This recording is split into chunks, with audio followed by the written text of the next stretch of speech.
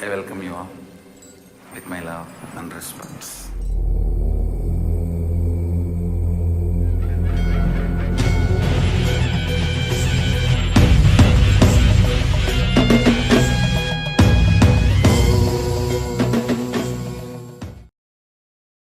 Welcome to the Pratama Vinyasa Krama 108 Asana sequence of Nityananda Yoga.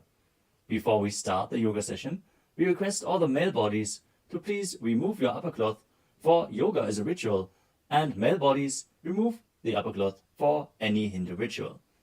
All the female bodies, please tie up your hair, and we request all the participants to please wear a black dress, apply vibhuti on your forehead. If you are a male body, apply it on the 16 places over your body. Apply kumkum and any aushadha from the Supreme Pontiff of Hinduism you have available. Wear your Rudraksha mala, the Abharanam, to intensify the energy which you can hold throughout the yoga practice. Also, make sure to keep a Shri Yantra, which is a sacred mandala, in your room where you practice the yoga. If you don't have a Shri Yantra available, don't worry, we are protecting it in the background of our acharyas. Now settle down on your yoga mat and get ready for the ritual of yoga. Sit straight with your head, neck and spine in a straight line. Join your hands in Namaskara Mudra in front of your heart center. Close your eyes. Visualize Swamiji in your inner space as we chant the Sadguru Vandanam. Nityanandam Paramasukadam Kevalam Jnanamurtim Dvandvatitam Gaganasadrasham Tattvamasyaadilaksham Ekam Nityam Vimalamachalam Sarvadhi Sakshibhutam Bhavatitam Trigunarahitam Sadgurum Tam Namami. Next, we are going to chant the Shiva Mula mantra. Om Ham Haum Shivaya Namaha 11 times. Please follow along internally. Om Ham Haum Shivaya Namaha. Om Ham Haum Shivaya Namaha. Om Ham Haum Shivaya Namaha. Om Ham Haum Shivaya Namaha.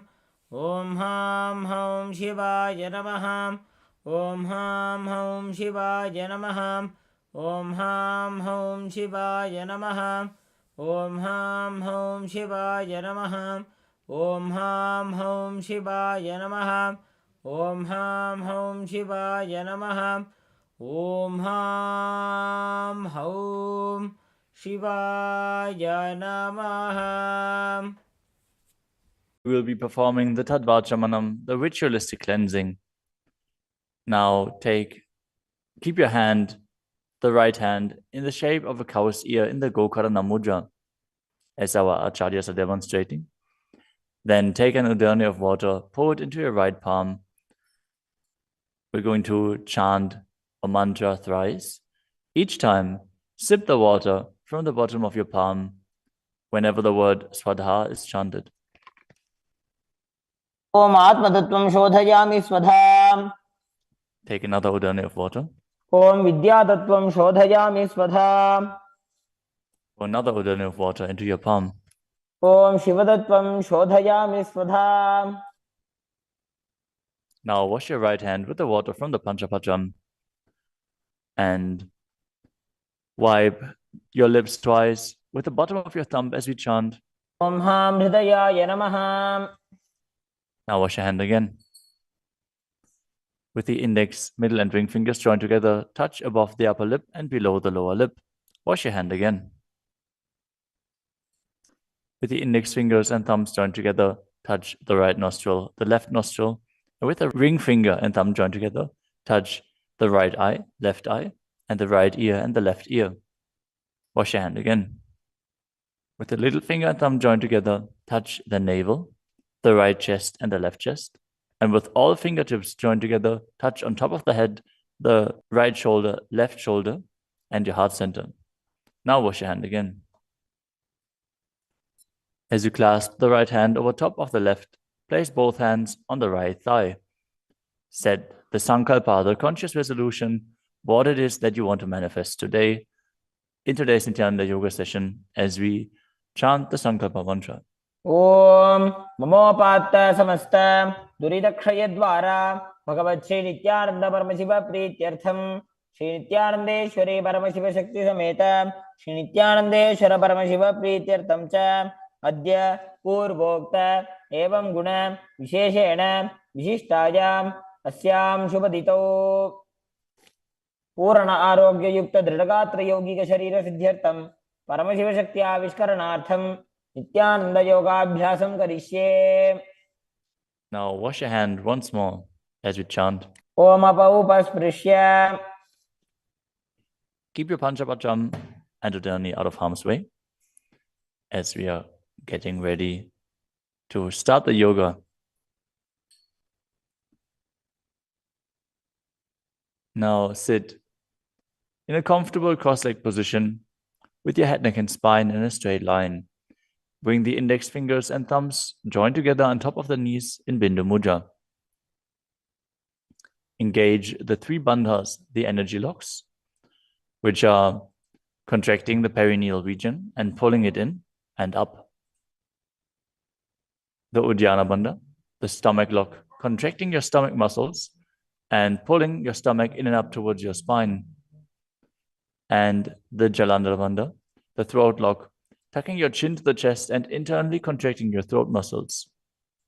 Together they form Mahamudra Bandha, which is a great secret of the yogic practice and will enhance your yoga practice manifold. Next up is the visualization. Hold the visualization for the right context of each of the asanas. The first visualization is Lord Shiva. You will always be able to see the visualization in the top right corner of the screen. So whenever you don't know how the visualization looks, you can just check the screen. Next up is Samana Kumbhaka. Now fill your stomach with prana as you meditate on a flame in your stomach, kindling the prana and raising up your spine. Chant the japa soham and visualize it rotating around your throat until the nectar oozes out into your body. Let us now perform the first asana, which is Sukhasana. तत्सुखासनमित्युक्तम् अशक्तस्तत्समाचरेत् आसनं विजितं येन जितं तेन जगत्त्रयम्. The next asana is Parvatasana. Now bring your legs into Padmasana with the feet on top of the opposite thighs. Then bring your palms together in Anjali Mudra and raise them up above your head, keeping your elbows straight.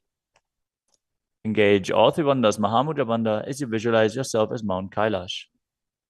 अथ वक्षे Mahadev पर्वतासनमङ्गलम्. The next asana is Halipavasana. Now bring the soles of your feet together in front of your body and hold the left hand by the right behind your back as you lean forward and place your forehead on the ground behind your heels. Engage all three bandhas as you gaze to the nose and visualize Swamiji in your inner space. पूर्वविधियाहु मे जानो उभय पकतली संपुटठानो.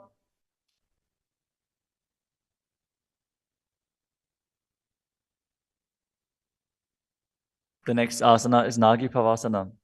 Now keep the soles of your feet together and stretch your hands out in front of the feet, cupping your palms, placing them down on the ground as you place your forehead on the ground behind your heels. Engage all three bandhas and gaze to the tip of your nose, visualizing yourself as a snake. पूर्वविधि पर्यागाने नीचौ वेकहु निफनास्यो लगाई.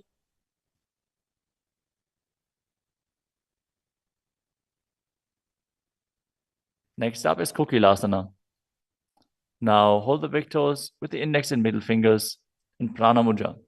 Then raise the legs up straight and then cross them into Padmasana, leaning forward and down onto your elbows.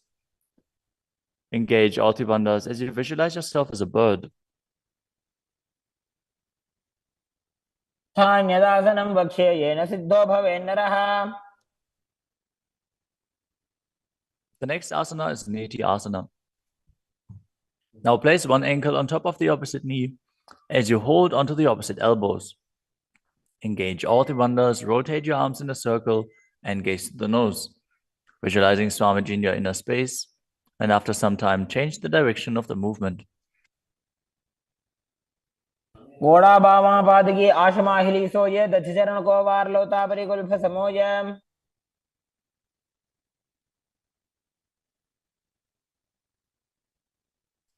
The next asana is Gajasana. Now press your hands onto the ground, lifting your hips up high. Lower your head, then your chest, scooping the body forward and down again and again as you visualize yourself as an elephant. And perform Uddiyana Bandha, the stomach lock, and Mula Bandha, the root lock, as you do so. युज्यं पादाग्रे भूमौ कृत्वा लम्बी भूया मस्तकाग्रे निधाय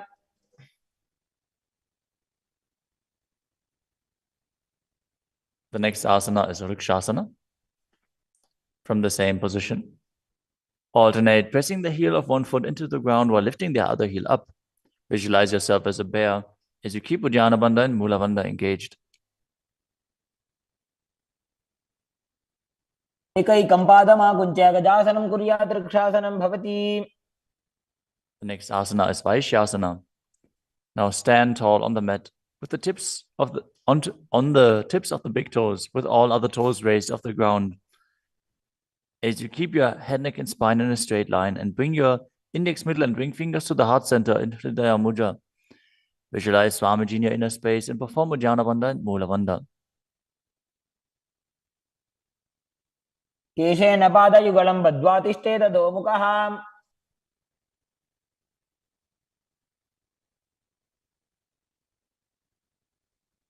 Next up is the Urdhva Janukarana. Stand with your heels touching, toes facing outwards at a 45-degree angle, and the knees bend in Adimandi. Now, bring both hands to the chest with the elbows parallel to the ground. Then lift one knee up towards the center of your body. Follow along with the respective hand as you make circular motions on both sides again and again.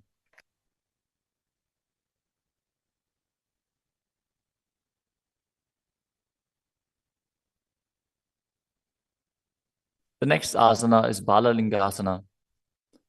Now interlace your fingers from the outside in Sarvashankari Mudra and hold on to one knee, pulling it up towards your chest. Keep your head, neck, and spine in a straight line and visualize yourself holding a baby as you engage all three bandhas, Mahamudra Bandha.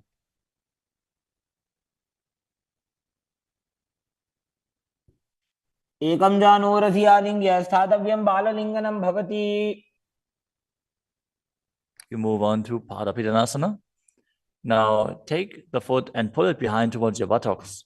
Hold it with both hands. Be straight. Engage all three bandhas as you visualize Swamiji in your inner space. त्वैकस्मिन् पादतले कराभ्यां वेष्टयेत्तनुम्.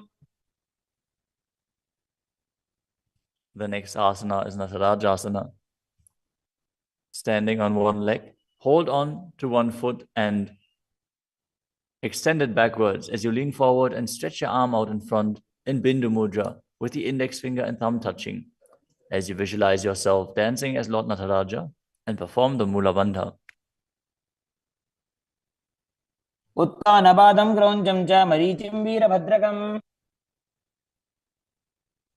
Now stand on the other leg and repeat Balalingasana on the other side, pulling the knee up towards your chest and visualize yourself caressing a baby. एकं जानूरसि आलिङ्ग्य स्थातव्यं बाललिङ्गनं भवति. Now repeat Padapidanasana on the other side. Pull the other foot towards your buttocks and visualize Swamiji in your inner space, engaging all three bandhas. स्थित्वैकस्मिन् पादतले कराभ्यां वेष्टयेत्तनुम्. Now repeat Natarajasana on the other side, visualizing yourself as Lord Nataraja. उत्तानपादं क्रौञ्चं च मरीचिं वीरभद्रकम्.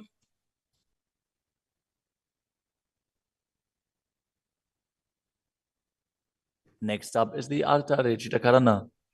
From Adimandi position, bring the right foot behind the other with the toes down and the heel up.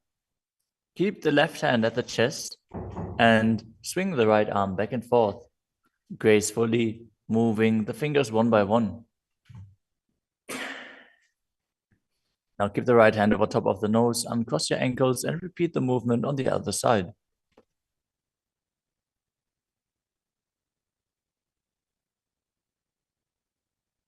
Next up is the skeleton dance.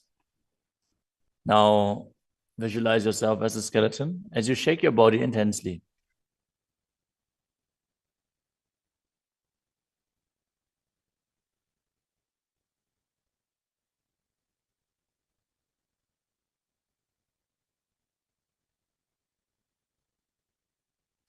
We move on to Karana. From Arimandi, with the heels together, toes pointing outwards and the knees bent, bring your hands above your head with the arms crossed, palms facing backwards. Now open your hips to one side and open the arms along above your head. Return to the center and repeat the movement on both sides again and again.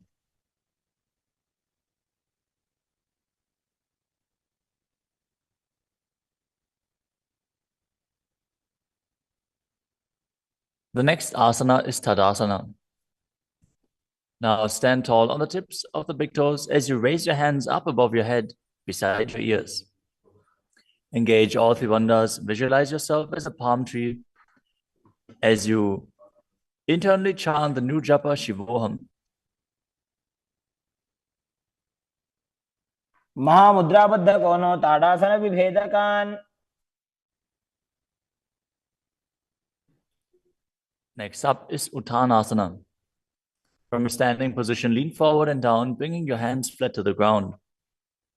Take precaution in the case that you are a pregnant woman, for pregnant women shouldn't perform any of the forward bends. Now engage all three bandhas and bring your forehead towards the knees as you visualize Swamiji in your inner space.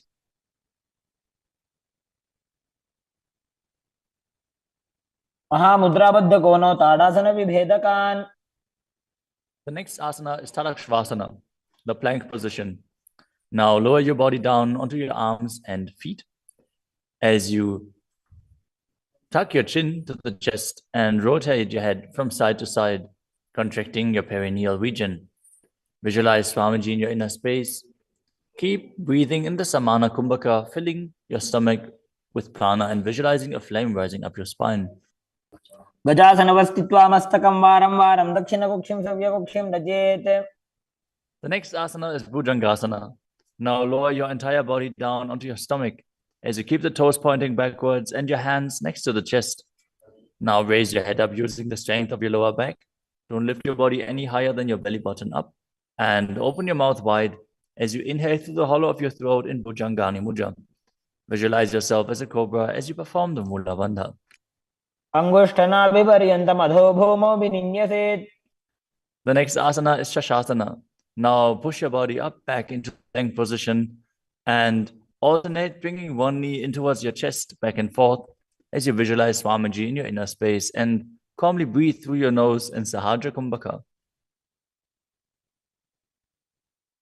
जासन संस्थितो जानुद्वयमाकुञ्च्य वारं वारं कर्तव्यं शशासनं भवति. The next asana is Rathasana. From a tall plank position, place one foot in between the two hands as you simultaneously jump one foot back and bring the other one in between the hands. Alternate again and again as you visualize yourself as a chariot. गजासन संस्थितो एकैकं पादं पुरोमार्गेण भ्रामयित्वा कर्तव्यं रथासनं भवति. The next asana is Vidavajrasana. Now keep one foot flat on the ground with the toes pointing forwards and the knee bent at a 90-degree angle. Now extend the other leg back, keep the knee straight and the toes pointed outwards. Raise your arms up parallel, pull the stomach in and up and gaze to your third eye, visualizing yourself as Lord Vidavajra as you perform Uddiyana Bandha and Mula Bandha. आशिष्टमदकौण्डिन्यमूर्धकुक्कुटमेव च. Now exchange the position of your feet and repeat Viravatasana on the other side. मदकौण्डिन्यमूर्धकुक्कुटमेव च. The next asana is Vrikshasana, the tree posture. Now stand and bring one foot to the inner thigh as you bring your palms together in Anjali Mudra and raise them up above your head. Keep your elbows straight as you gaze forward and visualize yourself as a tree. अमोरमूलदेशे च याम्यं पादं निधायतु. The next asana is Garudasana. Now bring the raised leg to the opposite hip. Join your hands in Namaskara Mudra in front of your heart center as you visualize yourself as Lord Garuda and engage the Mula Bandha. गरुडासनमावक्षे येन ध्यानं स्थिरं भवेत्. Now stand on your other leg and repeat Vrikshasana on the other side. वामोरुमूलदेशे च जाम्यं पादं निधायतो. Now repeat Garudasana on the other side, keeping the standing leg as straight as a rod and visualizing yourself as Lord Garuda. गरुडासनमावक्षे येन ध्यानं स्थिरं भवेत्. The next asana is Trikonasana.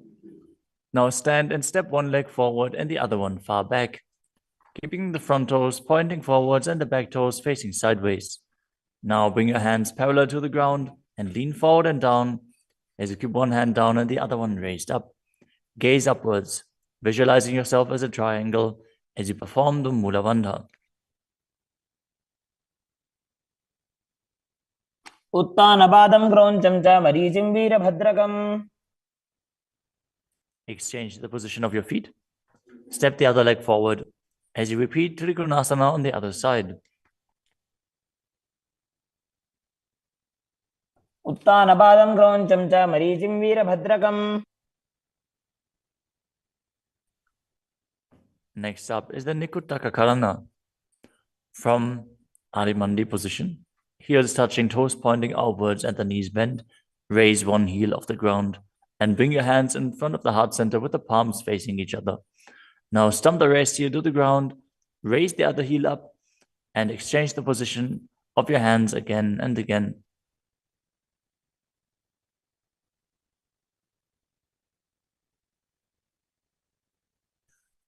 The next asana is Angushtasana.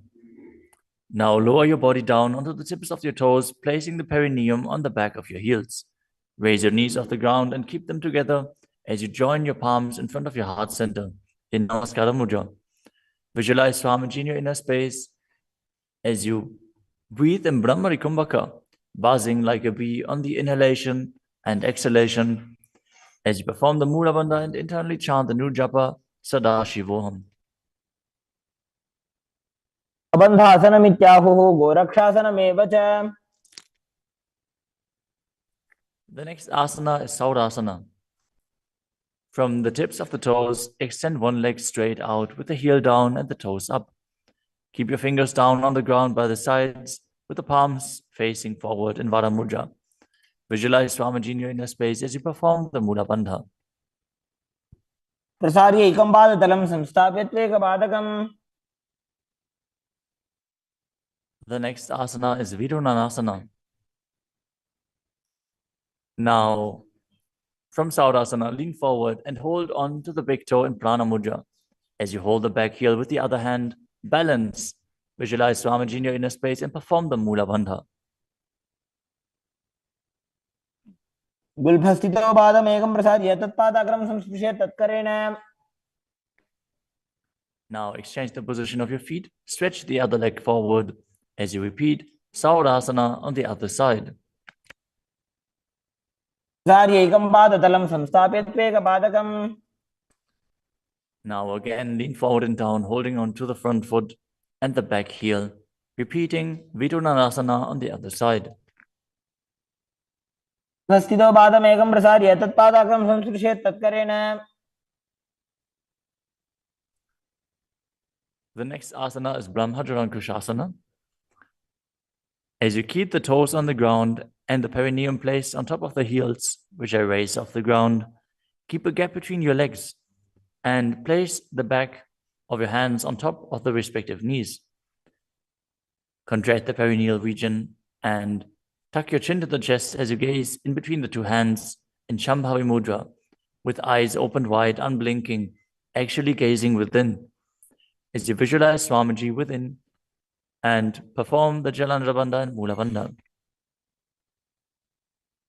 द्वौ भणापाणि होय वैसे एड़ी mail रघुदानि वैसे. The next asana is Kapilasana. Now drop your knees to the ground with the toes tucked behind, sitting your perineum on the heels.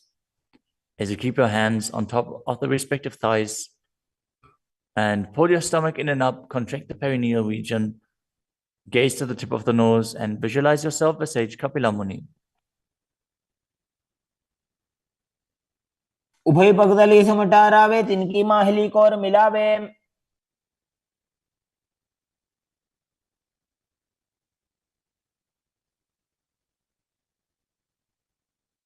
The next asana is Bhadragodakasana.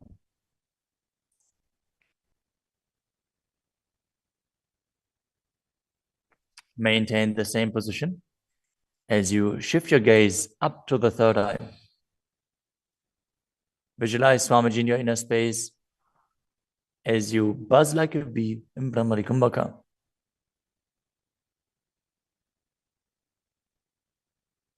दो वो पगदली संपुट करे कोरवाली भूपरि धरे.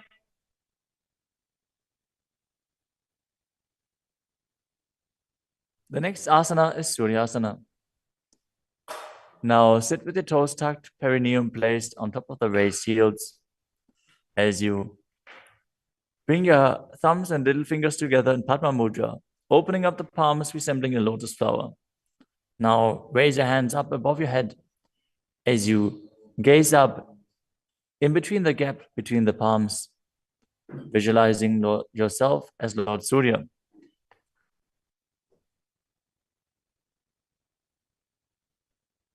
AD दो गुदातरी आने फना पानी बैठक अब निठाने. The next asana is Mandukasana. Now sit with the toes flat, perineum on the heels. As you keep your hands on top of the knees, lift the tongue up against the roof of your mouth. As you catch the nectar of immortality dripping from the Sahasrara chakra with your frog tongue, as you visualize yourself as a frog in Manduki Mudra. Gaze to your third eye, breathe calmly through your nose in Sahajra Kumbhaka as you perform the Mula Bandha. तलो पृष्ठदेशे अंगुष्ठे द्वे च संस्पृशेत्.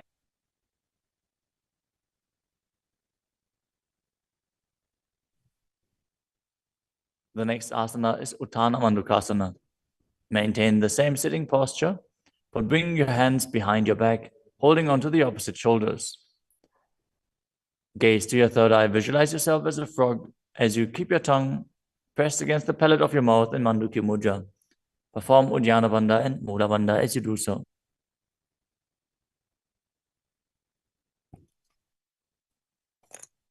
मंडूकासन मध्यस्थं कुर्पराभ्यां धृतं शिरः. The next asana is Simhasana. Now cross your ankles and sit on your feet. As you keep the knees wide, fingers spread on top of the knees, open your mouth wide, stick out your tongue and exhale forcefully as you gaze at the tip of your nose and visualize yourself as a lion.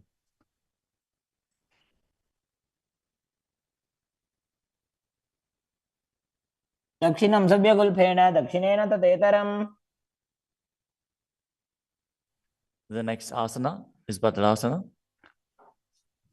Now sit with your heels under the perineum, the knees open wide, then cross your hands behind your back and hold onto the big toes in Prana Mudra.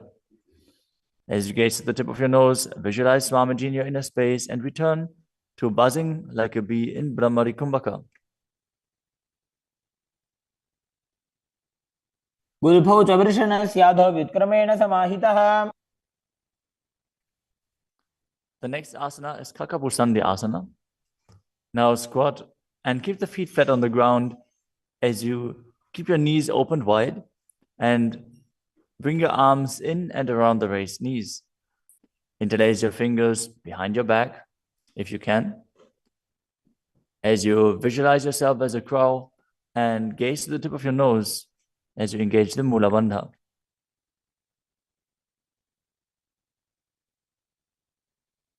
तमे वेशक उगठाने दो वो हाथ भगवी च आने. The next asana is Kanipavasana. Now keep the palms on the floor, shoulder width apart. Bring your knees onto the back of your arms towards your armpits. Lean forward, raise your feet off the ground as you visualize Swamiji in your inner space and balance on your arms. को गुण आशी दुष्टता होई तो आछी होई. The next asana is Kapali Asana. Now place your hands on the ground, shoulder width apart. Bring the top of your head onto the ground. Please take precautions if you have any neck injuries or high blood pressure. Any of the inverted postures. Now bring your knees onto the elbows, your hips over the shoulders, and straighten your legs up as you gaze to the nose and visualize Swamiji in your inner space. Isha धरती टेकी पग दो वो मिलीवा ऊंचा कुकरे.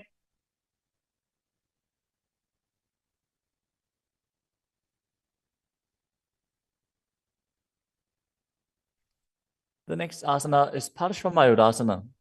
Now squat on the toes with the legs together, twist your body and place both hands to the side as you align your elbows with the knee and hip and lean onto your arms, balance, extending your legs to the side. Gaze to your third eye as you visualize yourself as a peacock and exhale fully in Rechaka Kumbhaka as you hold your breath in the exhaled state. Perform the Mula Bandha as you do so. मयूरं दंडवत् कुर्यान् मायूरं दंडनामकम्. Now, twist your body in the other direction and repeat Parshvamayurasana on the other side. मयूरं दंडवत् कुर्यान् मायूरं दंडनामकम्. The next asana is Bhairaganathasana. Now place both hands on the ground, shoulder width apart. Stretch your legs back straight into Tadakshvasana, the plank position. As you step one foot outside the respective shoulder and bring it in between the two hands. Gaze to your third eye. Visualize yourself as Lord Kala Vaidava. As you breathe in your Rechaka Kumbhaka and perform the Mula Bandha. आसन की गुण पीती जागी. Now, step the front foot back and step the other foot outside the shoulder in between the hands. Gaze to your third eye in Shambhavi Mudra with the eyes open wide, unblinking, as you visualize yourself as Lord Kala Bhairava.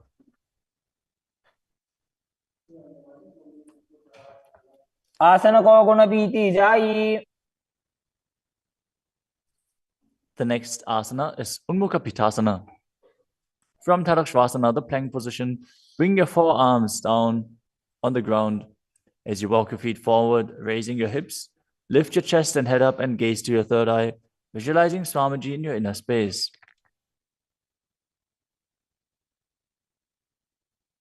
भून्यस्थो जानुनी हस्तौ चतुष्पदम वाङ्मुखम्.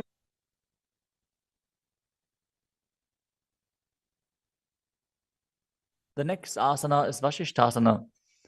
From Tadakshvasana, rotate your body onto one hand and raise the opposite hand up. Keep the balancing hand directly beneath your shoulder as you raise your hips and gaze up towards the sky, visualizing yourself as Sage Vashishta as you perform the Mula Bandha. ऊर्ध्वकुक्कुटवासिष्ठ मरीचिहलमत्स्यकम्. Now twist your body in the other direction. Balance on the other hand as you repeat Vashishthasana.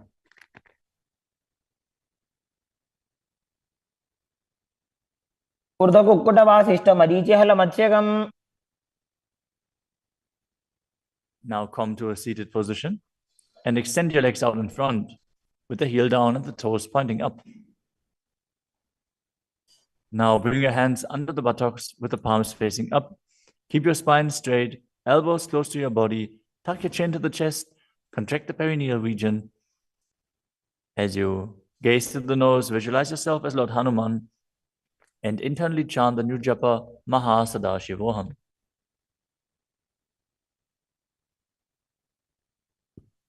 दो Booker की उभय हथेली कोरवार ली मैले भेली.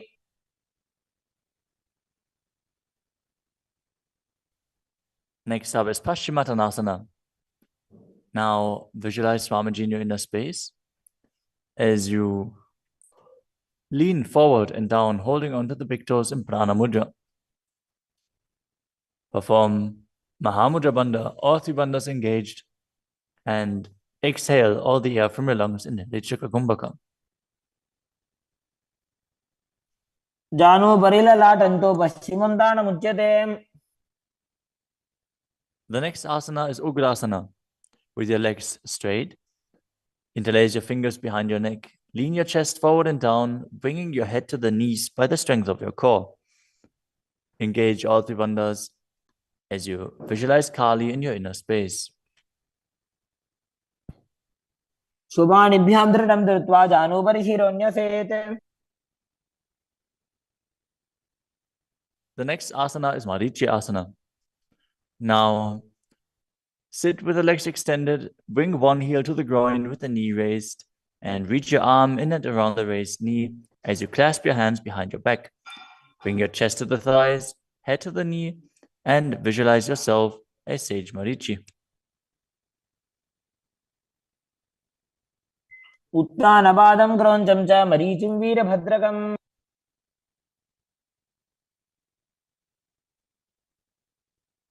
Now drop the knee down to the ground and lean forward, holding onto the front foot with both hands. As you exhale all the air from your lungs, gaze to the nose, visualize Swamiji, and perform Mahamudra Bandha in Mahamudrasana. मुद्रां प्रवक्ष्यामि तन्त्रेऽस्मिन् मम वल्लभे.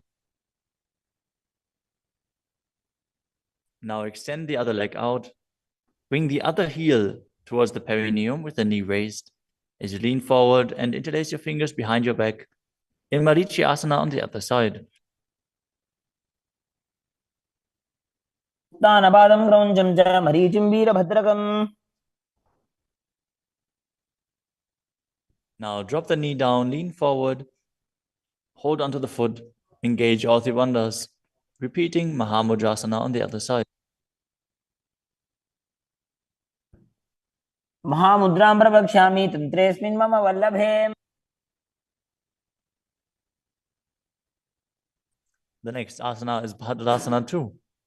As you sit and bring the soles of the feet together with your heels close to the perineum, keep your knees wide, hold your feet firmly with both hands, and maintain a straight spine as you gaze to the nose and visualize Swamiji in your inner space. उल्भौ तु वृषणस्यादः सीवन्त्याः पार्श्वयोः क्षिपेत्.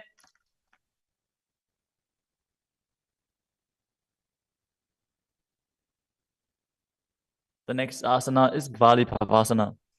From Bhadrasana, extend your feet away from your body.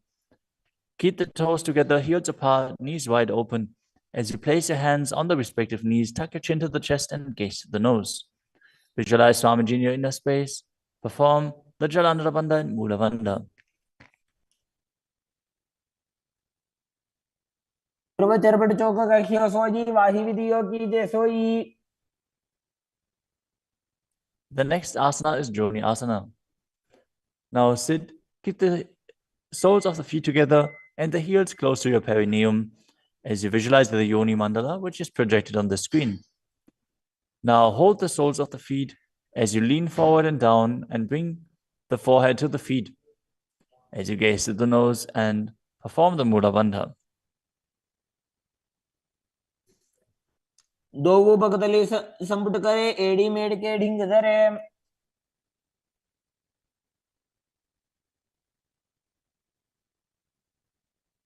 The next asana is Midakipavasana. As you sit and keep the heels together, toes apart and the knees wide, lean forward and down and extend your hands out to the side. Keep the palms facing down on the ground to the sides as you bring your forehead to the ground behind your heels. Gaze to your nose, visualize Swamiji and perform the Mula Bandha. पूर्व विधि परिबगधली संपुट शोल एड़ी मिली राशे. Next up is Siddha Samadhi Asana. Now sit and keep the toes together, heels apart, as you bring your arms below the shins, extend them out to the sides and keep the palms facing up. Bring your forehead to the ground above your feet as you bring your toes near your throat if you can. Gaze to the tip of your nose, visualize Lord Surya in your inner space and perform the Mula Bandha. दो बगतली संपुट करे शोले मेड़ आगा में धरे. Next up is Chinaki Pavasana. Now sit and keep the heels together, toes apart, as you hold the feet and open them up like a book, bringing the backs of your hands onto the ground and the elbows pressing down on the thighs. Gaze to the nose and visualize Swamiji in your inner space. दो बगांगी धरती मगिवा मेढ़ लगावे. The next asana is Chadapata Chukasana. Sit and bring the soles of the feet together with the heels at your perineum. Open the knees and place your hands on top of the knees as you gently press them down. Pull your stomach in and up, gaze to your third eye as you visualize Swamiji in your inner space. दो भगतली संपुट धारे आगा नेक रजार पसारे.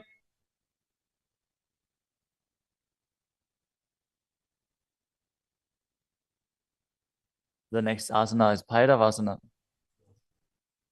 Now sit and bring the soles of the feet together with your knees open wide. Lift the heels up and bring the toes down onto the ground. As you keep your knees on the ground, pull your stomach in and up and place your hands on the knees in Bindu Mudra. Gaze to your third eye as you visualize yourself as Lord Kala Bhairava. उल्भव संपेड्य जान्योन्यं विक्रमेणोत्थितं शनैः. The next asana is Samanasana. Now sit with one heel at the perineum. Lift and hold the other foot, pulling the sole of the foot to your chest. Gaze to your third eye as you perform the Mula Bandha and visualize Swamiji in your inner space. समान आसनमावक्षे सिद्धमन्त्रादि साधनात्.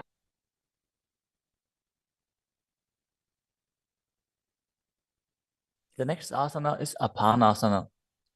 As you sit, place one leg on top of the respective shoulder and raise the other foot upwards and straight. Keep the hands on the ground to the sides as you gaze to your third eye and visualize Swamiji in your inner space. परं पादमेकञ्च स्कन्धे चारोपि यत्नतः. Now repeat Samanasana on the other side. Bring the other heel towards your perineum and pull the opposite foot towards your chest. समान आसनमावक्षे सिद्धमन्त्रादि साधनात्. Now repeat Apanasana on the other side. Bring the other leg over top of the respective shoulder, extending the opposite leg forward and up.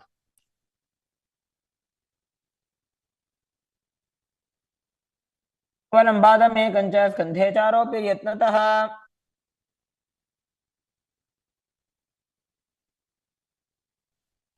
Next up is Gomukhasana.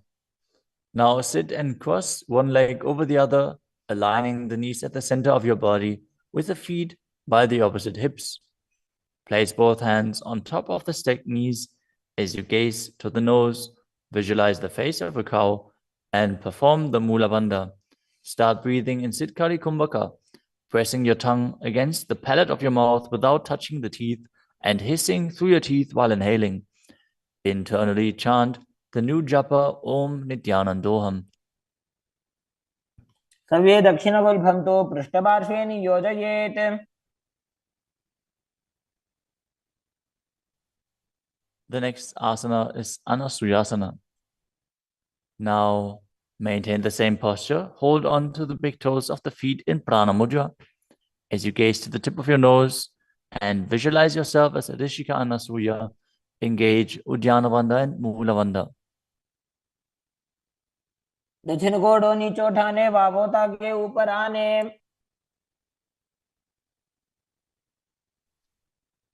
Maintain the same position.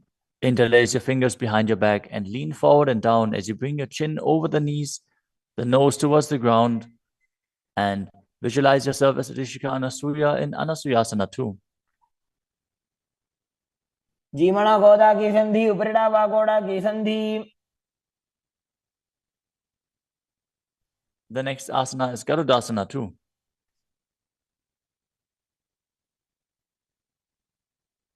Now sit on the ground with one heel pressed against the perineum. As you keep the opposite foot flat on the ground with the knee raised to your chest. Keep the hands on the respective knee. As you visualize yourself as Lord Garuda, gaze to the nose and perform the Mula Bandha. दावो बगमोडी एडी माहिलो गुल्फ मूलद्वारणी चैदे.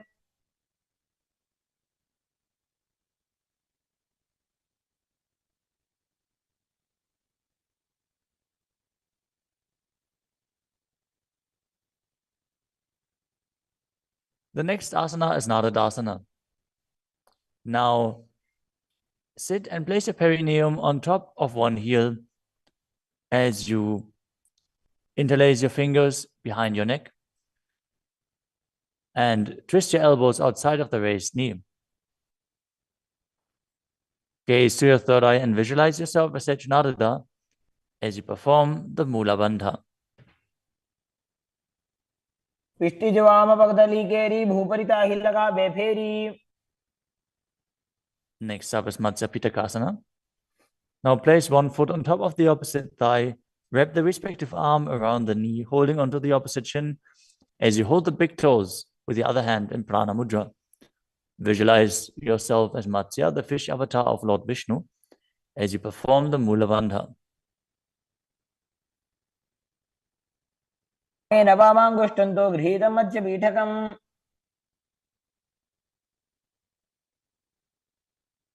Now slide your knees over top with the other knee on top, repeating the Gomukhasana position on the other side.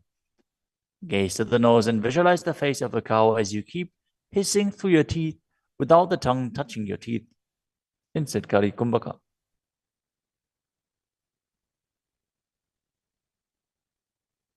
सव्ये दक्षिणगुल्फं तु पृष्ठपार्श्वे नियोजयेत्.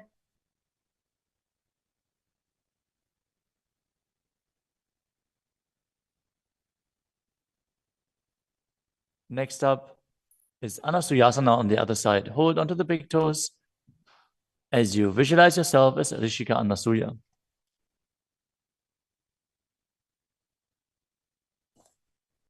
दक्षिण कोडो नीचे उठाने वावो तागे ऊपर आने.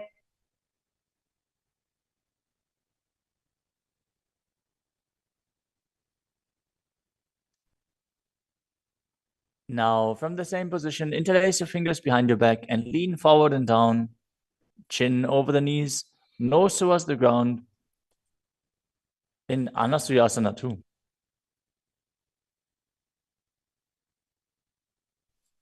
जीमणा गोदा की संधि उपरिड़ा वा गोड़ा की संधि.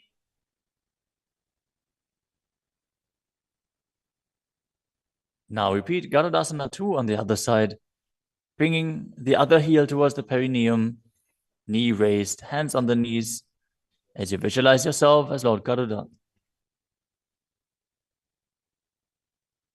डावो पगमोड़ी एडी माहिलो गुल्फमूल द्वार नीचे दे. Next up is Narudasana on the other side. Raise the perineum onto the heel, interlace your fingers behind your neck, and twist your elbows outside of the raised knee, visualizing yourself as Sage Naruda. पिष्टि जवाम पगदली केरी भूपरिता ही लगा बेफेरी.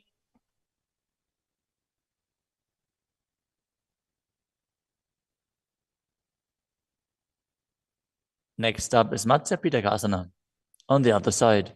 Now place the other foot on top of the opposite thigh. Hold on to the shin and the big toe of that foot as you visualize Matsya, the fish avatar of Vishnu. वामे नवामाङ्गुष्ठन्तो गृहीतं मत्स्य पीठकम्. Next up is Matsendrasana. Now place one foot on top of the opposite thighs as you place the opposite foot on the ground, flat. Twist and bring the elbow outside of the raised knee. Keep your raised arm by the neck. Turn your head back and gaze to your third eye, visualizing Matsyendranath, the great sage and master of Hatha Yoga. उदरं पश्चिमाभासं कृत्वा तिष्ठति यत्नतः.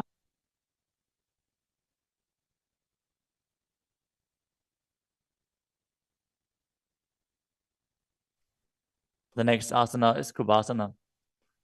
From Matsyendrasana, twist and bring your elbow outside of the raised knee as you extend your hand down to the foot, keeping the opposite hand at the respective ear.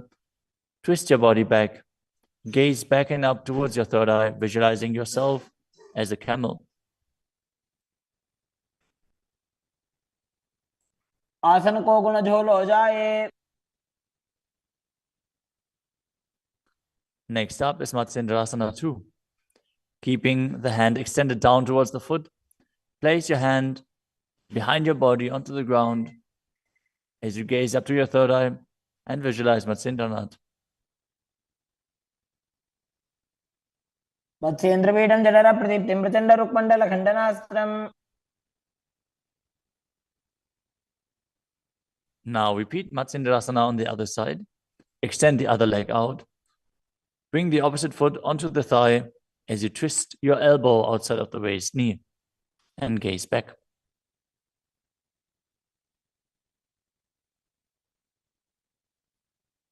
उदरं पश्चिमाभासं कृत्वा तिष्ठति यत्ततः.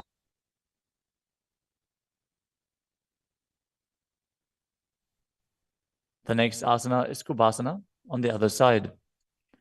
Now hold on to the front big toe in Prana Mudra as you keep the other hand towards the respective ear, gazing back and up towards your third eye and visualizing yourself as a camel. आसन को गुण झोलो जाए.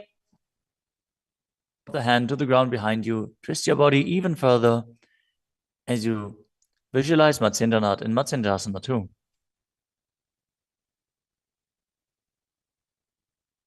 मत्स्येन्द्रपीठं जठरप्रदीप्तिं प्रचण्डरुक्मण्डलखण्डनास्त्रम्. The next asana is Padmasana. Now place your feet on top of the opposite thighs as you keep your palms flat on the respective knees. Engage all three bandhas, Mahamudra Bandha, as you gaze at the tip of your nose.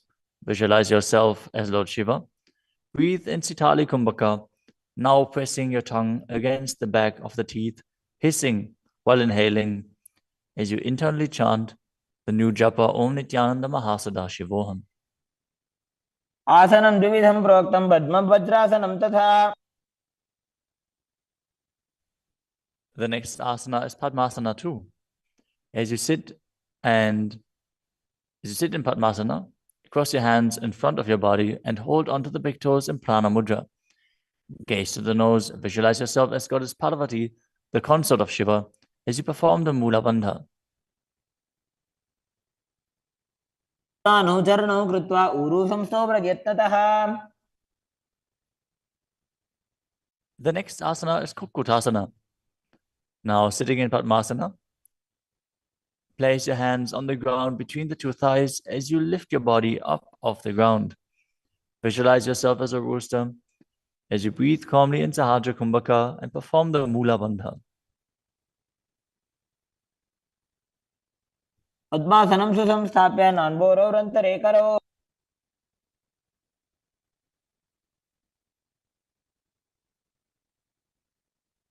The next asana is Baddha Keki Asana. From Padmasana, raise up onto the knees as you bring your hands flat on the ground with the fingers pointing backwards. Keep the elbows together, press them against the navel, and then lean forward. Find balance and extend your knees up off the ground. Visualize Swamiji in your inner space as you perform the Mula Bandha.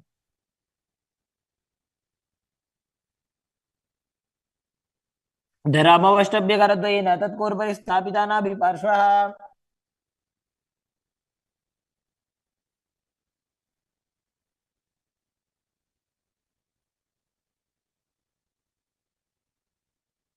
The next asana is Mayurasana. While on your knees, place your palms on the ground with the fingers pointing backwards. Keep your elbows at the navel, lean back, lean forward, find balance, and extend your legs up off the ground, visualizing yourself as a peacock as you perform the Sahajra Kumbhaka and engage the Mula Bandha.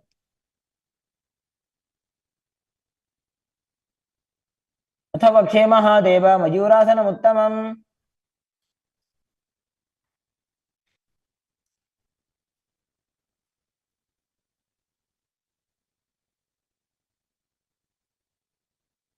Next up is Makarasana. Lay down on your stomach with the feet pointing outwards and the forehead on the mat. Interlace your fingers behind your neck as you visualize yourself as a crocodile and perform the Mula Bandha. अध्यासश्येते हृदयं निधाय भूमौ च पादौ च प्रसाद्यमानौ. As you lay on your stomach, place your hands on the ground beside your chest. Raise your legs up, bring the thighs off the ground, visualizing yourself as a locust in Shalabhasana. अध्यासशेते करयुग्मवक्षो भूमिमवष्टभ्य करयोस्तलाभ्याम्. The next asana is Ushtrasana. As you lay on your stomach, bring your hands to the feet. Pull the feet down towards the ground outside of your hips. As you visualize yourself as a camel and perform the Mula Bandha. अध्यासशेते पदयुग्मव्यस्तं पृष्ठे निधायापि धृतं कराभ्याम्.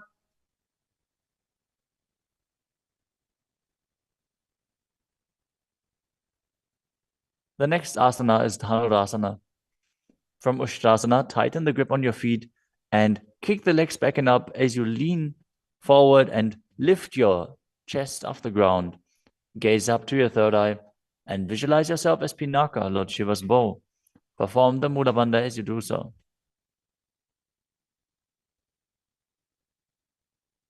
त्रिसार्यपादौ भुविदण्डरूपौ करौते पृष्ठे धृतपादयुग्मम्.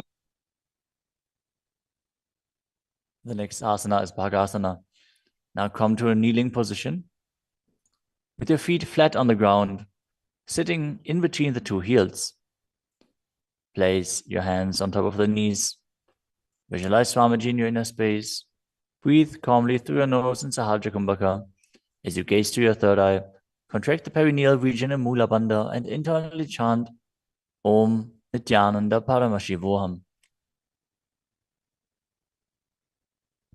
उल्टा मोड़ी पाओ दो वैसे बहुरो जगते करे कैसे. The next asana is Gohi Asana. From the kneeling position, place your elbows on the ground, shoulder width apart. As you interlace your fingers, bring your head towards the ground and hold it with your hands. Now raise your hips up. Walk your feet forward until your hips align with your shoulders.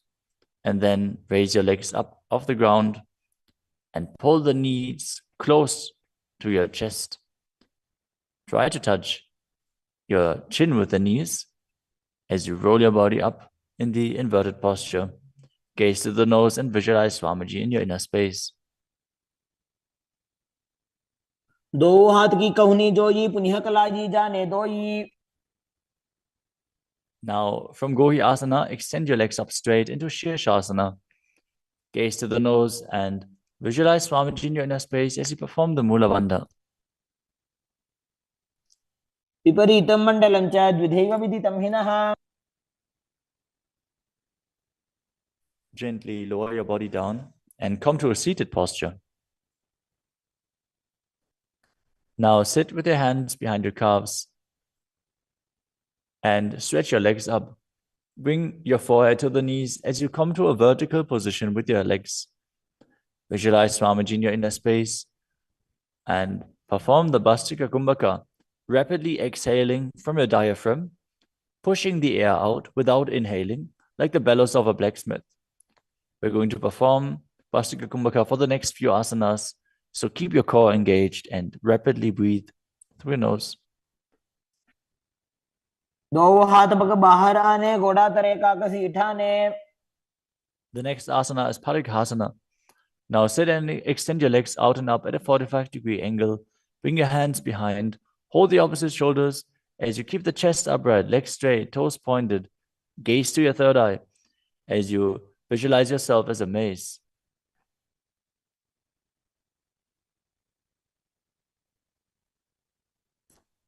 उत्तानशयनं कृत्वा पादौ मिलित्वा प्रसार्य. Keep breathing rapidly as you sit and extend your legs out and up at a 45-degree angle. Keep your arms parallel to the ground or bring them down to the ground as you gaze to your third eye and visualize yourself as a boat in Naukasana. तानशयनं कुर्पराभ्यां भूमिमवष्टभ्य. Next up is Rudrasana. Now sit and lift your feet up. Scoop your hands under the heels and pull the feet towards your chest.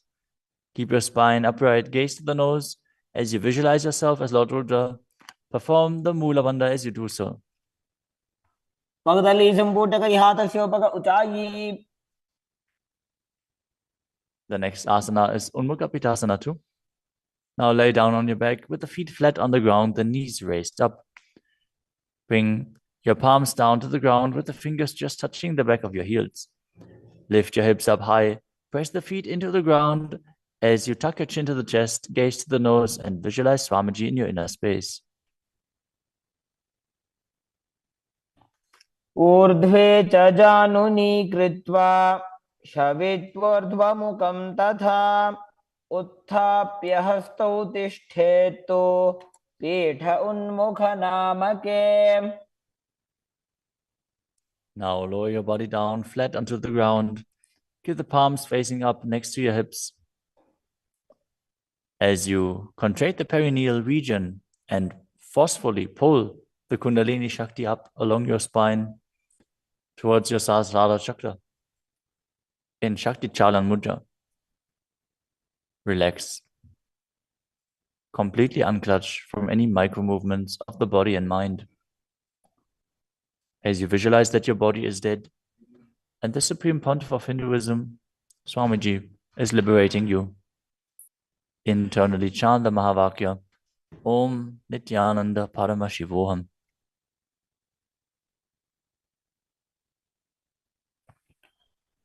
उत्तानं शववद्भूमौ शयनं तोषवासनं शवासनं श्रान्तिहरं चित्तविश्रान्तिकारकम्. ॐ नित्यानन्द परमशिवोऽहम् ॐ नित्यानन्द परमशिवोऽहम् ॐ नित्यानन्द परमशिवोऽहम् ॐ नित्यानन्द परमशिवोऽहम्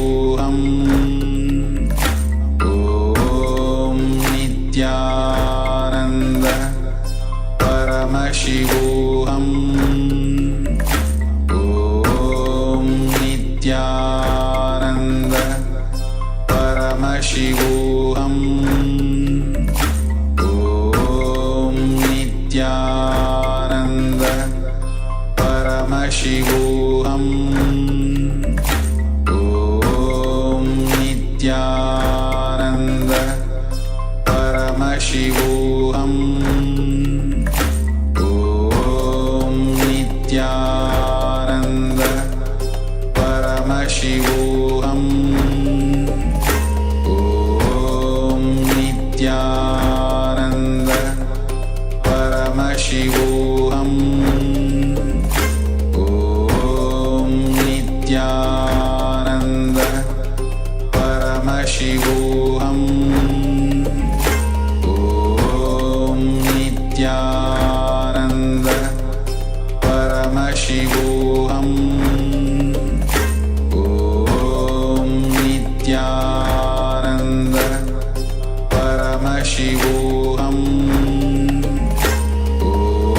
ॐ नित्यानन्द परमशिवोऽहम् ॐ नित्यानन्द परमशिवोऽहम् ॐ नित्यानन्द परमशिवोऽहम् ॐ नित्यानन्द परमशिवोऽहम् ॐ नित्यानन्द परमशिवोऽहम्. Now slowly return to your physical body. Start to wiggle your fingers and toes, your wrists and your ankles, your elbows and your knees. Pull your knees up towards your chest and rock your body from side to side as you return to a comfortable seated position.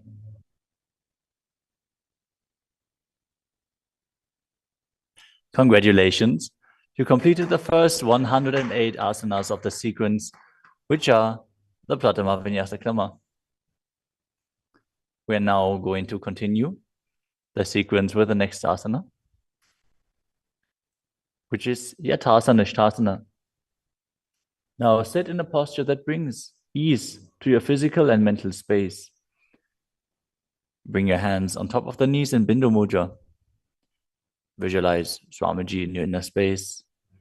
Breathe in Samana Kumbhaka, filling your stomach with prana and meditating on the flame kindling in your stomach as you perform the Mula Bandha and internally chant the Mahavakya, Om Nityananda Paramashivoham.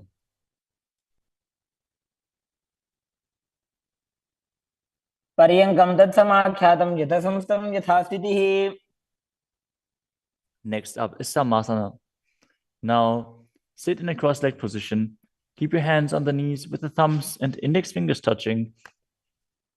Take a long, deep inhalation and hold your breath. After exhaling, breathe deeply in and out, visualizing Swamiji and performing the Mula Bandha. इदानीं गर्भिणीनां योगाभ्यासो यथा लघो. Next up is Muktasana. Now place the left foot against the genital region and place the right foot over top of the left. Keep your hands facing down on top of the knees. Gaze to your nose as you visualize yourself as a sage liberated by the Supreme Pontiff of Hinduism in Muktasana. निबीड्य सीविनीं सूक्ष्मां दक्षिणेतरगुल्फतः. Next up is Siddhasana. Maintain the same position as Muktasana. As you switch your gaze to your third eye, visualize Swamiji in your inner space and perform the Mula Bandha. स्थानुसंयमितेन्द्रियो तलदशा पश्यन् भ्रुवोरन्तरं चैतन्मोक्षकपातभेदजनकं सिद्धासनं प्रोच्यते. The next asana is Siddhi Asana. Now maintain the same position as in Siddhasana. Switch your gaze to the ground in front of you as you engage all the bandhas and visualize Swamiji in your inner space. वामपादके इडीजानो सीवनिमधितासुकोठानो. The next asana is Rudrasana too. Keep your legs in the same position as Siddhi Asana. Rotate your hands on top of the knees into Bindu Mudra. Switch your gaze to the third eye. Visualize yourself as Lord Rudra as you perform the Mula Bandha.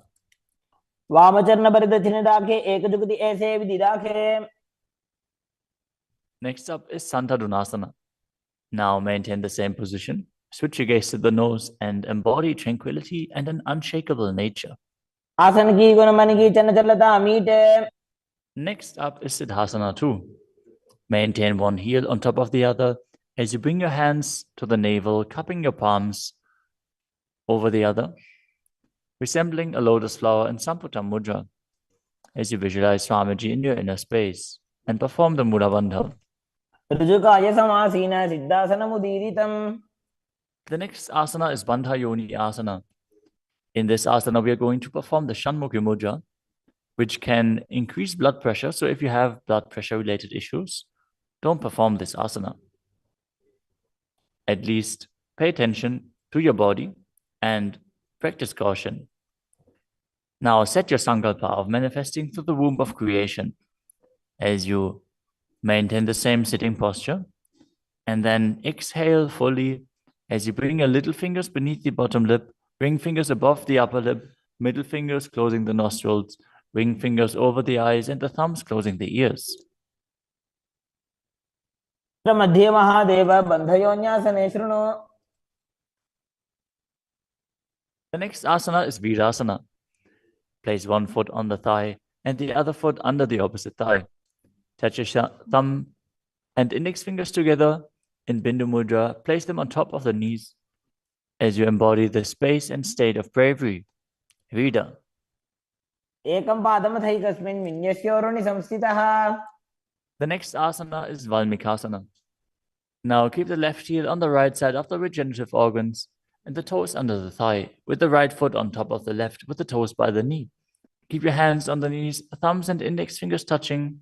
Gaze to your third eye and visualize Sage Valmiki, the great poet, sage, and author of Ramayana. डावा पग की भगदली पुनि एड़ी है Zoya. The next asana is Joni Mudrasana. Now keep your legs in the same position.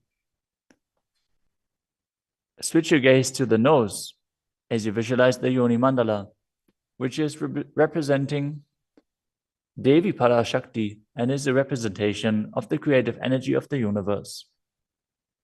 वापा की भगदली जाहि माहिली core.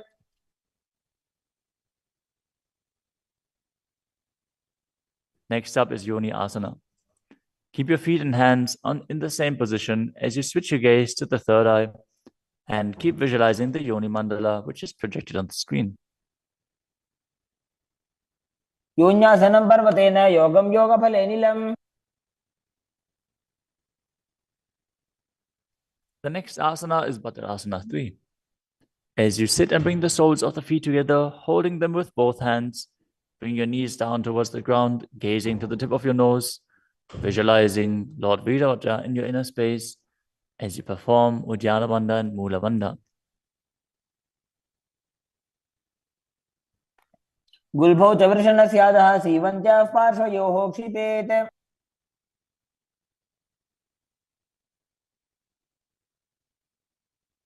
The next asana is Aghorasana. Now keep the soles of the feet together, heels at the perineum. Press your tongue up against the roof of your mouth or even higher, if you can, into the nasal tract in Kechari Mudra. Gaze to your third eye. As you cover your mouth with the right hand, close the left nostril with the index finger. Inhale through the right nostril, close both nostrils, and then hold your breath. After you exhale through the left nostril, repeat on the other side in Abhyantara Kumbhaka. As you gaze to your third eye, visualize yourself as a Naghori.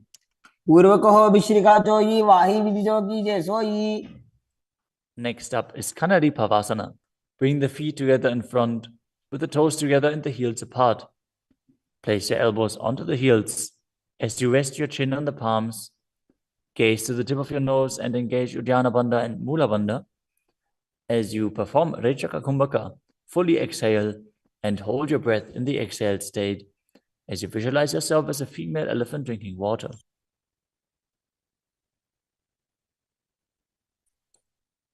ग्वाली पाव आसन कख्यो है जैसे Yahoo में जाने विधि जैसे.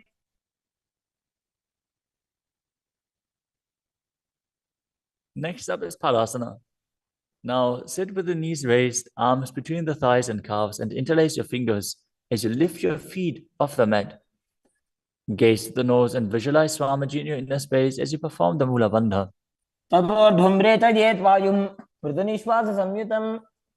The next asana is Gopi Chandasana.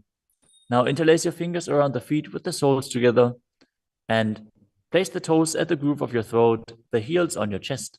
Tuck your chin onto the hands and gaze to the nose, embodying the state and space of a king as you perform the Mula Bandha. The next asana is Uddarasana. Now sit with the soles of the feet together. Insert your hands underneath the legs as you hold the feet with interlocked fingers. Bring your feet up to the chest. Bring your head down and touch the chin to the soles as you gaze to the tip of the nose and visualize your body free from any defects. Next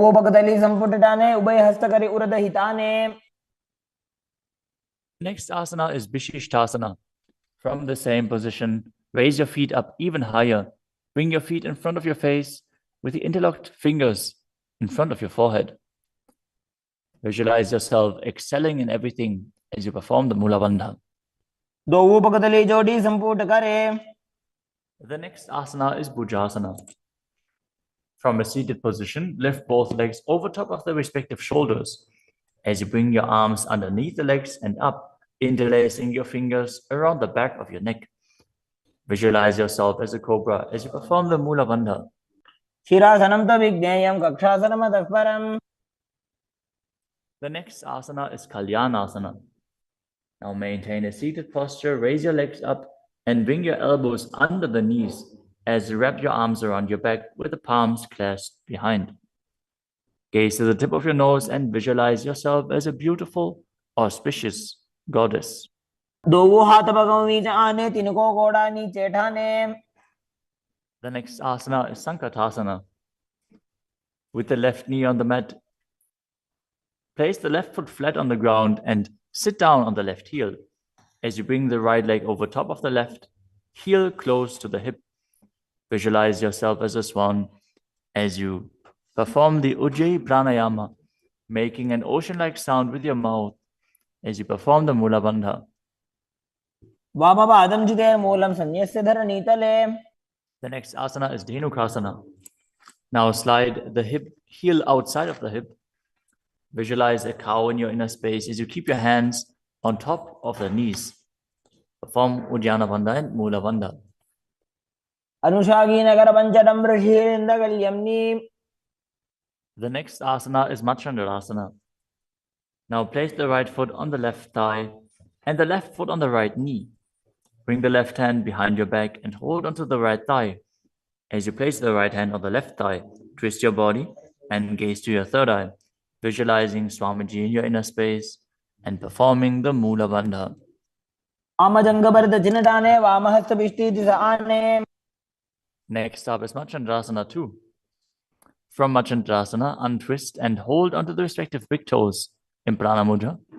As you lean your forehead down so it touches the ground, as you place your chest down on the heels, visualize Swamiji in your inner space and perform the Mula Bandha. प्रथमजी मनो चरणजुजोयि वामजङ्घपरिराखे सोयि.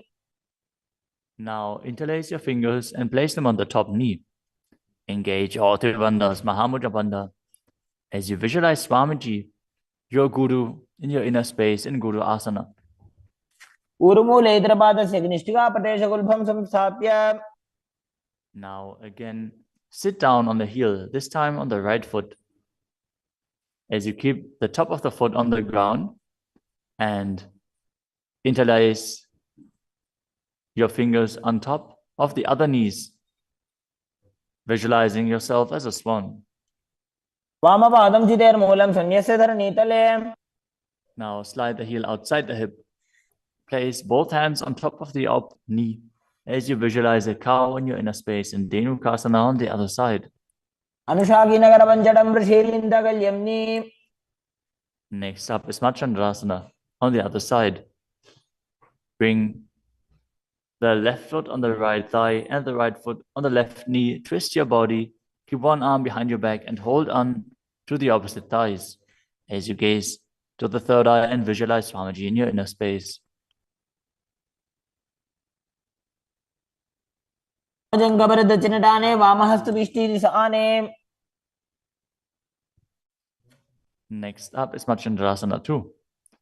Now hold on to the feet as you lean forward and down, bringing your chest towards the heels and your forehead onto the ground. Visualize Swamiji in your inner space.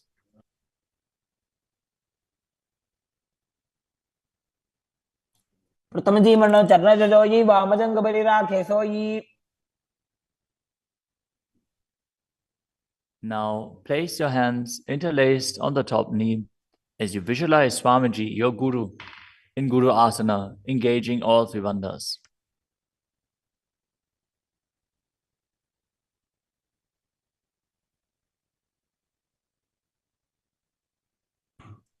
प्रथमजी मनो चरणजुजोयि वामजङ्घपरिराखे सोयि.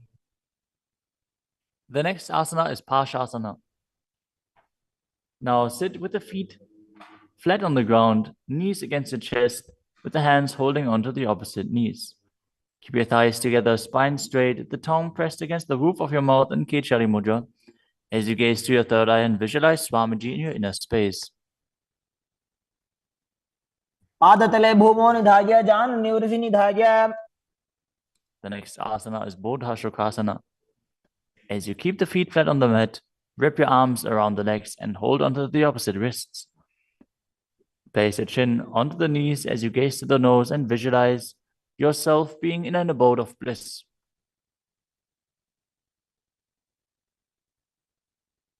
तो वो भगतली भूपरिधरे कोरमा हिरि ऐसे करे.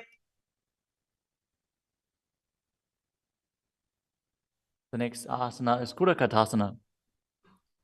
Maintain the same position, but place your arms under the knees and hold onto the opposite elbows. Gaze to your nose. Keep your tongue pressed up in Kechari Mudra, visualizing Swamiji in your inner space. दोवो हाथ पग बाहर जावे, गोडा नीचे ले टहरावे. Maintaining the same hold beneath the knees, bring the right foot over top of the left so the heels cross with the toes pointing up. Gaze to your nose and visualize the great sage and Maharishi Sumati in Sumati Asana. मूलद्वारी धरती परिठाने, डावा पग परिदच पद आने.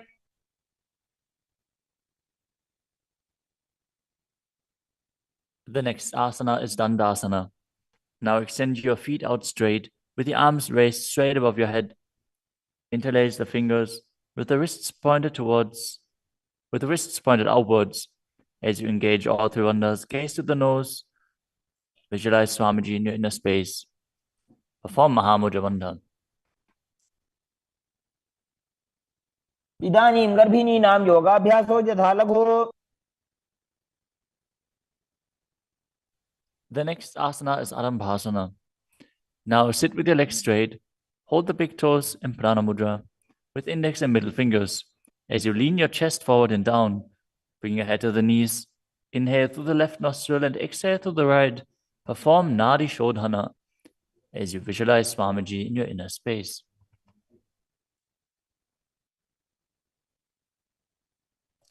दोवो पग मिलिवा पसारी, पगा का अंगूठा पकड़ी लीलाट गोड़ा लगावे. The next asana is Bhidokasana. Now sit with the legs straight. Extend the knees slightly up. Bring one hand distance between the heels. As you bring your shoulders down, wrap your hands in and around the legs. Hold the soles of the feet as you gaze to your third eye and visualize Swamiji in your inner space. प्रथम बैसी दोवो पाव पसारी, कछुक ऊर्धको गुरडो डारे. The next asana is Jalandhari Pavasana. Now extend both legs out with the heels together. Place your chin on the heels as you insert your hands below the legs. Keep the elbows together on the ground along with your fingers, palms facing up. Gaze to the nose, visualizing Swamiji in your inner space.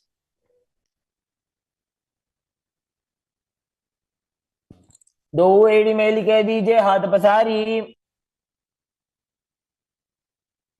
The next asana is Urdhva Paschimottanasana. As you sit with the legs extended, lift one foot behind the neck. Lean forward and down as in Paschimottanasana. As you visualize Swamiji in your inner space. If you can't, bring your leg behind your neck.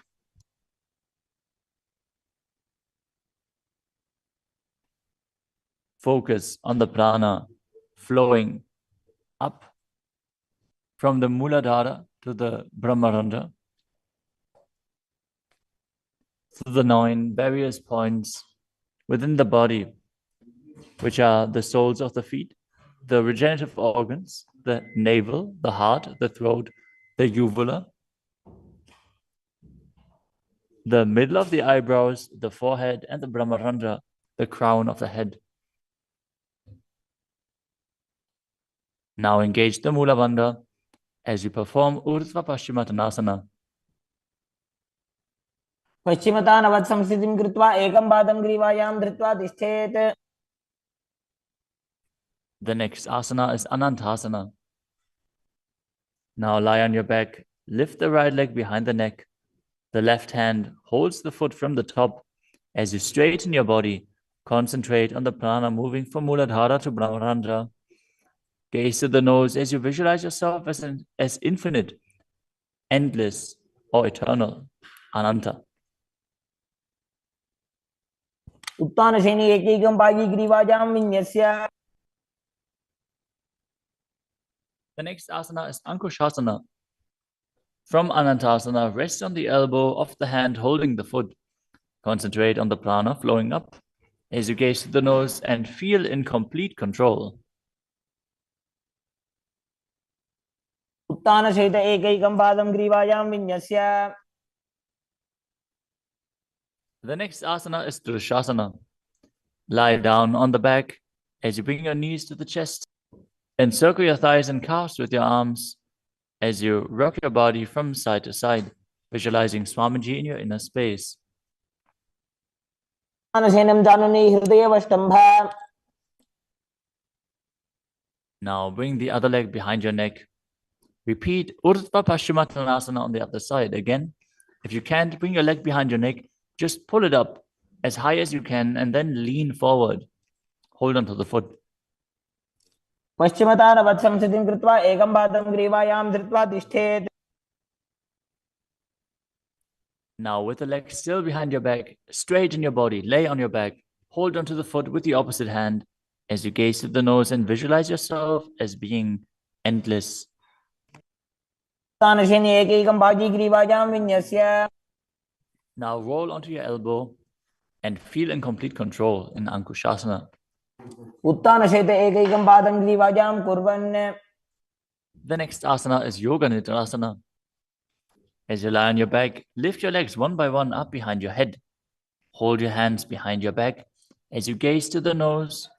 Visualize Swamiji in your inner space and focus on the upward flowing prana.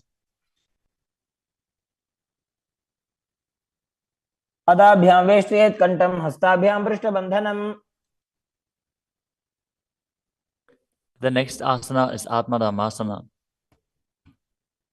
While laying on your back, raise your legs towards your head, wrap your hands around the legs and interlace your fingers behind your neck. Gaze to the nose as you visualize Lord Vishnu blessing you from within.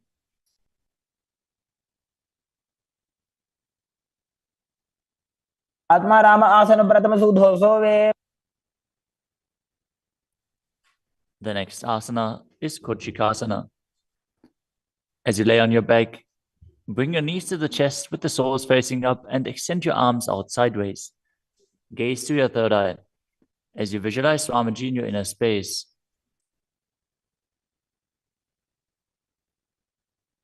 हाथ सीधा सा करे 300 उभय सभा करे.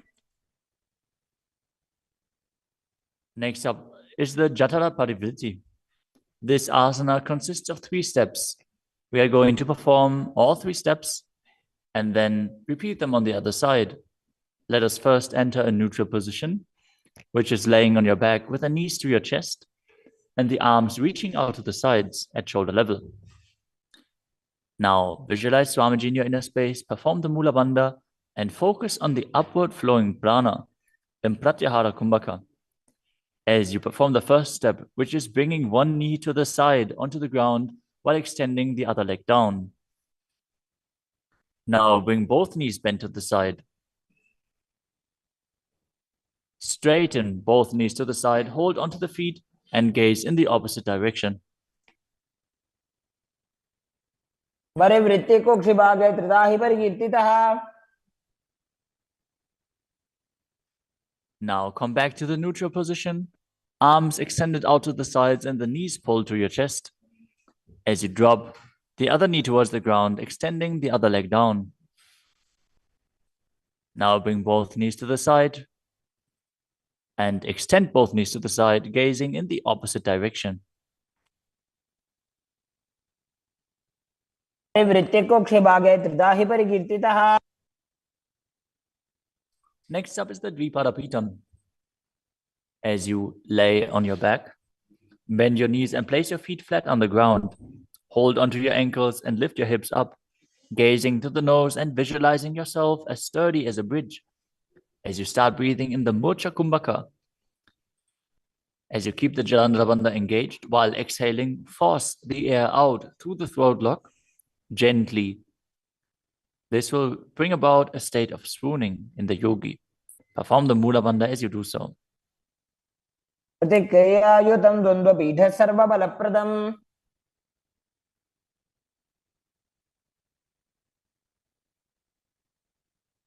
Next up is Palyankasana. Laying on your back with the feet flat on the mat, bring your arms over your head and place your hands flat on the mat as well. with the fingers pointing towards your feet. Lift your entire body up off the ground as you visualize yourself as sturdy as stone furniture. Breathe through your nose in Sahajra Kumbhaka as you perform the Mula Bandha.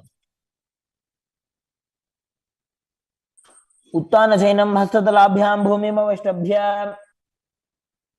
The next asana is Shvatanasana. Lay on your back with the knees to your chest. With the hands on the respective shoulders, move your hips in a circular motion and visualize that you're a dog playfully laying on its back. Perform the Mula Bandha as you do so.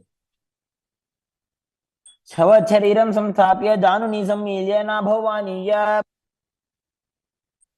Next up is the Viparita Karani. Lie supine, raise your hips and legs up as you extend your hands down on the mat below, helping you balance your body as your legs are raised up.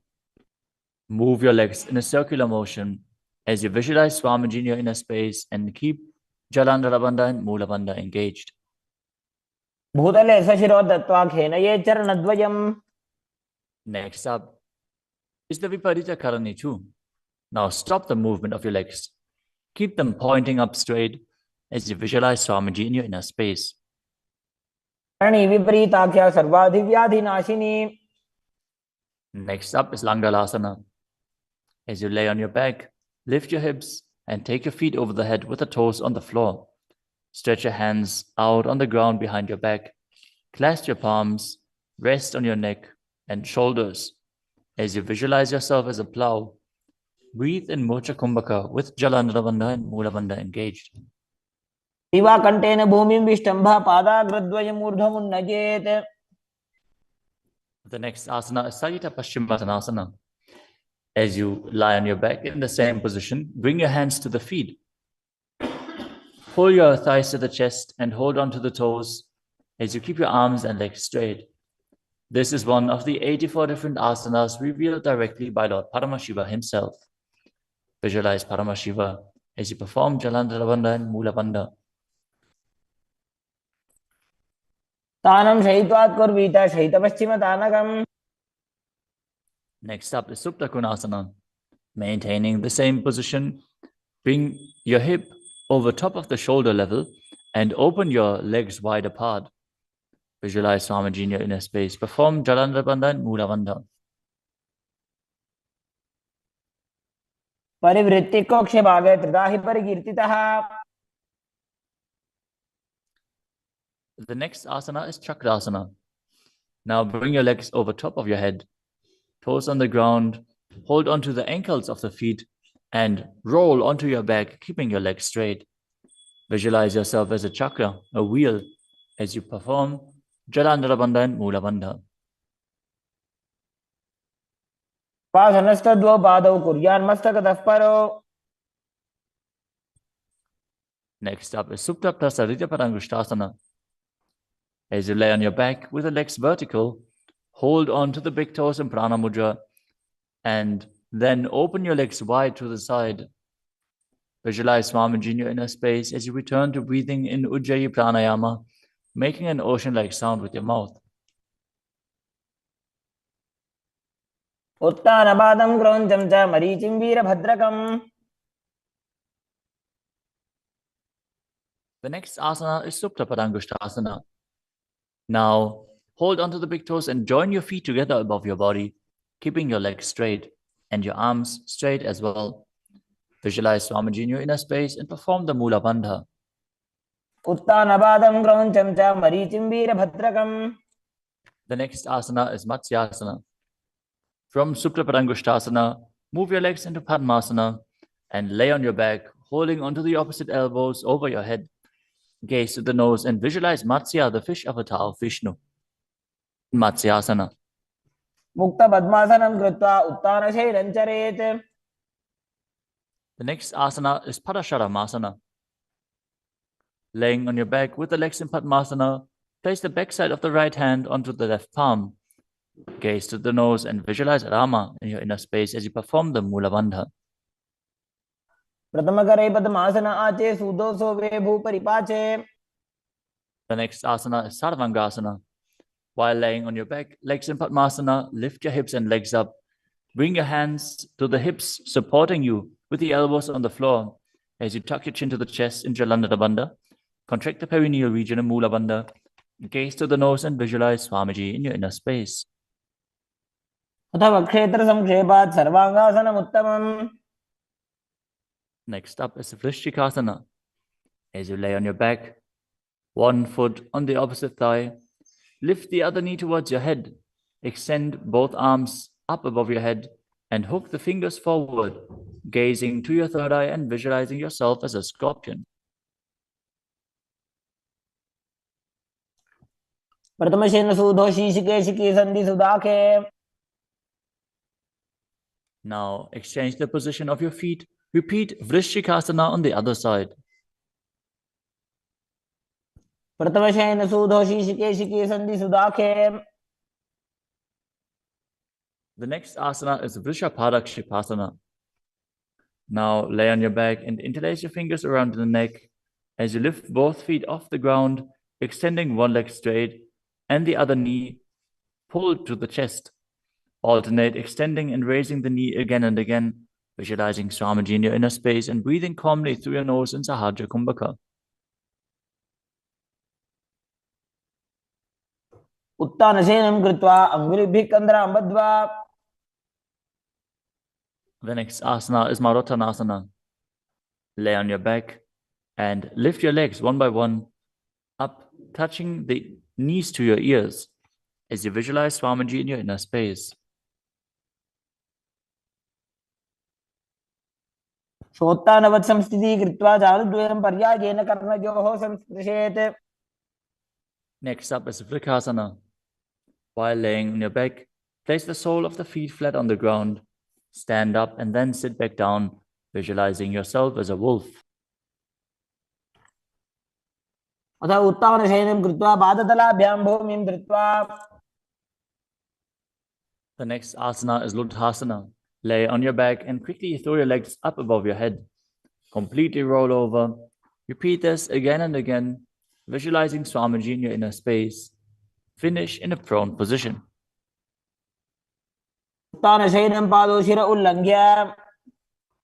As you lay flat on your belly with the toes extended and the hands on the ground by your shoulders, contract your lips and make the sound of a flute, whistling while inhaling in Saradhasana Pranayama.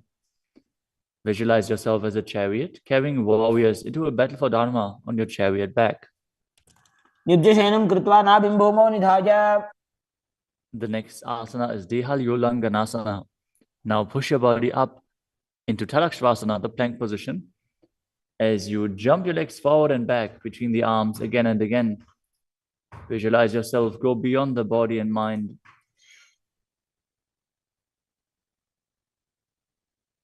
हस्तद्वयं बद्ध्वा तन्मध्यचरणद्वयम् उड्डानैव बहिरानीय. The next asana is Jatyasana. From a standing position, bend forward and place your hands on the mat, walking back and forth as you visualize yourself as a wise 60-year-old elephant. अथ जात्यासनं वक्ष्ये येन जाति स्मरो भवेत्. Next up is the Luritika Karana. Stand with your knees bent, feet pointing outwards, and bend your elbows. Keep your hands at the chest level. Swiftly move your arms across your body and then bring them back to the center. Tilt your head back, open up your chest towards the sky, and move your head in all directions. The next asana is Sarapasana. As you tie your feet with a rope, stand erect like a rod. Keep your arms at the side of your body with the hands touching your thighs. Visualize that your Kundalini, Devi, is raising and curling upwards around your body. As you breathe calmly through your nose in Sahaja Kumbhaka, leading the prana along your spine, contract the perineal region. Force the Kundalini Shakti up. As you internally chant Om Nityananda Paramashivoham. अथ सर्पासनं वक्ष्ये वायुपाणाय केवलम्. The next asana is Ushtrasadhanasana. While standing, place all fingers on the mat and then stand on your hands. Keep your feet on the fists as you begin to move and walk like a camel. Visualize yourself as a camel as you walk around on the mat.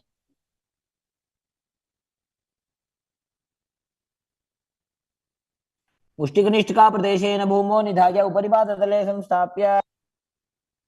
The next asana is Ashvasana. Maintain the same position. Walk around on the hands as you visualize yourself as a horse.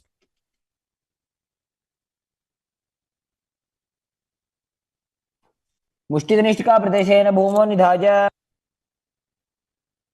The next asana is Kapota Nitakasana. As you stand straight with the feet together, interlace your hands behind your back in Padusha Mudra. Pull them down towards your calves as you open up your chest widely. Visualize yourself as a soaring bird diving. पादतले भूमौ निधाय.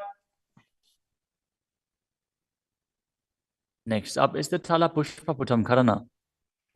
Stand tall with the palms together in Namaskara Mudra as you gently bend your knees and keep the toes pointing outwards. Simultaneously open up the palms and raise one heel off the ground as you slightly lower the waist and shoulder of the respective heel, bowing to both sides. As you visualize you're holding a bouquet of flowers and offering it to Paramashiva. Next asana is Khadgasana. As you lay down on your stomach, jump your feet up towards your hands and stand. As you bring the palms together, forming the horn of the rhinoceros in Namaskara Mudra, visualizing yourself as a rhinoceros and gaze to the nose. लुजसरतमासनं कृत्वा पादतलाभ्यां भूमिम् अवष्टभ्य. Next up is the Uttanottanam. Hold onto weights if you want to intensify this asana. Now sit down all the way or as low as you can to the ground and stand back up. Do this again and again as you visualize Swamiji in your inner space. पुनः उत्थातव्यम् असितव्यम् इति उत्थानोत्थानं भवति. The next asana is Musalasana. Now stand up straight, raise your arms up over your head and jump repeatedly as you visualize yourself as a mace. सरलं स्थित्वा ऊर्ध्वं बाहु नयेत्. The next asana is Utshesakasana. From a standing position, pull the sole of the foot towards your chest, while with the other leg sit down and stand back up. Alternate on both sides as you gaze to the nose and visualize Swamiji in your inner space. एकैकं पादतलं कुक्षौ निधाय. Next up is the Parshvajanu Karana. Now stand and keep one leg slightly bent with the toes pointing to the side. Bend and lift the opposite knee towards your chest, pointing the toes downwards. Keep your arms holding the knee with a hand in a fist as you place the other hand on top of the respective thigh with the fingers pointing inwards. The next asana is Tandavasana. You can hold weights to intensify this asana. Visualize yourself fiercely dancing as Lord Shiva as you stand on one leg with the opposite leg extended forward. Lower your body down to the mat and then stand back up straight. एकेन पादेन स्थातव्यं ताण्डवासनं भवति. The next asana is Brahmanasana. Now place one foot onto the opposite thigh as you stand erect on the mat like a rod. Keep your hands by the sides, visualizing yourself being blessed by Lord Brahma. ब्राह्मणासनमावक्ष्ये यत्कृत्वा ब्राह्मणो भवेत्. The next asana is Garudasana 3.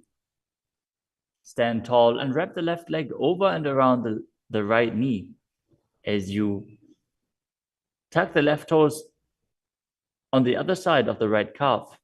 Simultaneously cross the left arm below the right and bring the palms together in Namaskara Mudra in front of your heart as you visualize yourself as Lord Garuda. उत्तानकूर्मपीठं च संहिमस्गारुडमेव च. The next asana is Ekapadasana.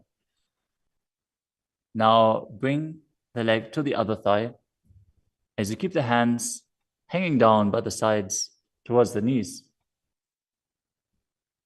Visualize Swamiji in your inner space. दक्षाङ्घ्रिं वामपादस्य जङ्घोपरि निधाय च.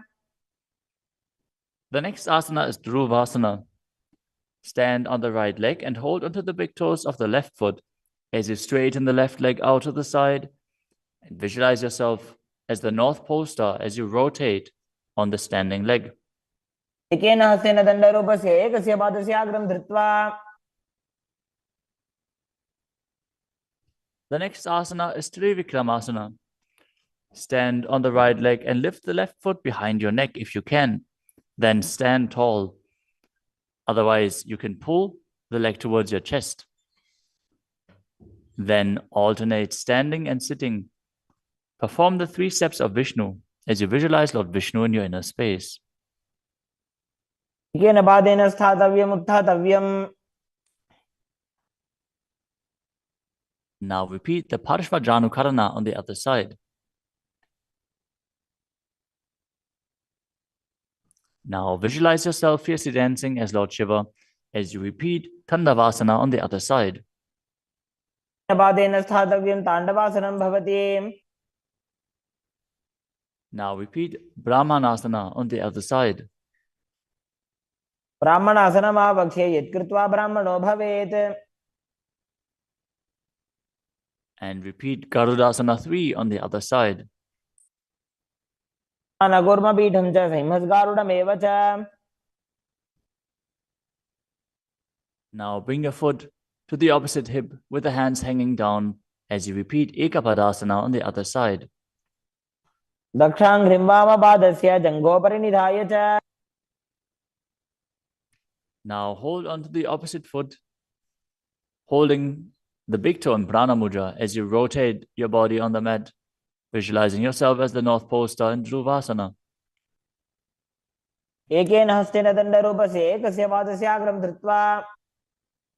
Now repeat Trivikramasana on the other side. Bring the other leg behind your neck if you can. Sit down and stand back up while visualizing Lord Vishnu blessing you from within. ग्रीवायां पादं संस्थाप्य स्थातव्यम् उत्थातव्यं त्रिविक्रमासनं भवति. Next up is the Samanaka Karana.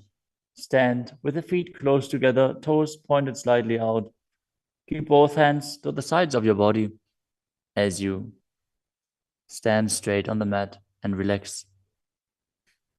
After this intense asana practice, this intense sequence, breathe deeply as we enter into the final 100 asanas of the sequence. The next asana is Gora Kajali Asana. Stand erect and then bend forward. Bring both hands underneath the knees and make a finger lock in Padusha Mudra as you sit in a squatting posture, and then let the finger lock touch your navel. Visualize Sage Goraknath, the founder of the Nata Yoga Hindu Sampradaya, as you perform the Jivachala Kumbhaka, forcefully moving the retained prana up and down within your body and throughout your limbs, along with the mind. Perform the Mula Bandha as you do so and internally chant Om Nityananda Paramashivoham.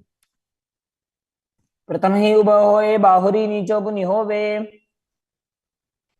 The next asana is Kanchira Asana. Now insert your hands between the thighs and calves and then wrap them around behind your butt, interlacing your fingers behind your back. Keep your chest upright. Visualize Swamiji in your inner space. ऊर्ध्वमध्यात् हस्तौ निवेशय नितम्बं धृत्वा. The next asana is Bhairu Asana. Now bring your feet together and sit in a squatting posture with the heels touching the perineum. Hold the hands at the back. In Parusha Mudra, sit upright and gaze to your navel, visualizing Bhagavan Kala Bhairava, the Lord of Time. दो ऊपक की थलिया की माहिली को और मिलाई. Next up is Varahasana. Now squat all the way down to the ground. Keep your feet together, toes apart. Bring your elbows up close to your head and join your palms behind your back with fingers pointing down. Gaze to the nose and visualize a boar, which is one of the 10 incarnations of Mahavishnu. पागदली की माहिली को और मिलाई फना पानी उकड़ बई से.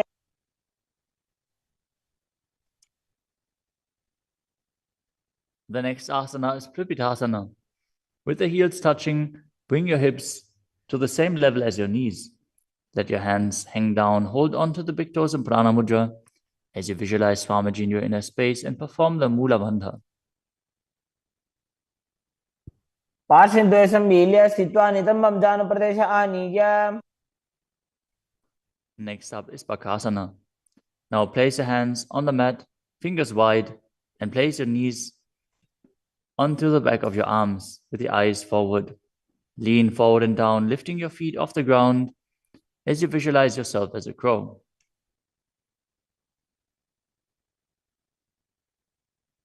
हस्ताभ्याम अवनिमवष्टभ्याम.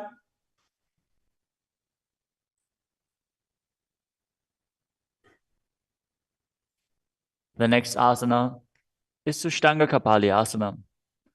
Now kneel down, head on the ground with the palms spread for support. Raise your body on your head and place your legs into Padmasana as you gaze to the nose and visualize Swamiji in your inner space. आसन को गुण कपाल आछो होई. The next asana is Guptasana. Lower your body down onto the mat and sit in a kneeling position.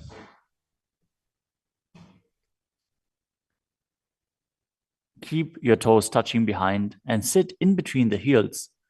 As you place your hands on the knees, sit straight and gaze to the nose as you visualize you are sitting in the secret seat with Paramashiva and Guru. ध्यानोर्वोरन्तरे पादौ कृत्वा पादौ च गोपयेत्. The next asana is Vrikshasana too. This is another inverted posture. So if you have any blood pressure related issues, please take precautions. If you need aid in support performing this asana, if you have a partner available, they can aid you. Otherwise, you can use a wall for support. You can walk the wall up and down.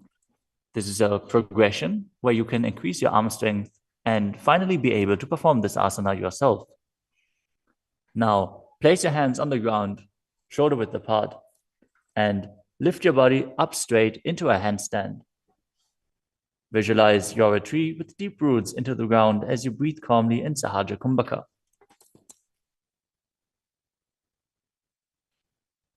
सप्तचक्रक्षालनाद्य vrikshasana विशेषकान्.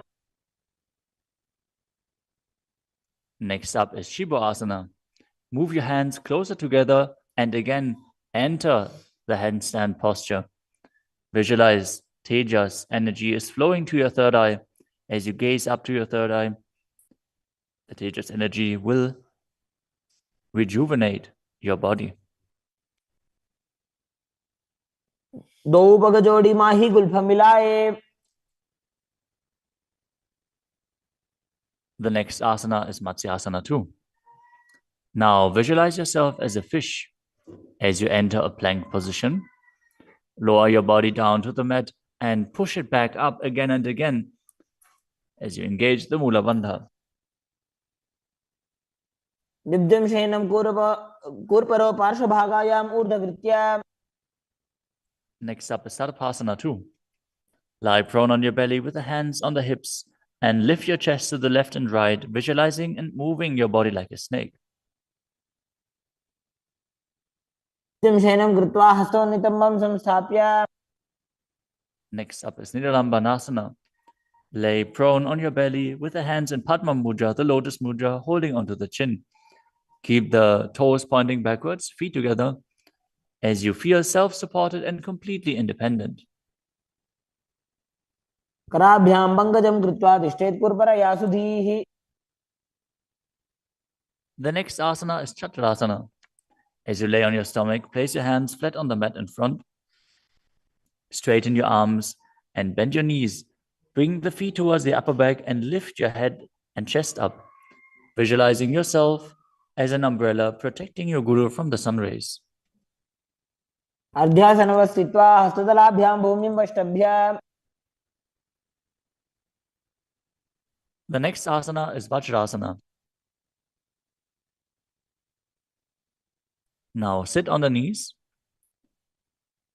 With the tops of the feet flat on the mat, bring your butt onto the heels. Stretch your arms out in front and place the palms facing down as you bring your forehead to the mat. Gaze to the nose. Visualize yourself as Vajra, the weapon of Indra, symbolizing your indestructibility. इदानीं गर्भिणीनां योगाभ्यासो यथा लघु. Next asana is Meshasana. Now place your hands flat on the ground, shoulder width apart, and raise your hips up high into Gajasana. Then alternate striking the ground with your hands as you experience yourself as powerful as a ram. गजासन संस्थितो एकैकं बाहुं भूमौ ताडयेत्. The next asana is Ajasana. From Gajasana position, lift your legs up into the air and slowly bring your forehead to the ground. Visualize yourself as unborn, existing for all eternity. गजासन संस्थितो पादद्वयम् अन्तराले कृत्य. The next asana is Dhanantarasana. As you sit on your heels with the legs together, interlace your fingers around the toes, pull the feet towards your perineum, and then place your hands on the respective knees. Keep your spine straight, gaze to the nose as you visualize Swamiji in your inner space and return to breathing in Ujjayi Pranayama, making an ocean-like sound with your mouth. पूर्व विधि परिहाता की काकसीस्यो भणा शरामोडी. Next up is the Angamotanam. Interlace your fingers in front of your body and then behind you, stretching your arms forward to the sides and backwards as you give massage to various different joints and muscles within your body. Visualize Swamiji as you do so. हस्तयोः अङ्गुले बद्ध्वा हस्तयोर्मध्यात् सर्वम् अङ्गं निष्कासयित्वा. Next up is Garudasana form. Now sit on your heels in Vajrasana as you turn your feet out to the sides. Keep your thighs and knees resting on the ground. Keep your spine straight, hands on the knees. Visualize yourself as Lord Garuda, flying Lord Vishnu and Lakshmi on his back. जङ्घोरुभ्यां धरां पीड्य स्थिरकायो द्विजानुनाम्. Next up is Ananda Mandirasana. Now sit with your legs folded back, the toes pointing backwards, the knees wide, with the hands below the ankles. Keep the front of your buttocks on the ground as you gaze to your third eye and visualize yourself residing in the blissful space of a temple. अथ वक्षे वीरनाथ आनन्दमन्दिरासनम्. Next up is Mandukasana 2. Now sit with the knees wide, the feet overlapping on top of your ankles. Keep your hands underneath the knees, gaze to the nose, and visualize yourself as a frog as you perform Uddiyana Bandha and Mula Bandha. पृष्ठं सम्पीड्य गुल्फाभ्यां जान्वङ्गे सवलयाकृतिः. The next asana is Narasimhasana. As you keep your toes on the mat with the heels up and together, place your perineum on top of the heels. Keep your palms on the ground with the fingers spread wide apart, thumbs touching the base of the hand, touching the toes. Gaze to your nose, stick your tongue out and exhale forcefully. Visualize Narasimha, one of the 10 avatars of Vishnu, as you perform the Mula Bandha.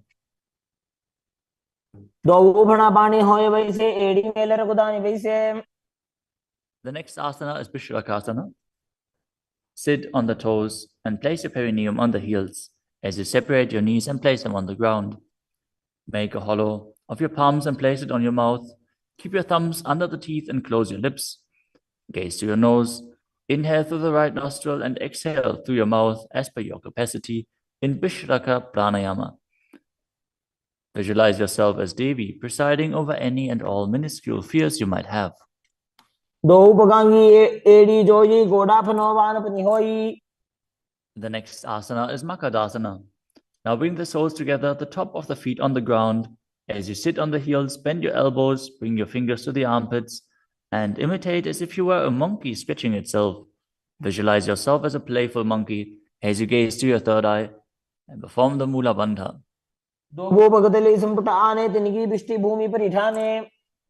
The next asana is Vajrasangarasana. Stand on the toes with the soles of the feet together. Sit on the heels, keep your knees wide and off the floor.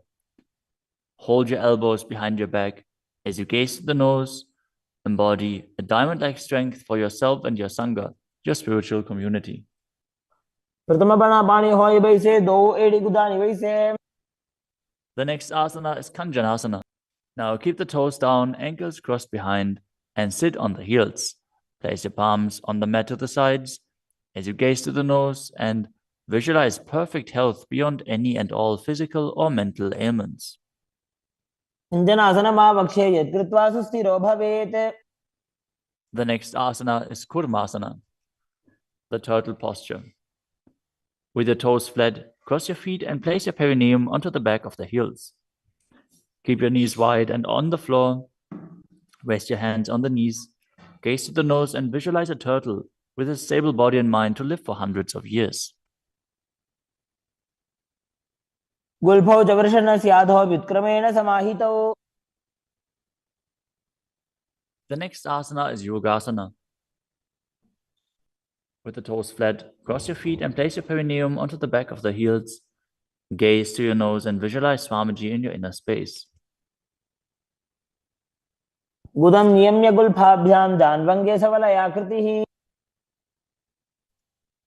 The next asana is Vijogasana. Now stand on your knees. Cross your ankles behind with the feet near the opposite knee.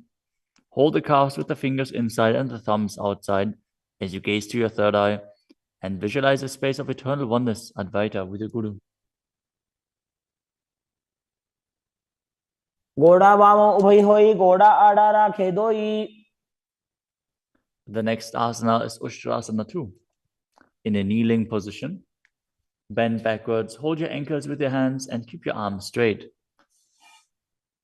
Push your hips forward and tilt your head back as you visualize yourself as a camel.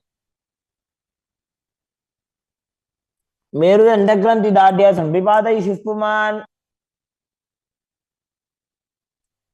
Next up is Jatyasana 2. With the heels together and the hands on the soles of the feet, slowly lean back. Bring the elbows down to the mat, followed by the back of your head. Gaze to the nose and experience yourself as a lotus blooming.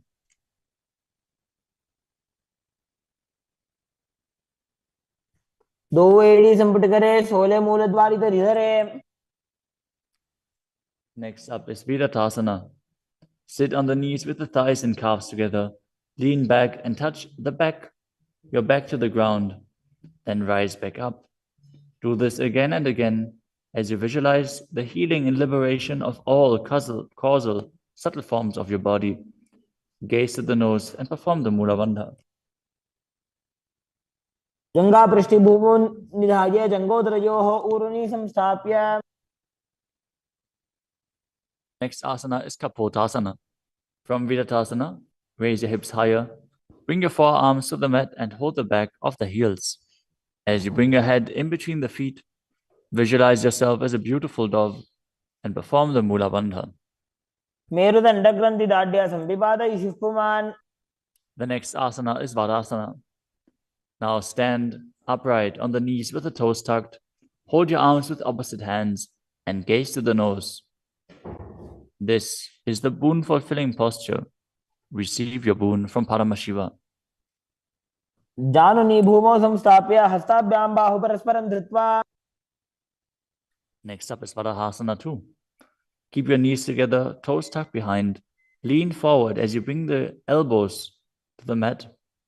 With your hands holding the head, rest your buttocks on the heels and visualize yourself as Varaha, the boar incarnation of Mahavishnu.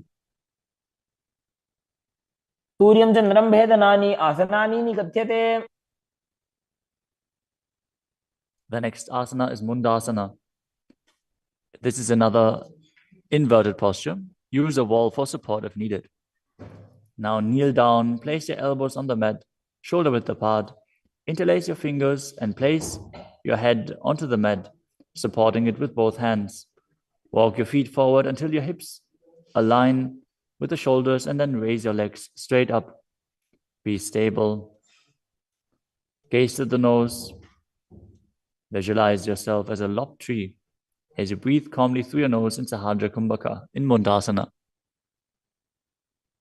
अधो मुण्डासनं वक्षे सर्वेषां प्राणिनां सुखम्. Next asana is Andhasana. In a kneeling position, place your head in between the knees and the elbows outside of the knees. Hold your head with both hands, gaze to the nose, and visualize Swamiji in your inner space as you breathe through your mouth and perform the Mula Bandha. प्रथम पगदली समठहरावे कोरमा हिली उभे मिलावे. The next asana is Viparita Shalabhasana. You can hold weights to intensify this asana. As you lie on your belly with the arms extended straight out, lift your thighs, arms, and chest off the ground. Visualize yourself as a locust and perform the Mula Bandha. शलभासन भेदाश्च नटभेरुण्ड नामके. The next asana is Kapalasana. Lie on your belly with the arms at the side, palms facing down. Keep your forehead on the ground and keep your chest on the mat as you lift your legs up together. Visualize yourself as a skull, representing the mind with purified thoughts and the strong will to attain enlightenment. कपालं भूमो निधाय ऊर्ध्वं पादौ नजेत्. The next asana is Akasha Kapotasana. As you lay on your stomach, keep your hands by the sides and lift your legs up over your head. As you slowly place your feet on the mat in front of your head, keep the palms flat on the mat behind, visualizing yourself as a free and open dove. As you breathe in Sahajra Kumbhaka and perform the Mula Bandha. उष्ट्रासने स्थित्वा चरणौ भूमेरुत्थाप्य. The next asana is Chatakasana. As you sit on your knees, bring the chest down so the navel touches the knees and keep your hands and elbows flat on the ground. Be sturdy. Visualize yourself as a sparrow as you perform the Mula Bandha. पुरपरपर्यन्तौ हस्तौ धरामवष्टभ्य. The next asana is a Vrishchikasana too. Now kneel down, keep your hands and elbows on the mat as you raise your legs, bend your back to touch the feet onto your head. Lift your chin and hold as you visualize yourself as a scorpion. विच्छेव पुच्छ प्रतिमाङ्घ्रिपार्ष्णे धृत्वा स्वशीर्षे चिबुकं विधार्यकौ. Now place the perineum down on the right heel as you keep the left foot outside of the hip with the toes pointing outwards. Now visualize yourself as a bull as you start breathing in the Antaranga Kumbhaka, forcefully inhaling through your nose, holding the breath for a short while and then exhaling slowly. याम्यगुल्फे पादमूले वामभागे पदेतरम्. The next asana is Lulasana. From the kneeling position, place your hands flat on the mat in front. Lift your knees off the ground and cross the toes over the left. The left toes over the right as you balance above the mat and visualize Swamiji in your inner space. लोलासनं सदा कुर्यात् वायुलोलापघातनात्. Now directly place your perineum down on the other heel as you repeat Vrishasana on the other side. याम्यगुल्फे पादमूले वामभागे पदेतरम्. Next up is Balagunasana. Now place the left toes on the ground and sit on the heel of the left foot. Place the right foot flat on the ground with the knee raised against the chest. Keep your palms on the respective knees as you maintain an upright position. Visualize Balagunahai, one of the 84 siddhas in your inner space. आसन को गुण जल विकार जाई. Next up is Grahasana. Squat with the feet flat on the mat. As you bring your elbows under the thighs, wrap your hands around the shins, and hold onto your ankles from the outside. Visualize yourself as the entire planet. पादतले भूमौ संस्थाप्य जानुमध्ये हस्तगुर्परौ स्थाप्य.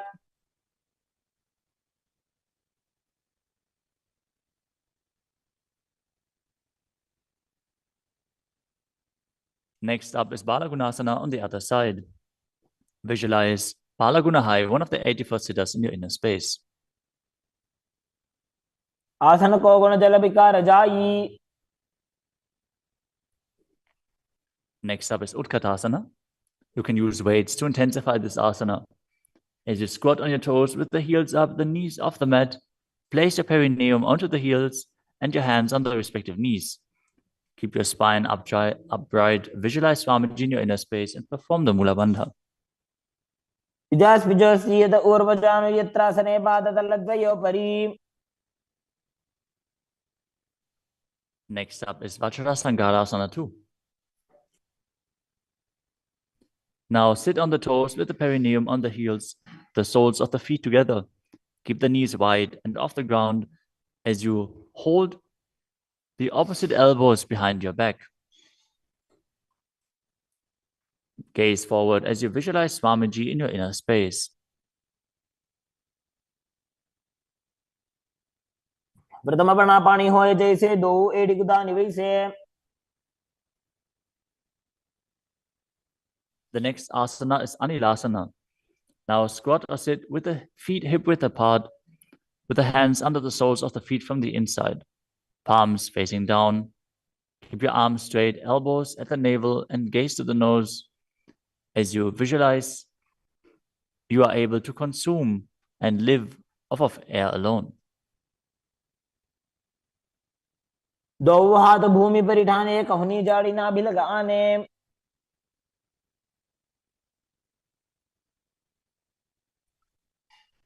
Next up is Padukasana. Now place the back of your hands on the mat with the fingers facing towards your body. Step the feet on top of the hands with your hands wrapped around the feet like a shoe.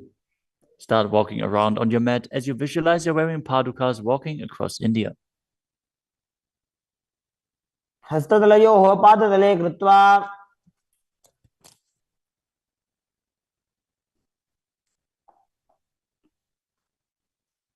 Next up is Kukkuttudanasana. Now place your palms on the mat, raise both feet upwards into the air, and let them fall back down. Do this again and again as you visualize yourself as a rooster. हस्ततले भूमौ कृत्वा पादतले च ऊर्ध्वमुड्डानं कृत्वा. Next up is Viparita Nrityasana. Now place your hands on the mat and raise your legs upwards into a handstand. As you move around on two hands dancing, feel yourself become free of all inhibitions. हस्ततलाभ्यां भूमिं वष्टभ्य. Next up is Kunjarasana. Now separate your feet and place one palm down on the mat with the arm straight. Bring the opposite arm towards your head. Be stable. Visualize Swamiji in your inner space. Breathe calmly in Sahadra Kumbhaka and perform the Mula Bandha. अथ वक्षे Mahadev कुञ्जरासनमुत्तमम्. Now exchange the position of your hands. Repeat Kunjarasana on the other side. वक्षे Mahadev कुञ्जरासनमुत्तमम्. Next asana is Kadambasana. Sit on the ground with your feet flat and the heels close to your body. Hold the respective ankles with your hands as you lift your feet off the ground and visualize yourself as a Kadamba tree, a pious tree that promotes a long life. पार्श्वभ्यां भूमिं वष्टभ्य हस्तद्वयेन गुल्फौ धृत्वा. Next up is Bhavana Muktasana. Now sit with the heels at the perineum, hold the knees with your hands and press them towards your chest. Visualize any excess vata being released or balanced within your system as you perform the Mula Bandha. स्तुपादयोः पाणिं लात्वा स्वस्वनितम्बके. The next asana is Chakodasana. Now sit and lift one leg behind your head as you place both hands flat on the mat.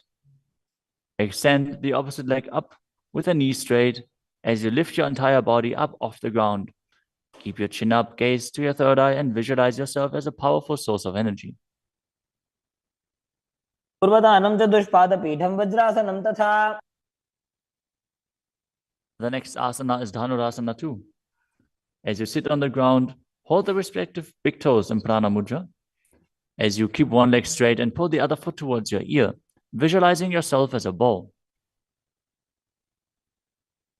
पादाङ्गुष्ठौ तु पाणिभ्यां गृहीत्वा श्रवणावधि. The next asana is Ashtavakrasana. Now lift the left leg over top of the left shoulder and bring the right foot across. Hook it over the left foot. Lean forward and down while extending the legs out to the side. Lift up your head and chest, find balance and visualize yourself as a flying crane.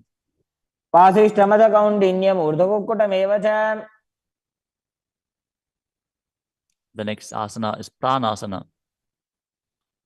Now place the right foot on the left thigh and bring the left foot flat on the ground as you have the left shoulder underneath the raised left leg and place your hands flat on the ground. Press the right knee down with the right hand as you gaze to your third eye and visualize you're immortal and able to exist solely from prana. एतत् प्रभेदं वक्ष्यामि करोति यस्य चामरः.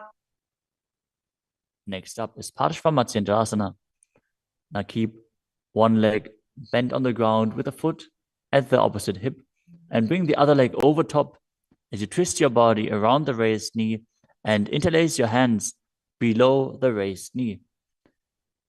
Gaze to your third eye and visualize the great sage and yogi Matsyendranath, the master of Hatha Yoga. वामोरुमूलार्पितदक्षपादो जान्वो बहिर्वेष्टितदक्षदोष्णा. Now repeat Chakrasana on the other side.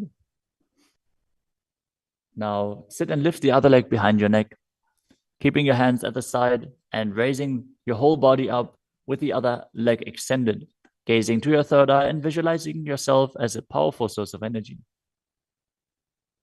पूर्वतानं चतुष्पादपीठं वज्रासनं तथा. Now repeat Dhanurasana 2 on the other side, holding the big toes of both feet in Prana Mudra as you pull the opposite foot towards your ear, visualizing yourself as a bow. पादाङ्गुष्ठौ तु पाणिभ्यां गृहीत्वा श्रवणावधि. Now repeat Ashtavakrasana on the other side. Now lift the right leg over top of the right shoulder, cross the left foot over the right, and extend the legs out to the side, balancing as you visualize yourself as a flying crane.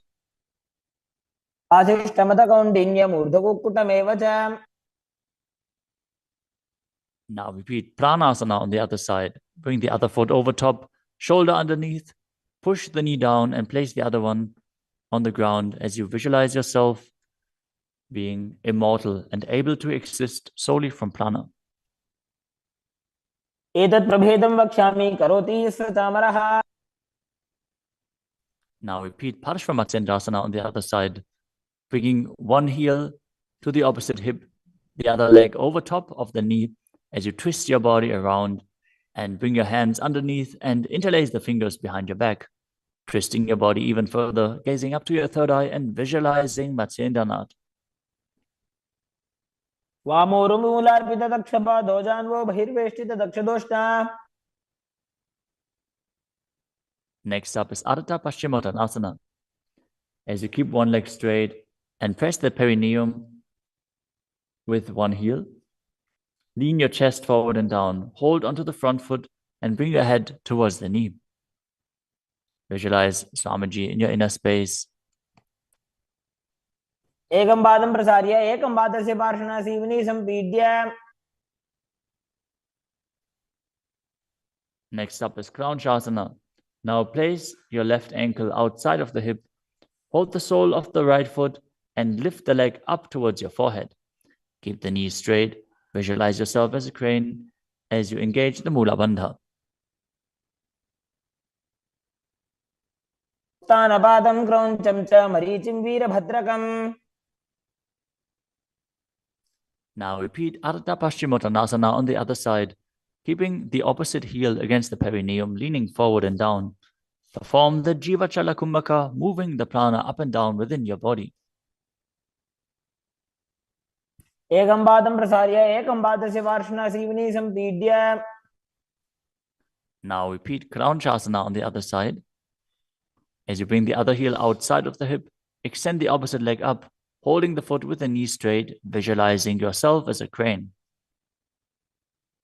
उत्तानपादं क्रोञ्चं च मरीचिं वीरभद्रकम्. Next asana is swastikasana.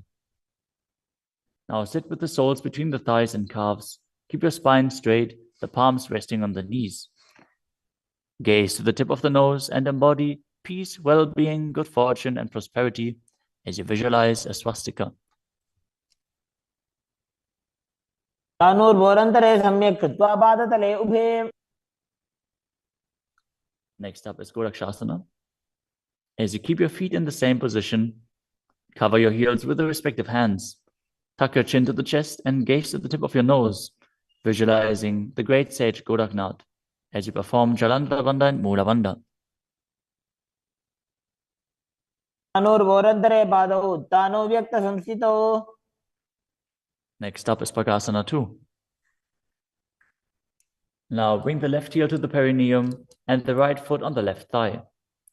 Visualize Swamiji in your inner space. Meditate on Arihanta, the Enlightened One. As you gaze to your third eye, perform the Mula Bandha and re-enter the Shanmukhi Mudra once more. As you exhale, close your eyes with the index fingers, nose with the middle fingers, mouth with ring and little fingers, the ears with your thumbs. वामपार्श्वौ गुदौ संस्थाप्य दक्षाङ्घ्रिवामजगने. Next up is Yogasana 2. As you keep your feet on top of the opposite knees, place your hands on the ground beside your body, with the palms facing up. Keep your spine straight, gaze to your nose as you visualize Swamiji in your inner space. Start breathing in Kakachantra Kumbhaka, rolling up the tongue and keeping your mouth in the shape of the beak of a crow.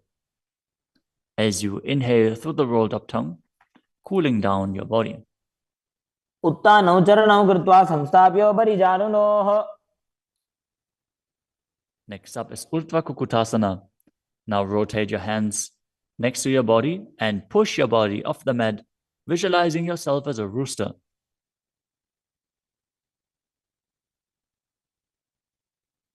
वासिष्ठमदकौण्डिन्यम् ऊर्ध्वकुक्कुटमेव च. Next up is Siddha Haratali Asana. From Padmasana, insert both hands through the knees and place them on the mat. Avoid lifting your body up. Stay seated in this position as you gaze to the nose and visualize Swamiji in your inner space.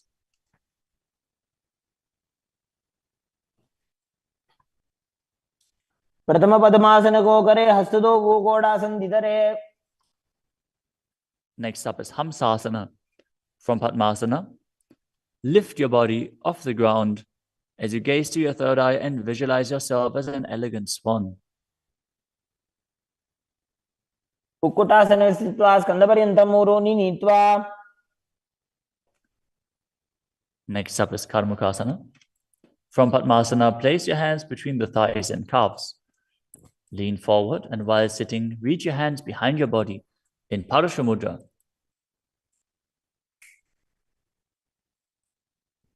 As you bring your forehead to the floor, gaze to the nose, visualize yourself as Lord Shiva's bowl. प्रथम पद्मासन को करे Ghodasan दिमाहि करिधरे. The next asana is Kurmasana 2. Sitting in Padmasana, lift your knees and insert both hands through the thighs and calves. As you bend your elbows and hold onto the respective shoulders with your hands, visualize yourself as a turtle, having a stable body and mind to live for hundreds of years. बाईजंग पर दक्षिण बावा दाईजंग पर बाईं ल्यावा. The next asana is Granthi Bedasana. From Padmasana, insert both hands through the thighs and calves. Bend your elbows, hold the respective shoulders, tuck your chin to the chest, gaze at the nose and rejoice, knowing you're in Shiva's secret knot posture. अथ वक्षे नीलकण्ठाकृतिभेदासनं शुभम्.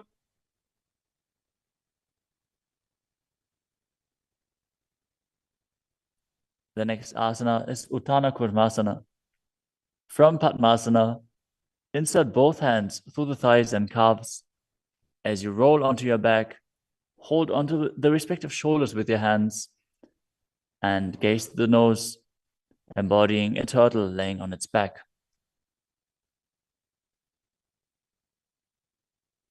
Kukkutasana बंधस्थम कराभ्याम धृतगंधरम. Next up is Pangukukutasana. From Padmasana, place both hands through the gap of the thighs and calves.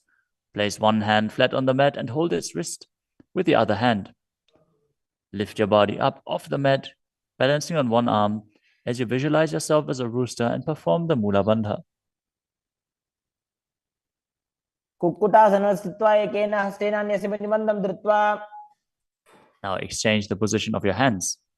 Lift your body up onto the other hand as you repeat Pangukukutasana on the other side. Kukkutasana स्थित्वा एकेन हस्तेन अन्यस्य प्रतिबन्धं धृत्वा. The next asana is Gridrasana. From Padmasana, place your elbows on the toes, interlace your fingers, and rest your chin on the knuckles. Keep your thumbs pressed to the throat as you visualize you have gone beyond all greed and covetous.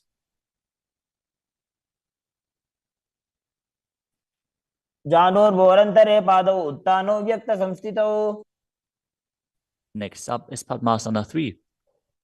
From Padmasana, hold one hand over the other with the palms facing upwards.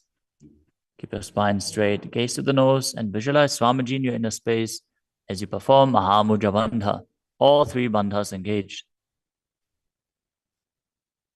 उत्तानौ चरणौ विधाय विधिवत् शक्तिस्थितौ योगिरात्. Next up is Padmasana 4. From Padmasana, place your palms on top of the knees.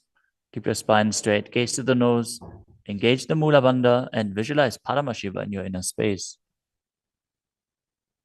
एतत् पद्मासनं कुर्यात् प्राणवायु प्रसिद्धये.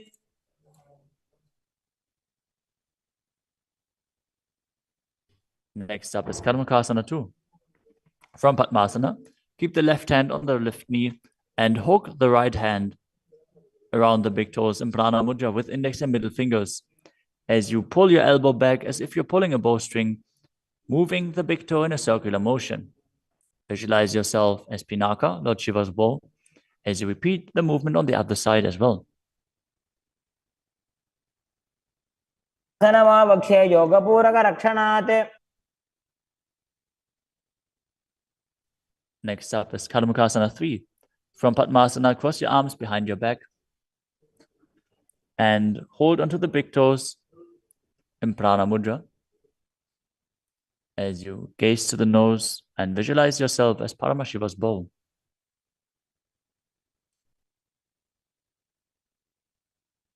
आसनमाक्षित्य उदरे पूरयेत् सुखम्. Next up is Dridhasana. Now maintain Karmakasana 3. Lift your chest up and gaze to your third eye, visualizing that you are the action of Paramashiva's third eye, destroying anything you come across. ऊरुभ्यामुपरि स्थाप्य पादयुग्मं प्रयत्नतः. Next up is Nagadasana. From Karmakasana 3, with your arms behind your back, roll onto your back. Hold on to the big toes if you can. Otherwise, lay on your arms in Padmasana as you gaze to the nose and visualize yourself as a snake.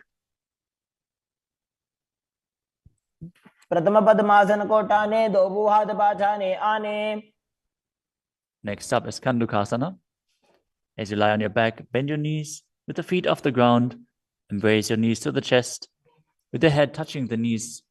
Roll your body up into a ball as you breathe in Sahadra Kumbhaka. पित्रासने स्थित्वा हस्तपादान् निष्कुष्य. Next up is Urdhva Pavanasana. Lay on your back with the knees raised together, feet flat on the ground. Interlace your fingers behind your neck as you gaze to the nose and visualize Swamiji in your inner space. प्रथमे सूधो सैनग्राभे घोड़ा उभा राशि मिलावे.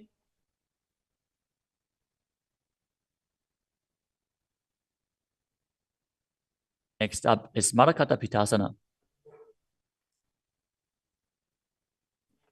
Lie on your back and bend your knees as you keep your feet flat on the mat and place the upturned palms underneath your heels. Lift your hips up as you visualize yourself as a powerful alpha ape. Perform the Murcha Kumbhaka with Jalandhara Bandha and Mula Bandha engaged. उत्तानशयनं पादतले उत्तानहस्तयोः स्थापयेत्. Next up is Uttana Shiki Pitakasana. Lie supine and raise your hips up. Support your hips with your hands, placed at the waist, as your elbows bear the weight of your body. Press your chin through the throat, gaze to the nose, and visualize Swamiji in your inner space. जङ्घोरुबलहीनश्चेत् उत्तानशीपीठकम्. Next up is Nadakasana. As you lie supine, raise your hips and legs up. Bring your hands to the lower back for support if needed, but then place your elbows and hands flat on the mat below. Balance as you visualize traversing Naraka, hell unscathed. ग्रीवाकण्ठेन भूमिं विष्टम्भ. Next up is Tiryanokasana. From Nadakasana, bring your hands to the lower back and keep your elbows on the mat. Raise your legs up vertically and slowly lower and angle them down, keeping your core engaged. Visualize your abode crossing the ocean of samsara. नौकावत् स्थित्वा ऊर्ध्वं पादाग्रद्वयं नजेत्. The next asana is Dvajasana. Now bring your arms back flat on the mat. Keep your legs straight as a flagpole as you visualize yourself as the Kailasa flag, respected across all nations. नौकावत् ग्रीवा पृष्ठकूर्परैः भूमिं वष्टभ्य. Now gently lower your body down to the mat as you lie supine. Contract the perineal region and pull the Kundalini Shakti up your spine, performing the Shakti Chalan Mudra. Bring it up to the Brahmarandha.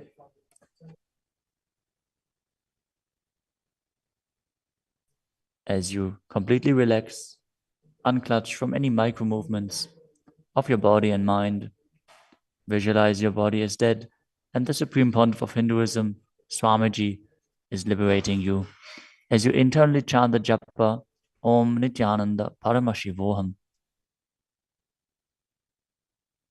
उत्तानं शववद्भूमौ शयनं तोषवासनं शवासनं श्रमहरं चित्तविश्रान्तिकारणम्.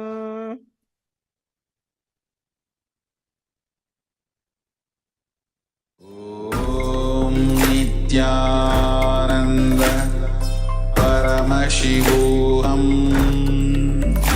ॐ नित्यानन्द परमशिवोऽहम्.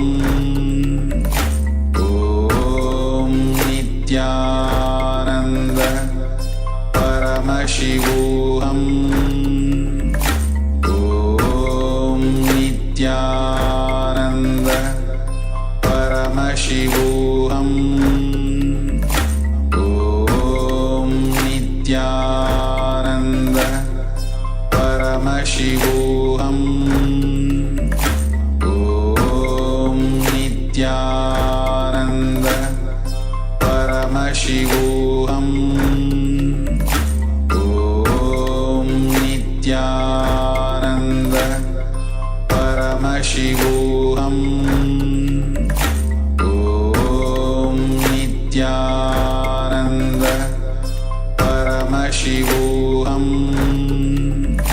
ॐ नित्यानन्द परमशिवोऽहम्. ॐ नित्यानन्द परमशिवोऽहम्. ॐ नित्यानन्द परमशिवोऽहम्.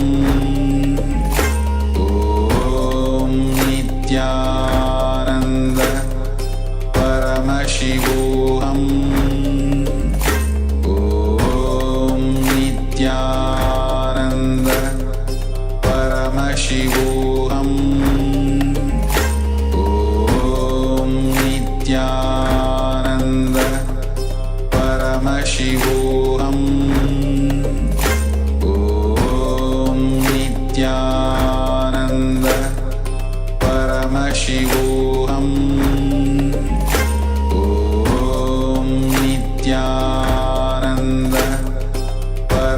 Paramashivoham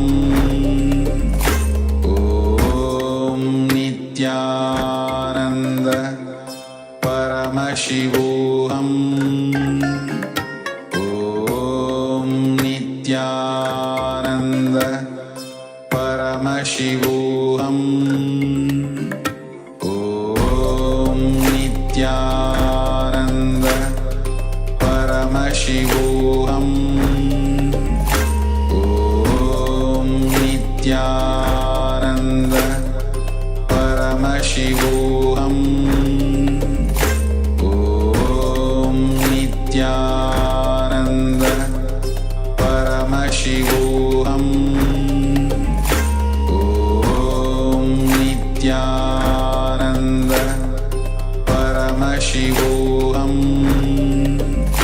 Om Nityananda Paramashivoham Om Nityananda Paramashivoham Om Nityananda Paramashivoham Om Nityananda Paramashivoham Om Nityananda Paramashivoham Om Nityananda Paramashivoham Om Nityananda Paramashivoham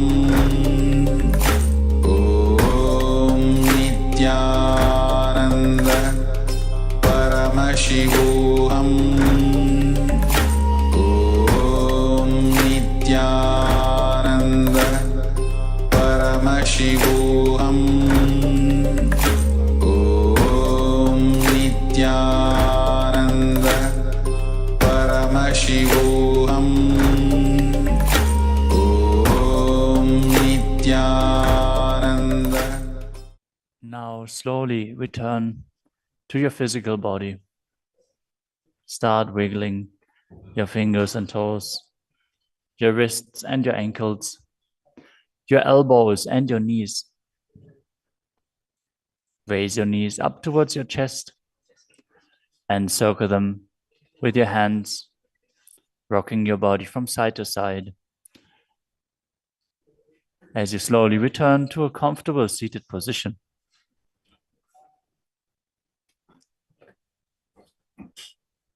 Congratulations for completing the Dvitiya Vinyasa Krama 308 asana sequence as revealed by the Supreme Pontiff of Hinduism. With this, let us conclude the Nityananda Yoga session. As you sit straight with your head, neck, and spine in a straight line, place your hands in Anjali Mudra in front of your heart center. Close your eyes, take a deep breath, visualize Swamiji, and chant the Purna Mantra. ॐ पूर्णमदः पूर्णमिदं पूर्णात् पूर्णमुदच्यते पूर्णस्य पूर्णमादाय पूर्णमेवावशिष्यते ॐ शान्ति शान्ति शान्तिः हरिः ॐ तत्सत् सर्वं भगवत् श्रीनित्यानन्द परमशिवपादुकार्पणमस्तु ॐ नित्यानन्दम् Nityanandam. Thank you for watching, and if you found the video enlightening, please give it a like, share it with your loved ones, and subscribe to stay connected with us. don't forget to click the bell icon to receive the notifications.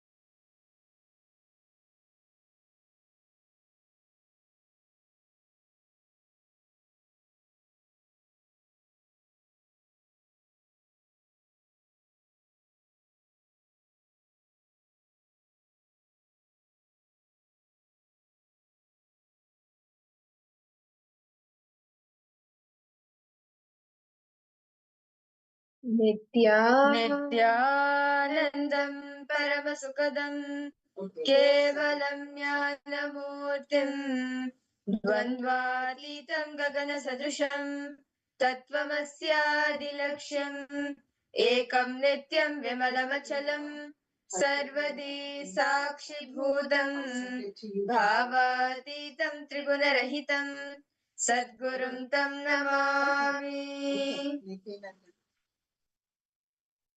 Nityanandam to all the participants. We welcome each and every one of you for the program today, for the Paramashivoham program today, where all of us, you will be seeing, all of us will be understanding how you can break free from the karmic cycle. Many of us may have questions. Why is this happening in my life? Why am I having these kind of situations? Why am I attracting these kind of people? Anything and everything that you are attracting, manifesting in your life due to karma, you can break free from that today. All of us will be understanding how we can come out of the bondage of karma, the karmic cycle that continuously goes on and on and on, binding us, making us take rebirths after rebirths just to fulfill the different desires that we have. And today, all of us will be having a karmic breakthrough.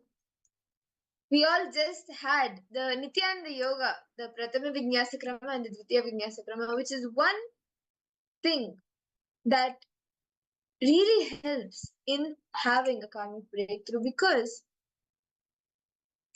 the desires that are there, like any unwanted, unnecessary toxins that is there, any unnecessary things which is there in your biomemory, that will literally get squeezed out of you during the Nityananda Yoga. And in the same space that all of us are in, after the Nityananda Yoga, we will now be entering into the power manifestation, starting our day with the power manifestation. Nityanandam, Ma Ashini, Ma Kaili Wong, Ma Sia Wu, Ma Agora Rupini, Nityanandam to each and every one of you. And yes, can I request all the participants to bring your eye bands and or a cloth to tie your eyes? Let's all get started with the power manifestation. And as all the participants, as you bring your eye bands, let's also go through the pramanas. What does Paramashiva say about the power of third eye in the Agamas? Paramashiva beautifully says, Kapalantar manonyasa tishtan mili talochanaha kramena manasodadyat lakshaye lakshyamuttamam. Paramashiva says the meaning of this, what Paramashiva is saying, says by fixing the mind on the inner space within the crown center and sitting stably without any movement, having the eyes closed in succession. By that stability of the mind and inner space, through the power of the third eye, one directly sees the ultimate goal, Laksham, by having the vision beyond the sight. That reveals any object or place, attaining the space of oneness with the source Paramashiva. And even if you just look back a few years ago, about 5,000 years ago, the ancient rishis, our ancestors, they have shared the powers from their own experience. They have manifested the powers and made it as their experience so they can give the same experience for us. And the same way, Bhagavan Krishna also initiated Arjuna into this power of third eye. See, actually, if you see in the earlier days, and even see now, if you take today's day, the ability to be able to close your eyes and maybe do bow and arrow, or the ability to close your eyes and do any warfare or even any other thing, maybe aiming at something, all of that is these days something extraordinary. But many years ago, it was a lifestyle. Literally, each and every being will be able to see through their third eye. And Bhagavan Krishna initiated Arjuna into this power, just as even thousand others were initiated into this power by their gurus. So Bhagavan Krishna beautifully tells Arjuna, Natumam shakyase drashtum anenaiva swachakshusha divyam dadami te chakshuhu pashyame yogameshwaram. He initiates Arjuna into the power of third eye, into the divine third eye power, to behold Bhagavan Krishna's cosmic form, the opulence, the literally the entire Vishwarupa darshan of Bhagavan Krishna. To even witness it, you need only a third eye. With the naked eyes, you cannot see it. So Bhagavan Krishna initiates Arjuna into this power, so Arjuna can behold Bhagavan Krishna's cosmic form, the Vishwarupa darshan, and come out of all the delusion, the dilemma that he was going through. And the same way, in Swamiji's very own life, Swamiji beautifully shares his own experience of this power, where at the age of 10, as Swamiji went and sat on the Pavalkund rock, suddenly the 360-degree vision opened up for Swamiji. Swamiji was able to see everything on the right, left, above him, below him, everything Swamiji was able to see.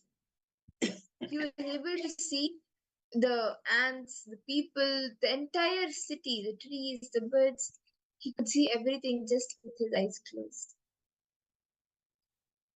And that same experience is what Swamiji is giving us all now. So yes, that is what Swamiji is giving us now, and you, each and every one of you, are going to be manifesting that. Can I request all the participants to settle down with your IBANs? I still see a few of you are not on camera, and some of you haven't gotten your IBANs yet. Nityandam, Agora Rupini.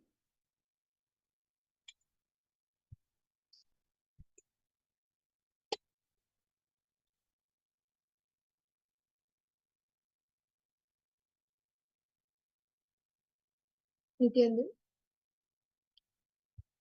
Okay. Yes. So now let us all start with the power manifestation. Today we will be projecting some images for all of you. And through your third eye, you will be identifying what is the image, the color of the image, the components of the image, every single detail. Are all the participants ready? Ma Siavu, Kylie Wong, and even all the participants viewing on YouTube, Facebook, and other social media platforms, you can also head to paramashivoham.org and join us in the Zoom rooms as well.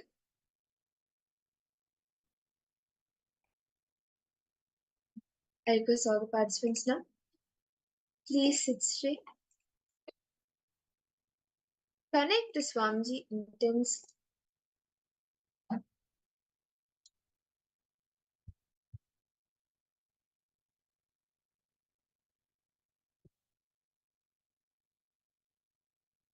Chant the Mahavakya.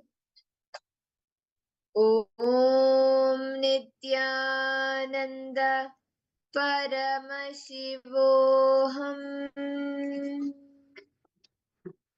Om Nityananda Paramashivoham. Om Nityananda Paramashivoham.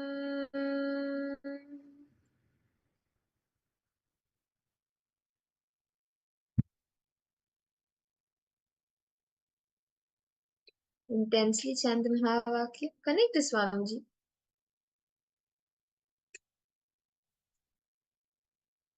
Bring your awareness to your third eye.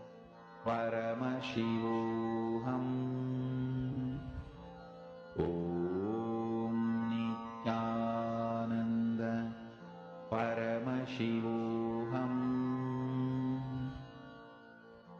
Om Nityananda Paramashivoham.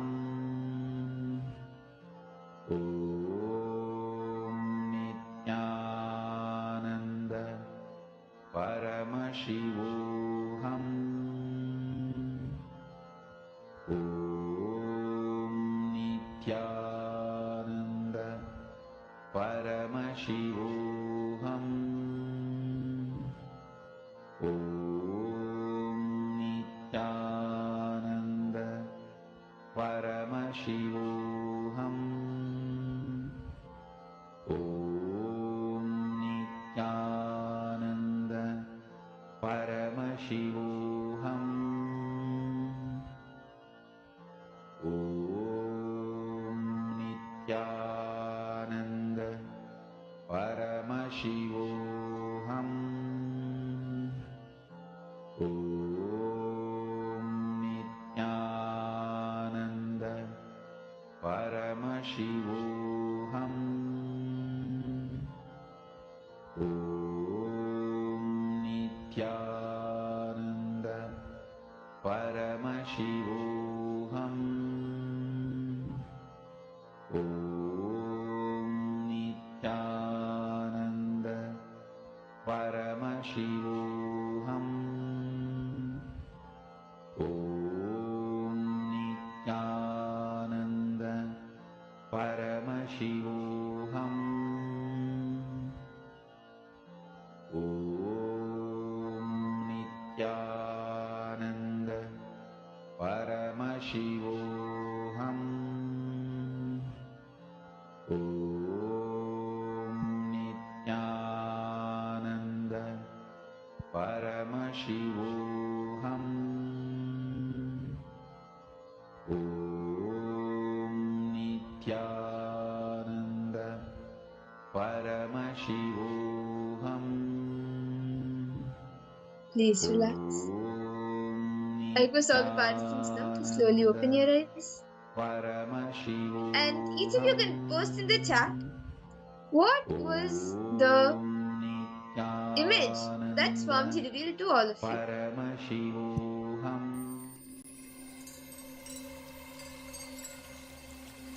I welcome you all with my love and respect.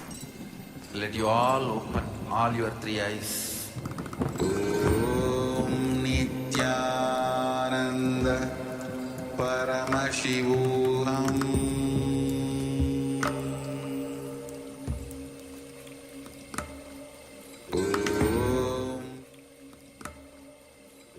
Om Nityananda Paramashivoham.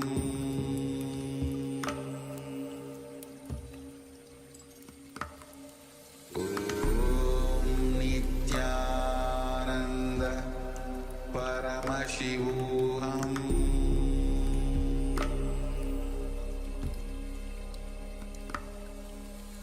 Om Nityananda Paramashivoham. Om Nityananda Paramashivoham.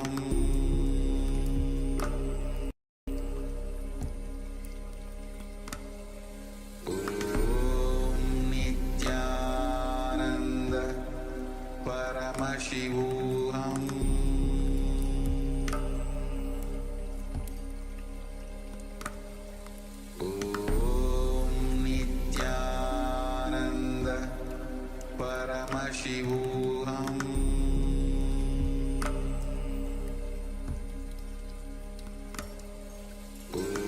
Om Nityananda Paramashivoham.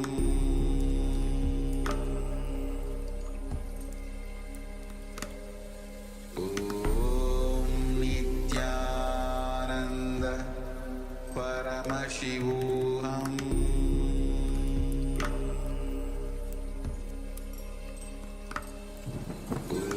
Om Nityananda Paramashivoham.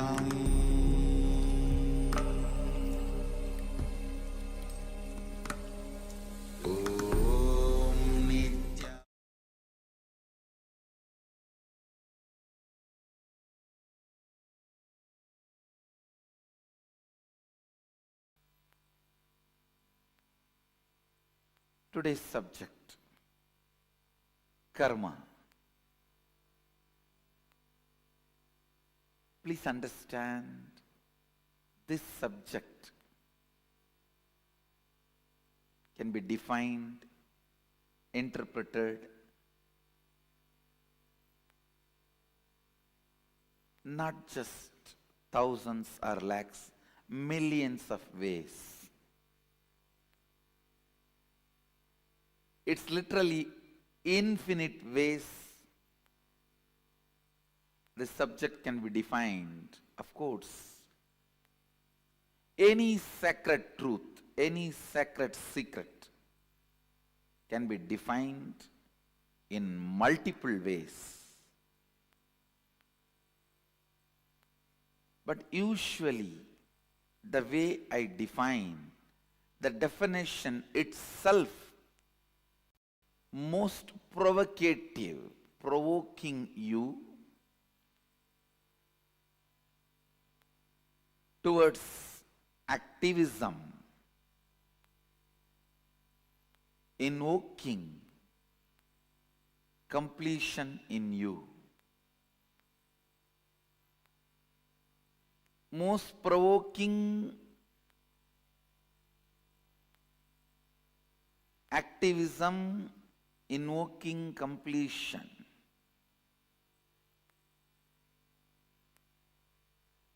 This is actually the definition of the way things should be defined.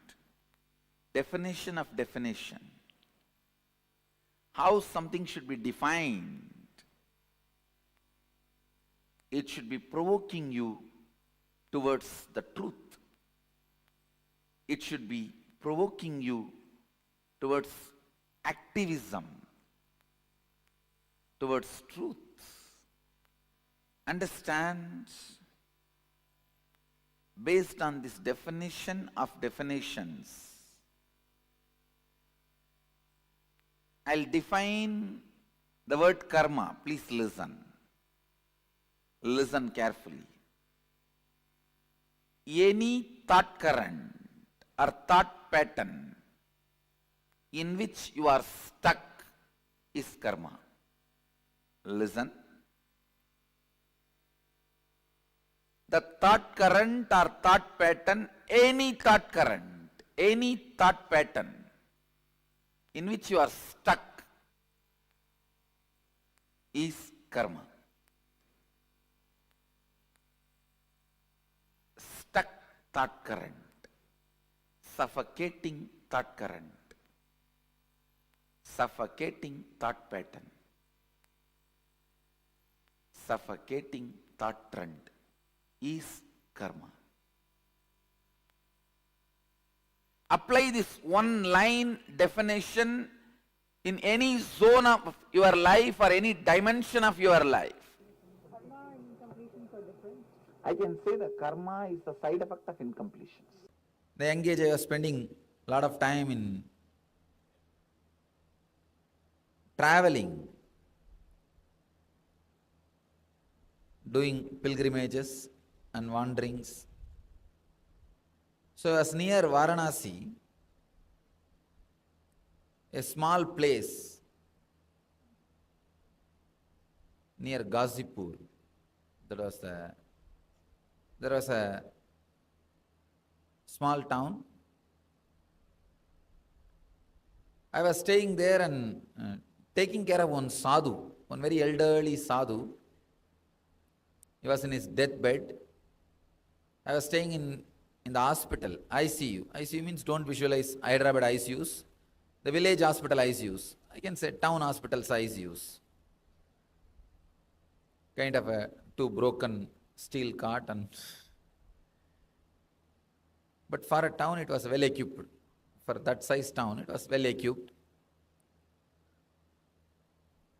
I was taking care of him. In North India, the tradition is all the young sadhus will take care of the old sadhus. Taking care of sadhus is considered as a great punya, especially when they are sick and old. I was taking care of this sadhu. At that time, I happened to see one guy dying in the hospital, in the ICU. Next bed. I was with this sadhu, I saw that next bed, that guy started dying. Please understand, I am describing as I experienced, and I am responsible for what I am talking. I know many people follow the instructions I give. Many people practice these teachings. Because of that, I have to be more responsible about what I am talking. See, if nobody is listening, nobody is caring, nobody is practicing, I can talk what I want. But I know millions of people are practicing what I am talking, listening to what I am talking. So I am responsible for what I am uttering. With that responsibility, I am telling you, as exactly I experienced. I saw this person dying. It was such a strong experience for me.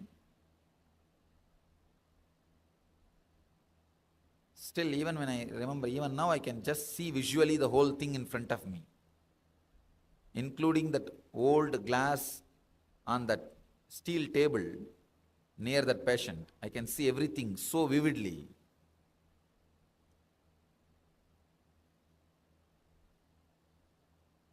That guy he started dying. The doctors were standing around and trying to help, support him, whatever medically they can do, giving oxygen or whatever medically they can do, they were trying to do. But of course, they were not able to save him. He started leaving the body. First time I was seeing death directly. In the young age, I saw my old grandmother dying, but I didn't have the vision or the spiritual experience to see what is happening in the being. Here, I was able to see very clearly what is happening in that being. But I was not able to help.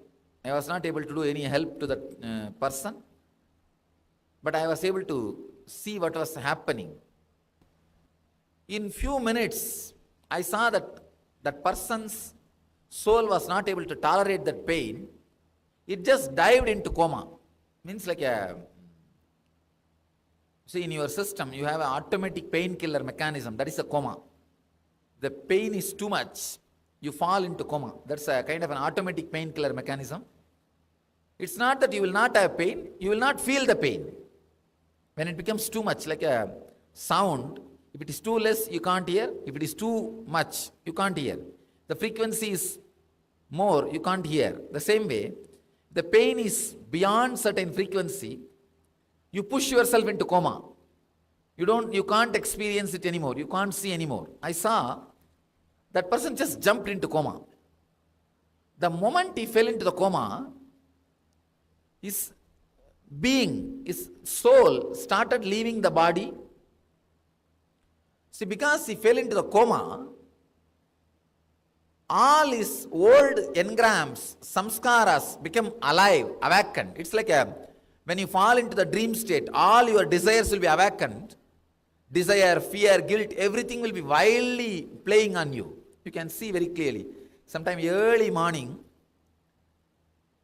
if you wake up, the moment you wake up, if you remember, just few moments before, because you are not aware of yourself, you are not aware of the self was not alive, individual and clear, how your fears were possessing you.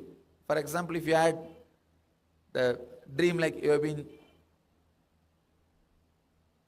you are running, escaping from a snake or elephant, you can see very clearly, the moment you wake up, how the whole thing is empty, but when you are in that coma stage, how it was looking really like a reality, truth. I saw very clearly, same way, that soul dropping into the coma and all the desires, unfulfilled desires, just become alive. See, when you don't have logic, the individual awareness, you will not see the difference between the dream state and waking state. That is why kids, till they develop the logic, if they feel hungry in the dream state, they will cry in the waking state. If they, whatever they experience in the dream state, they will feel in the waking state. They can't differentiate between the dream state and waking state. The dream, if they feel that somebody has beaten them or some problem, they will be crying in the waking state. They can't see the difference. If the logic is not sharp enough, if the individual awareness is not there, in Sanskrit we have a word, pratyagatma chaitanya jakratam, means individual awareness. If that is not there, you will not have the difference between the dream and waking state. I saw in this person, please understand, through this story I am revealing some of the important truths related to death. And I am responsible for all the words I am uttering. I will answer all your questions related to the subject I am talking. Any doubt you have, you can note down and write a question. The next session I will answer.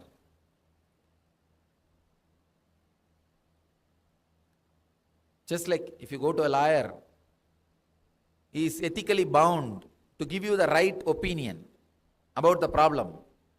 So an enlightened being is ethically bound to tell you the truth exactly as it happens about the cosmos, the cosmic questions like a life and death and everything. So, even if it was little shocking, even if it was little against your religious beliefs, your ideas, I am sorry about offending you, but what I am saying is truth. I am expressing it as it happened.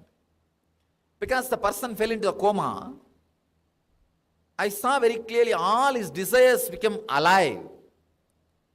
Almost like the frequency of the desires is much more than frequency of his individual soul.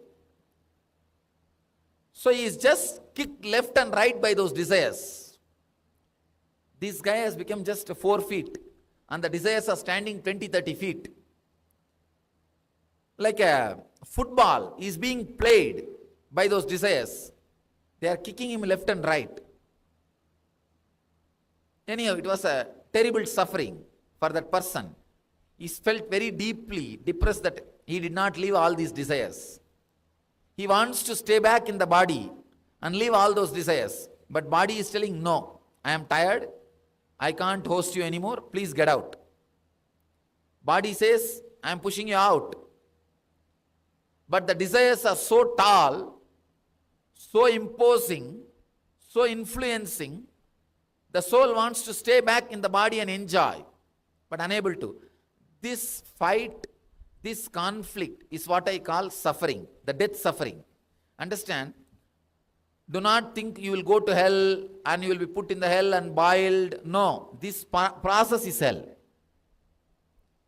There is no separate hell. This process is hell.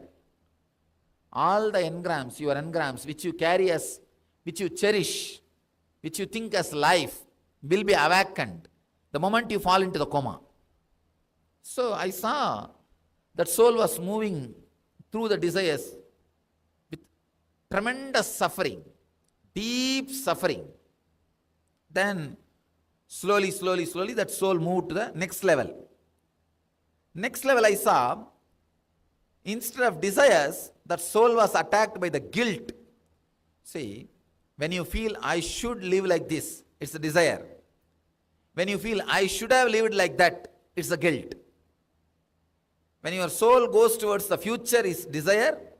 If it goes towards the past, it's guilt. I saw the soul getting caught with a deep guilt. Oh, I should have done this, I should have done this, I should have lived like that, I should have finished that fellow that time. I did not fight properly, I did not do this properly. You can see even now in your life. Morning, if you finish your fight in the house and go to the office while you are working, all the points will come. Oh, I missed this point. I missed that point. You will prepare your notes and come back in the evening. The moment you enter the house, shoes will fly. and start the session again with all the points which you remembered. And again, when you are in front of the spouse, in that heat, you will forget 4 or 5 points to answer. So that night, while you are in the bed, you will start taking the notes. Next day, you are ready. Anyhow, the guilt of that person was so strong that soul immediately wanted to go back to that body and want to relive all those incidents as he wants. Wanted to redo everything. But body says, no, I am tired, get out. And with that load, please understand, when that soul was going through every desire, the stress on that soul was getting increased. The load was getting increased. Then that soul started moving towards the guilt. Then again, more load getting added. This load is what I call karma. Please understand. When you go through the desire or guilt, all the load happens on you. All your decision, no, I did not live that way, now I will live. I did not do this, now I will do. All those decisions you make is your prarabdha, with which you assume the next body. Please understand. Your life is not direct result of your past actions. It is your decisions made about the past actions is this life. For example, last life, you gave 100,000 rupees to somebody, or you cheated 2,000 rupees from somebody. You killed 2 people. You saved 10 people. Your life in this life is not totality of all those actions. Your decisions about all those actions. For example, you see, oh, saving gave me so much of joy. This time I will save 100 people. Oh, killing gave me real joy. This time I am going to give 100 people. No. When I swindled money, I felt very bad. This time I won't swindle. No. Last time when I served the money, gave money to others, I felt very joyful. This time I will give more. What decisions you make about those incidents when you leave the body is this life. Please understand, I am throwing one of the important light on the concept of karma. I am breaking the traditional idea of karma. When you are born, each time you are born, you give one more chance to yourself. Please listen. God is not giving one more chance. There is nobody else giving you one more chance. You give one more chance to yourself.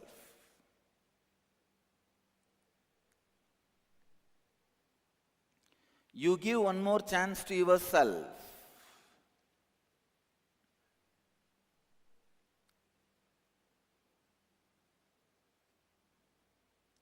When you give one more chance to yourself, you declare completion. Your declaration of completion keeps your kundalini completely alive and awakened. Please listen.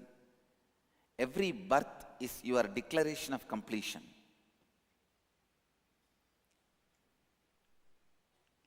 Every birth is your declaration of completion. You decide, come on, I declare completion.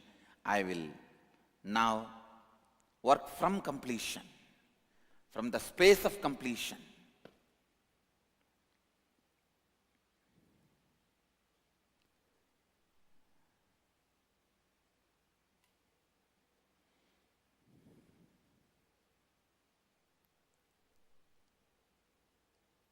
Actually,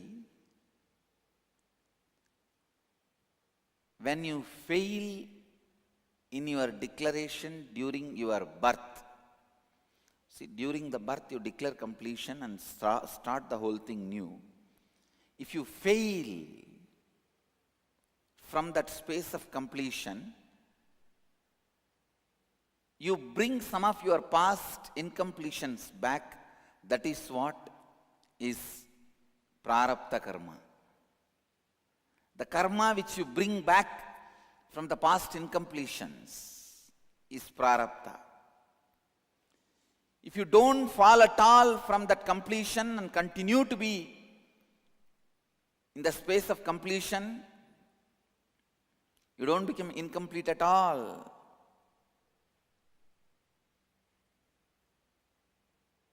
Then I can tell you, you are an incarnation.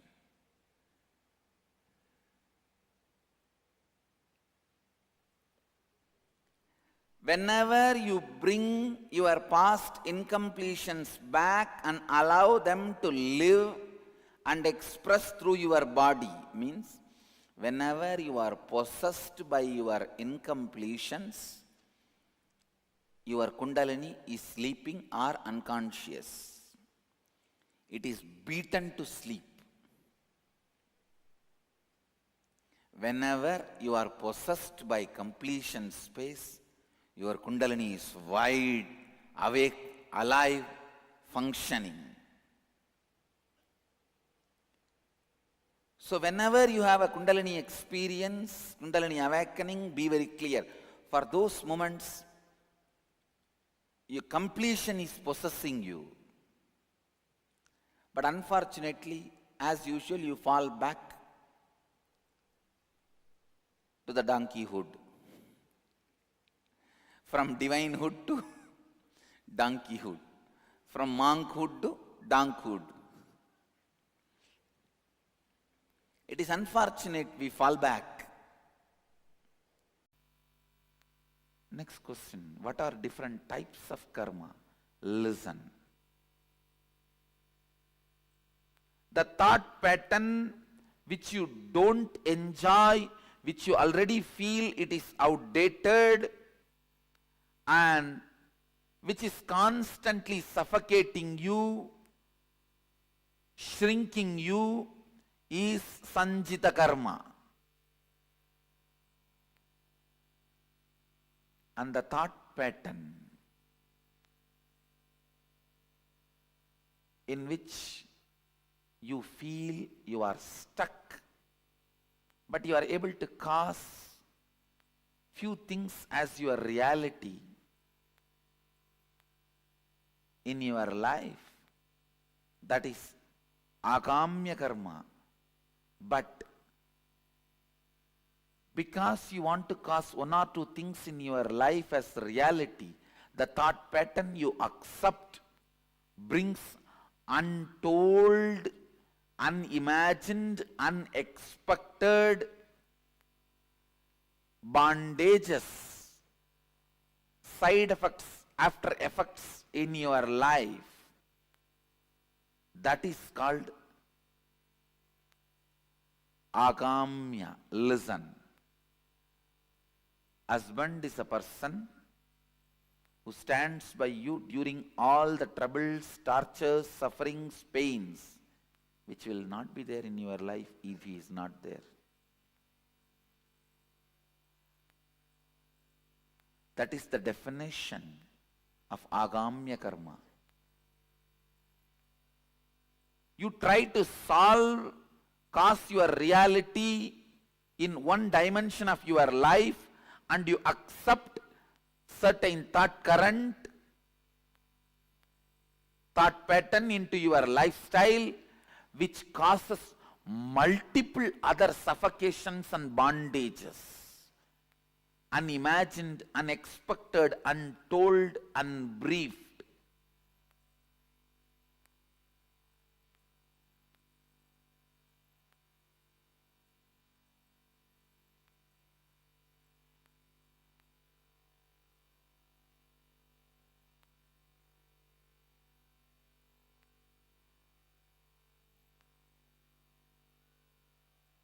Understand?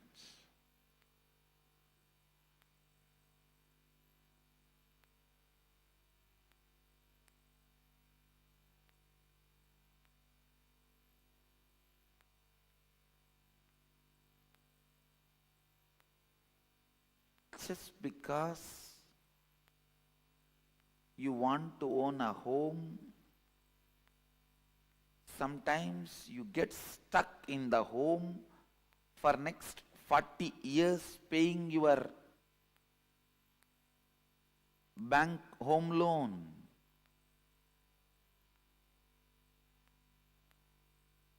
You want home. That's the reality you want to cause. But when you cause that reality, the thought current you accept and assume on you, the responsibility you bring upon you, can suffocate and bind you in unimagined, unexpected, untold, unseen multiple ways. This is the example for agamya. Prarabdha means not ready to allow either the outdated, suffocating thought pattern or the thought pattern which causes your reality partially, deciding boldly to go on renouncing any thought current, thought pattern, even if you suspect them that they are not going to cause your reality completely. If you go on discarding, the discarding will become a lifestyle. That discarding thought pattern, thought trend, thought current is prarabdha.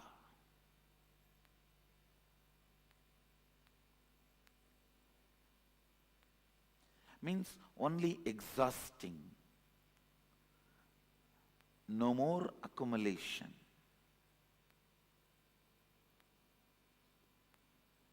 Waking up to the reality. Any thought current, any thought trend cannot cause all my realities as reality. Coming to that understanding and waking up to that reality is enlightenment.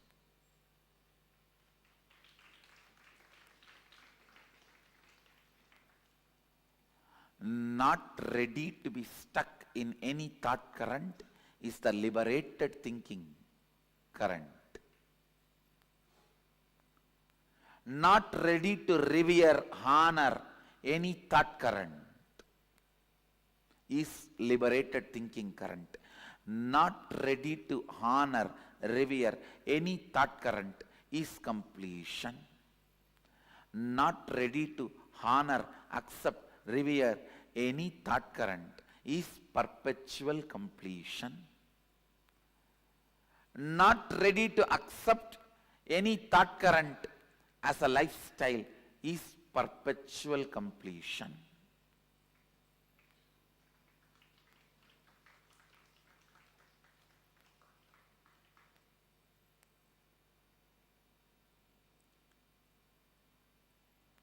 I have a next question. Can you please comment about the following statements? Are they myth or reality? First statement, karma means that the effect of our actions will come back to us in the future. Myth. Karma means the effect of your thought currents will come back to you in the future till you complete. That's the reality. Karma means that the effect of our actions will come back to us in the future is a myth. There is no CCTV recording going on in the cosmos, where your actions will be bringing suffering to you in the future. No. But your thought currents will be bringing the results in the future.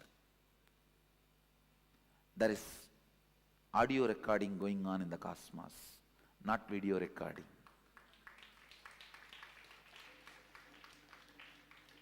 Video recording means your actions being captured. Audio recording means your thought currents being captured. Cosmos has only audio recording, no video recording. Understand, cosmos has no CCTV camera. It's only video muted camera, audio recording.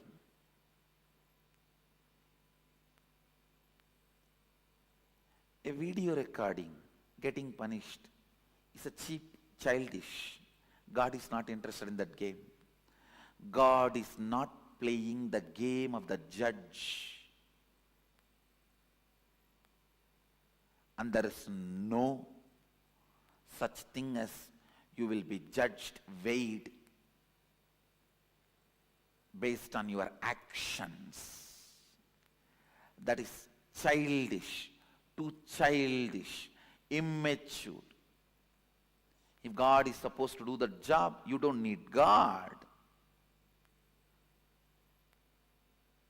You have enough men who can just analyze the CCTV footage of your life and pass the judgment, whatever is required. Understand, because your organ of seeing is impacting you so much, then the organ of listening, you think cosmos also judges based on the action. No. Only the thought current comes back as karma, not the action current. Next statement here. You can cancel out bad karma with good karma by doing good things. It's a myth. It's a myth. Please listen. You can cancel out any karma by cancelling that whole thought pattern, whole thought current.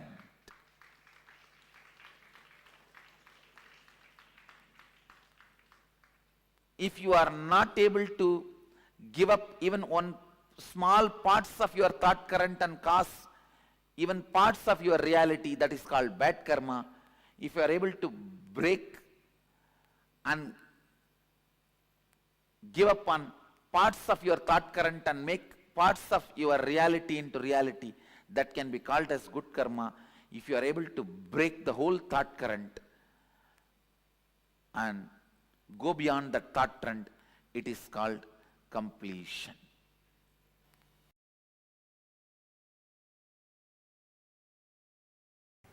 Anything,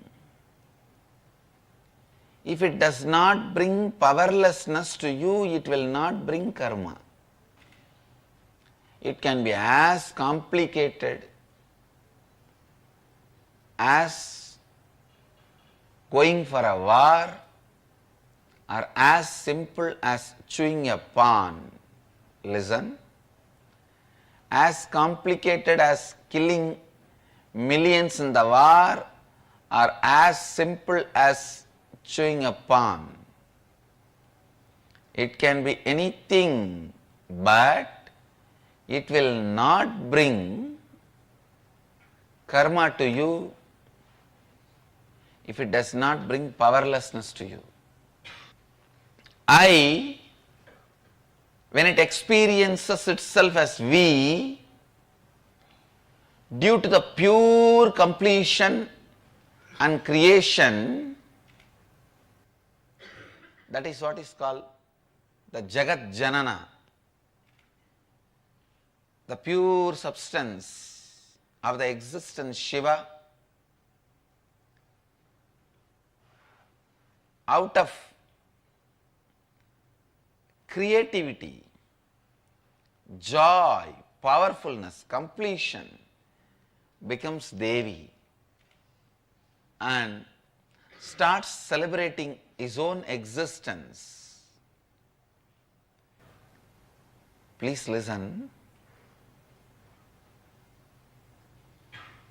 I am repeating, when the I becomes we out of incompletions added into it, it becomes the karmic life. When the I becomes we out of pure completion and the creativity, it becomes avataric life. Whether your life is a karmic life or avataric life, you diagnose, you decide. And you can change from karmic life to avataric life. You can change it from karmic life to avataric life. So understand, start moving from pure completion.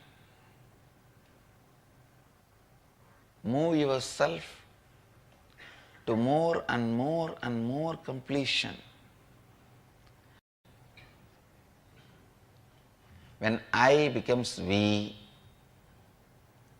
out of completion, when the we merges into I out of completion, you are an incarnation.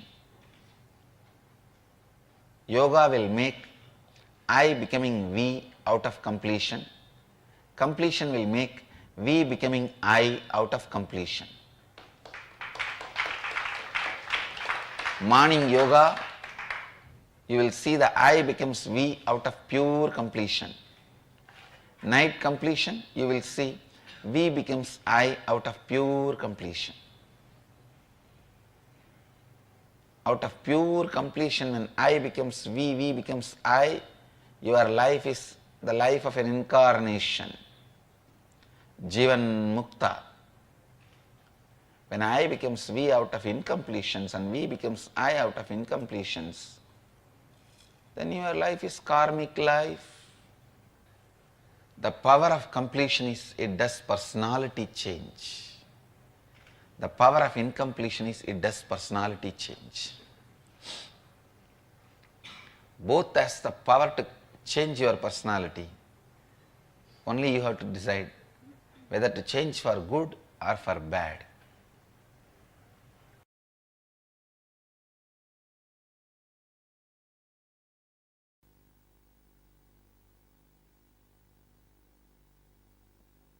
Karma is an unfulfilled action, unfulfilled engram. Please understand? It's unfulfilled engram. For example, you have some strong anger, hiding anger about your parents, about your sister, about your family members. That's a karma. Now, unless you complete it, unless you make it perfect, complete, you will not be relieved from it. At some situation, very difficult situation, that engram will come up and it will be so strong, knowingly you will put yourself in a big mess. Understand? Knowingly you will put yourself in big mess. It is not that all the time people put themselves in a big mess unknowingly. No. Knowingly you put yourself in a big mess.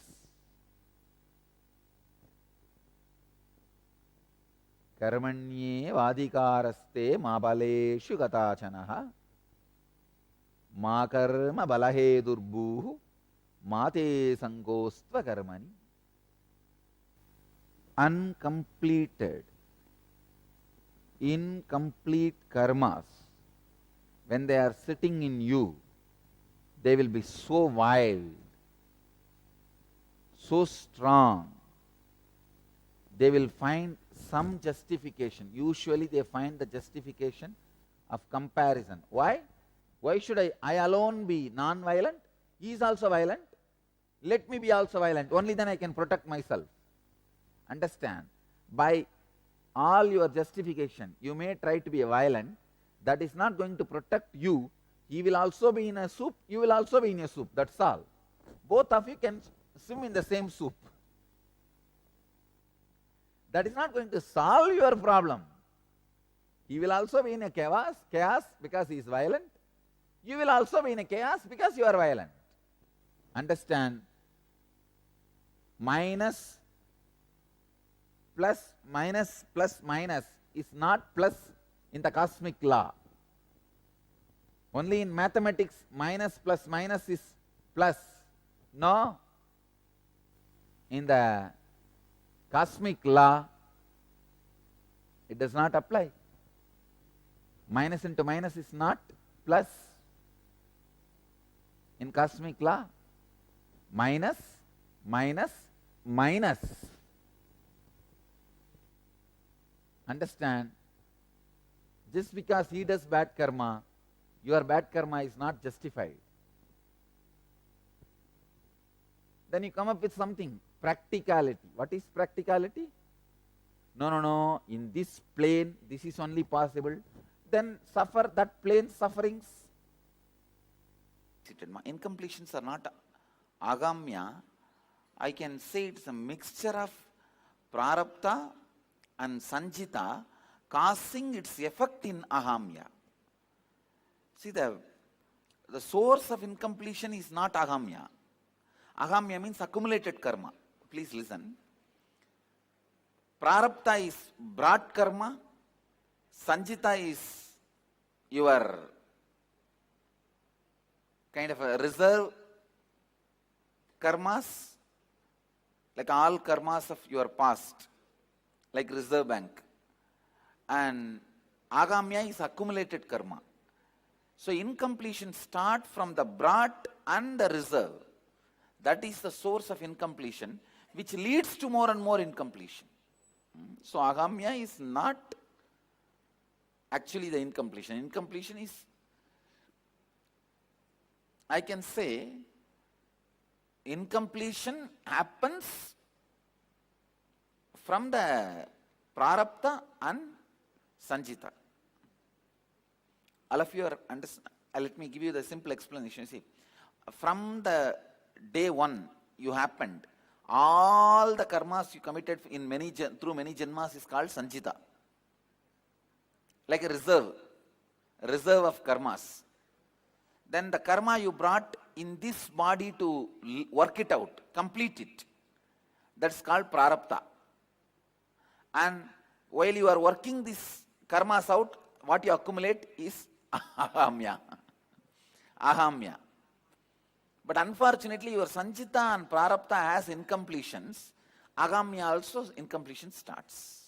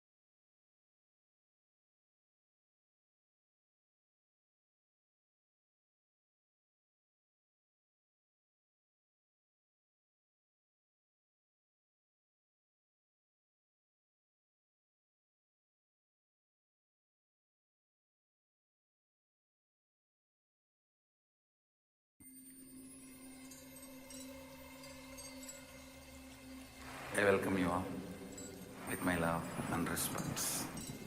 Let you all open all your three eyes. Om Nityananda Paramashivoham.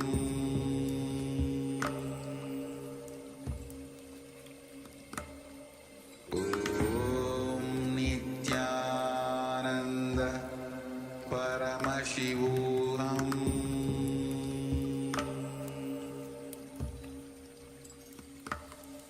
Om Nityananda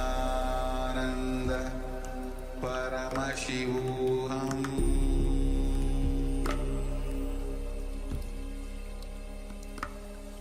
Om Nityananda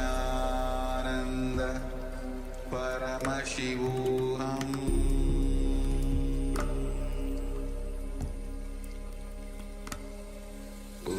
Om Nityananda Paramashivoham.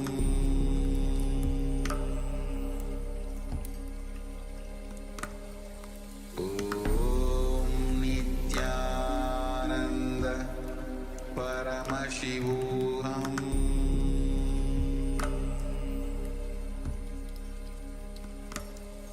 Om Nityananda Paramashivoham.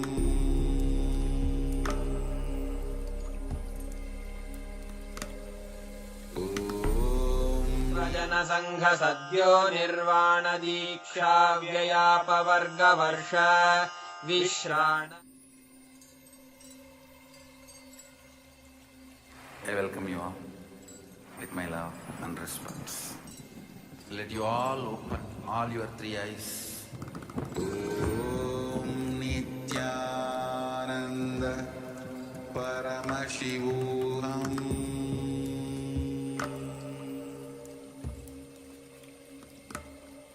Om Nityananda Paramashivoham. Om Nityananda Paramashivoham. Om Nityananda Paramashivoham. Om Nityananda Paramashivoham. Om Nityananda Paramashivoham. Om Nityananda Paramashivoham.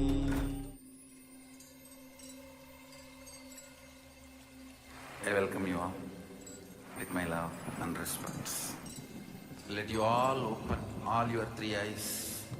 Om Nityananda Paramashivoham.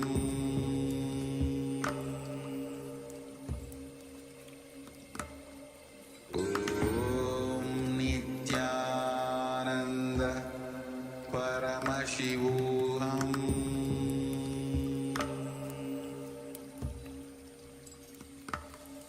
Om Nityananda Paramashivoham.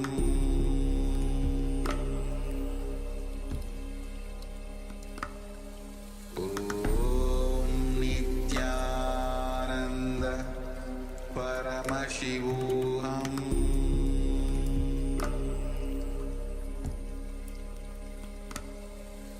Om Nityananda Paramashivoham.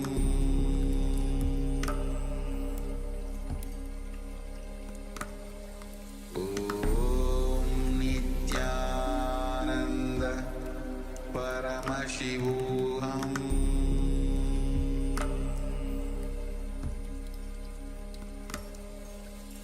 Om Nityananda Paramashivoham.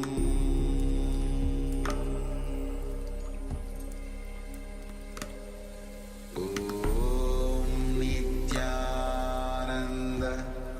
Paramashivoham.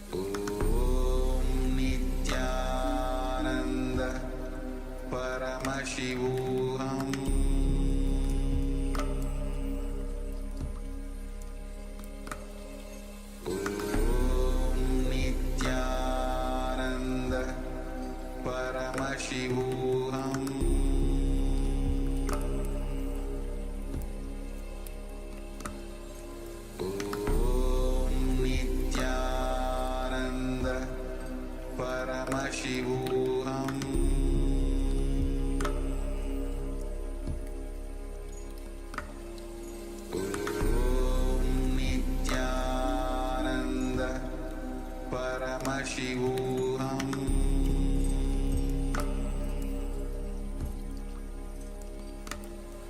Om Nityananda Paramashivoham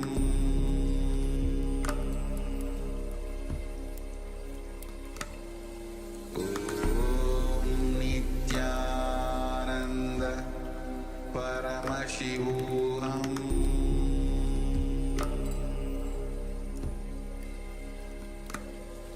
Om Nityananda Paramashivoham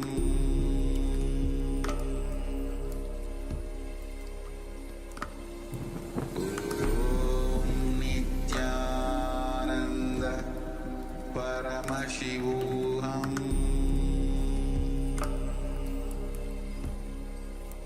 Meditation is teaching you. Nothing is happening. You are only shouting again. So both the case, I'll be what to do. All right. At least you don't get irritated. Don't create samskaras. So you'll have more peace and bliss. Okay. Let's gather for. Yes, Nitin, all of you.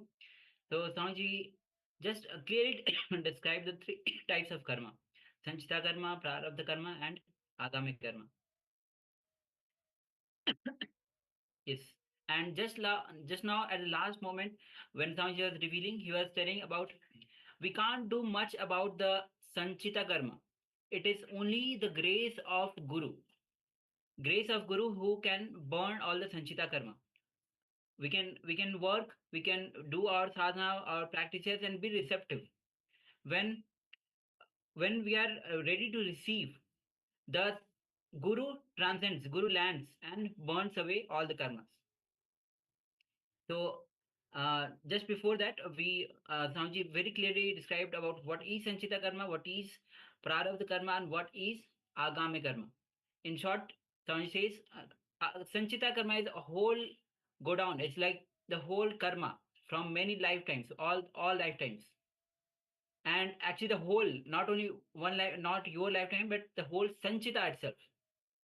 Prarabdha karma is when you take little bit of that sanchita and come down to exhaust it. Agamya karma, when you come down and you gather more karmas. So now we'll be entering into a internalization exercise. Yes. So the internalization exercise on the types of karma. Karma guides you to live a blissful life. So let us cognize. Are you celebrating your life as it is now? Completion is celebrating your life happening as it is now from the context of why you aspired for it and why your aspirations getting further matured. Yes.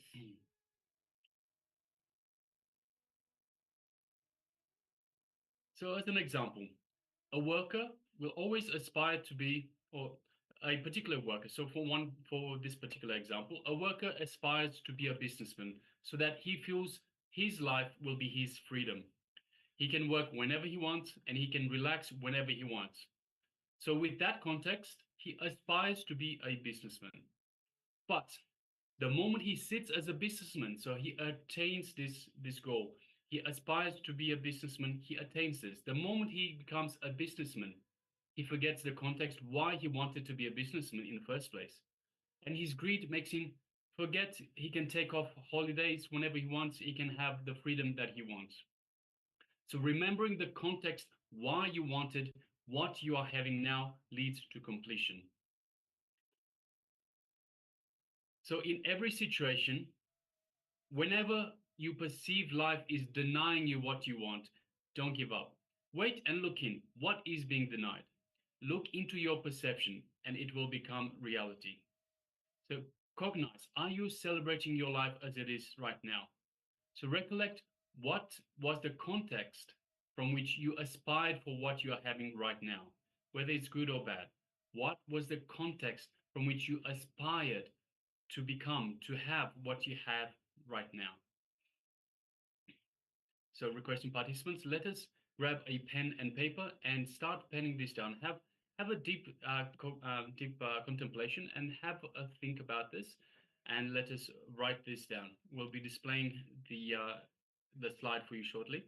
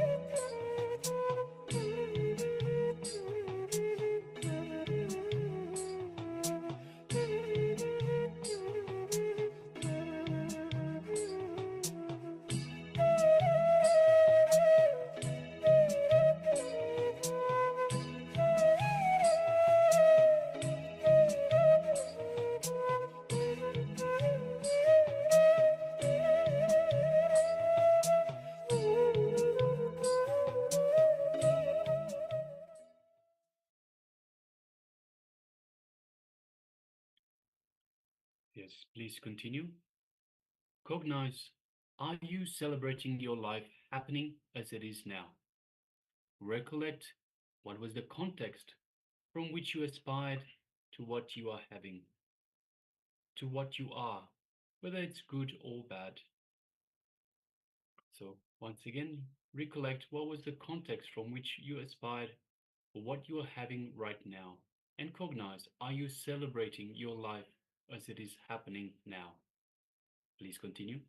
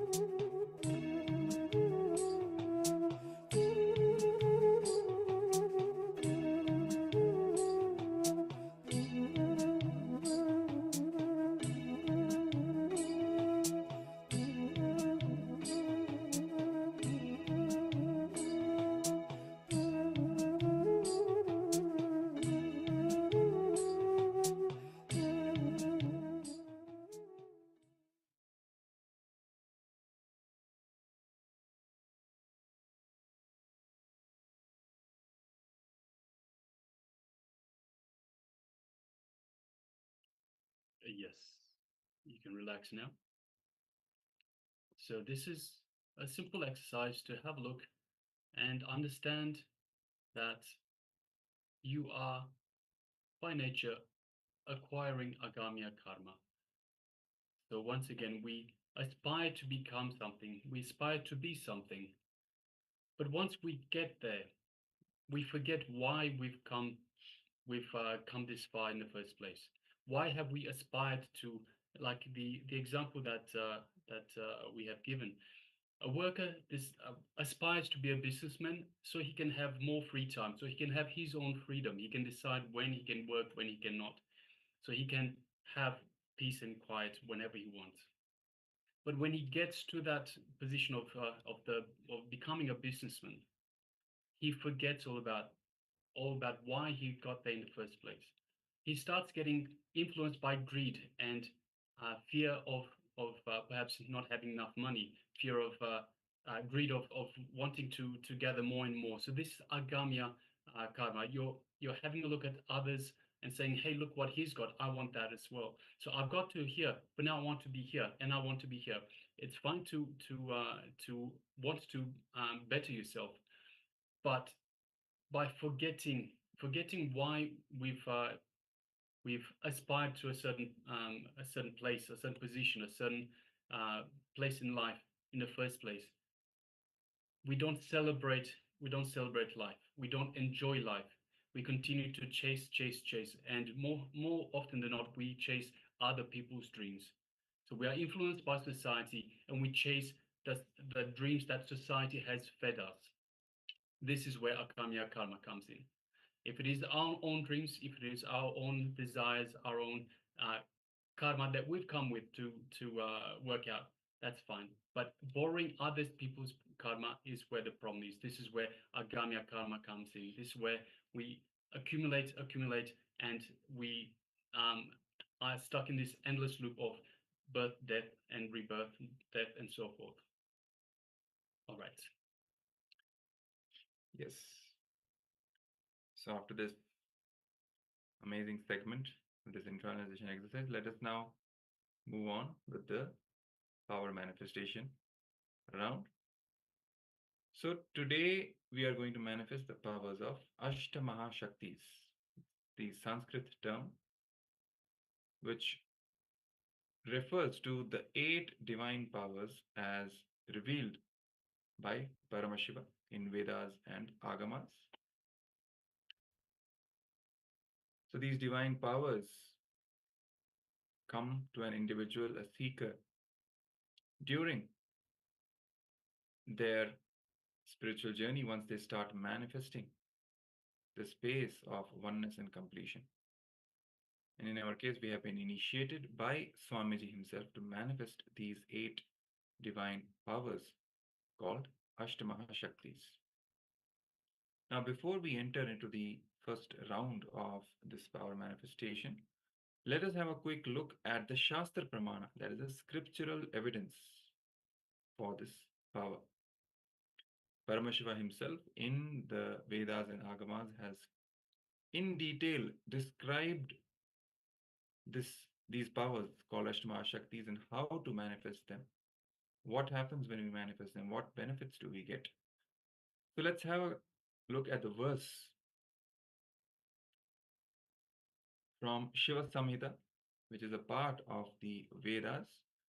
So in the Shiva Samhita, chapter 5, verses 76 to 78, the verses goes as Maranam khadyate tena sakena pina khadyate tasya syat parama siddhir animadi guna prada vayu sancharate dehe rasavriddhir bhave dhruvam akashapankajagala piyushamapi vardate. The translation for this goes as death is eaten by him. He is eaten by none. He manifests the highest powers such as Anima, Lahima, Mahima, etc., which are the Ashtama Shaktis.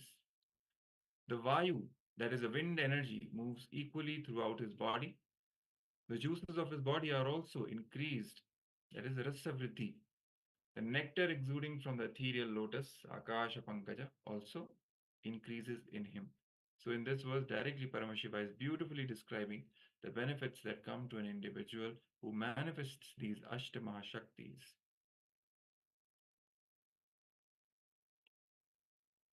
So, let us now enter into the first round of this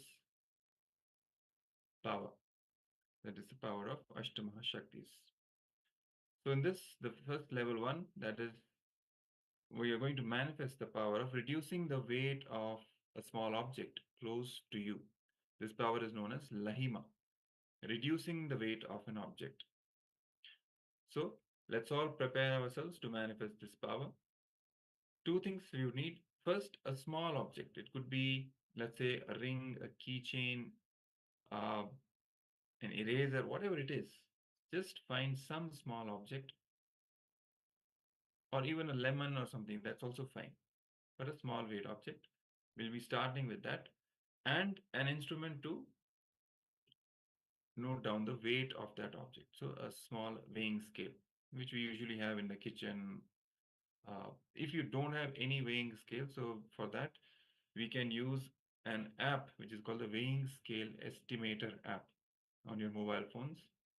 So what that app does is that we just place the small object on the screen of the mobile phone, and it gives a rough estimate of the weight of the object, okay, using the sensors in the mobile phone. So if you have a actual weighing scale, it's best to use that for the precise measurement of the weight. In case you don't have that, then you can use the mobile app or the weighing scale estimator. So let's all prepare with these two things. First, the small object, and second, a weighing scale. So let's take 1 or 2 minutes and quickly get ready to manifest the power of Lahima, which is one of the 8 Ashtamaha Shaktis. So requesting all the participants to get ready. And also, please turn on your cameras, all the participants, so that we can guide you.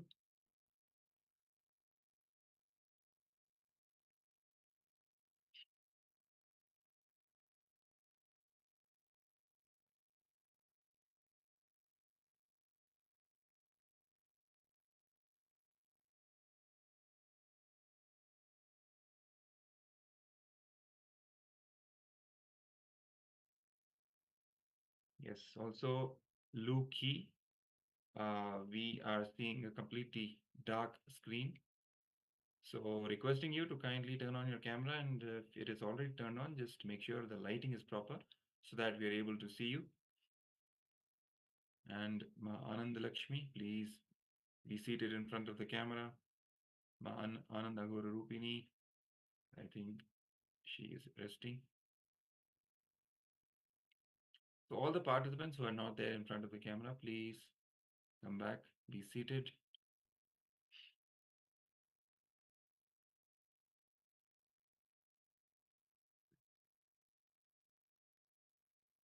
Yes, and also requesting all the participants that have their cameras switched off, please switch on your cameras and be visible and be available in the camera. So we have Jeremy Maxfield Aya, we have Ma Rosie, Ma Suganyana, Ma Kshu Wei Ping, and Ma Agamapriya. Please switch on your cameras and be available in the camera frame. And once again, for the participants that are not in front of the camera, so requesting Ma Wei Wen Mei, Ma Maha Bhairava, Ma Nyana Prakashini, Lu Ki Aya, and we have Ma Keli Wang and Ma Ananda Lakshmi requesting, please come in front of the camera. Let us make yourself available in the camera frame itself, please. And meanwhile, let's get ready to manifest this power. So just keep the object in front of you. You can also keep the weighing scale somewhere close by. And let's take the initial measurement of the object, the weight of the object. Let's take the first reading. Let's quickly take the reading and note it down somewhere.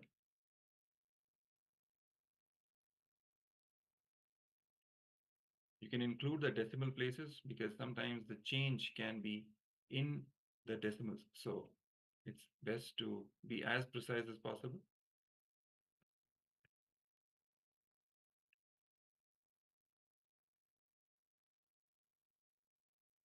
Best is to sit cross-legged on the floor. If you're not comfortable sitting on the floor, you can then sit on the chair as well. But keep your head, neck, and spine in a straight line so that the Kundalini Shakti, your inner potential energy, rushes from your root center, that is the Mooladhara Chakra, to the crown center, Sahasrara Chakra, making the oneness experience happen, and from which the power manifestation happens. So let's also now prepare the right space for us to manifest this power.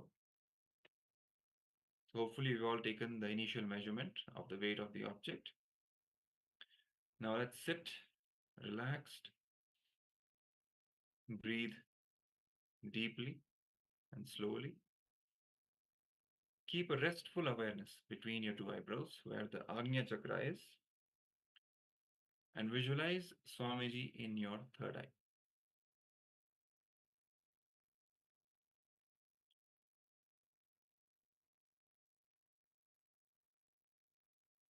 And sit absolutely unclutched, carrying the space of deep devotion and surrender. A complete receptive space, requesting Swamiji to manifest through us.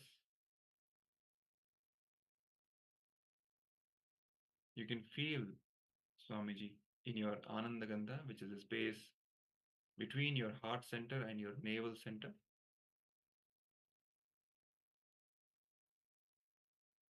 Swamiji manifesting through you,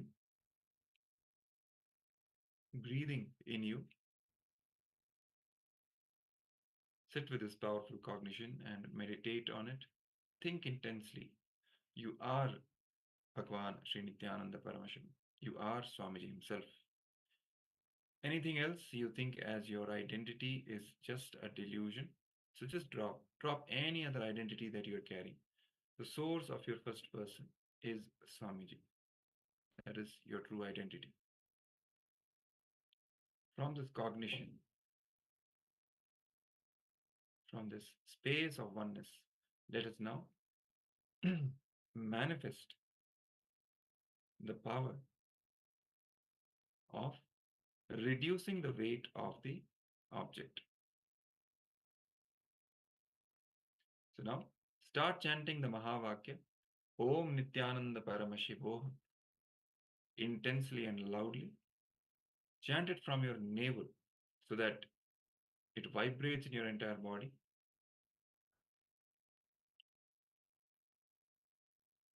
Connect with Swamiji, invoke the space of oneness,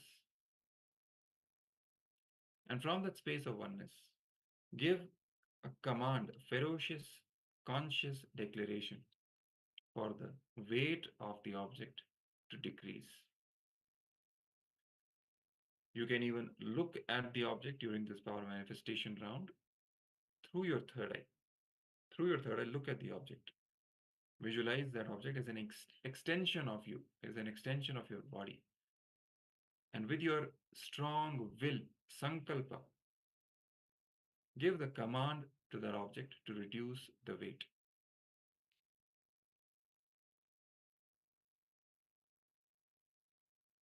And hold this declaration during the entire power manifestation round.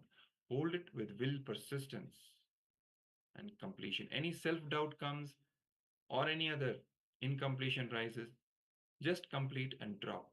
Restore the space of completion and continue with will, persistence, holding that declaration for the weight of the object to decrease. So let's now start chanting the Mahavakya. Om Nityananda Paramashivoham. Om Nityananda Paramashivoham. Om Nityananda Paramashivoham.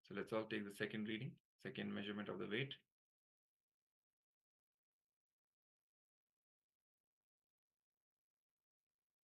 This power is about reducing the weight of the object. So let's now see how the power manifestation went. So requesting all the participants to check, measure the weight, and share it with all of us.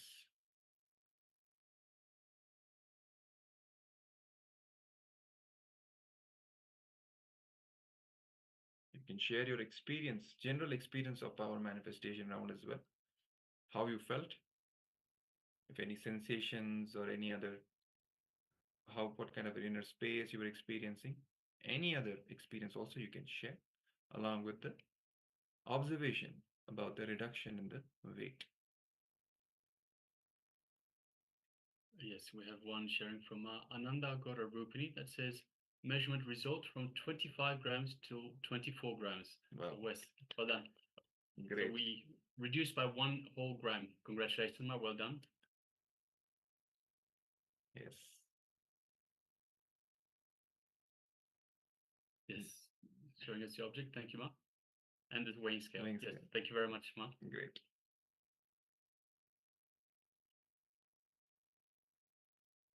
So every time we're manifesting powers, so it's an occasion for us to celebrate Swamiji manifesting through us. So should express deep gratitude towards Swamiji for manifesting us, giving us this gift of power manifestation science. And also, Ananda Gora Rupini, you are manifesting quite a few of the powers. Requesting you please take a recording of the power itself. So show us for example, for this particular occasion, show us the weighing at the start, then the power manifestation, then the weighing at the end as well. So you have a record, and you can also share with others. You can share and enrich others to show them what is possible for them as well, what is possible for you and what is possible for them. So please, requesting if you could please take a recording for the power manifestations bar. Thank you so much. It'll be a great enriching for anyone, who wants to know what this power manifestation science is all about. Many of us have doubts also. Is it even, possible, or is it just a hearsay or whatever it is? But when you actually show that, yes, see, wow, I'm actually manifesting. So they also get confidence and they feel like tasting, having a glimpse of the same. So once they come and get a taste of it, get initiated by Swamiji, then that's it. They are done, right? So it's a great punya also for you to make enlightenment happen for another individual. It's a huge punya that you'll be getting. Yes, thank you very much, Ma. Great. So if anyone else, other participants would like to share, they can also share. And meanwhile, let's also now move on with the next segment.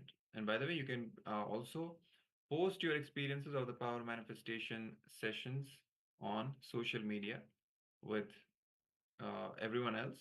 You can share, you can as a text you can share, or you can record a video and upload the video and share it with others to enrich everyone. All right, so now this brings us to the end of this power manifestation round. Let us move on to the next segment. It is going to be a Jnana revelation by the Supreme Pontiff of Hinduism on the topic of karma again. So this one is going to be how karma is created. So let's sit straight with our head, neck, and spine in a straight line in the space of complete listening. Actually, when we sit straight, we automatically fall into authentic listening, because when Kundalini rises, as Swamiji said, the moment it reaches this level, at the level of the ears, right, ears and the eyes, automatically we come to the space of listening. So the posture and the space are directly interconnected, they're related. So let's sit straight, come to the space of listening, deep receptivity. Let's hear directly from Bhagavan himself.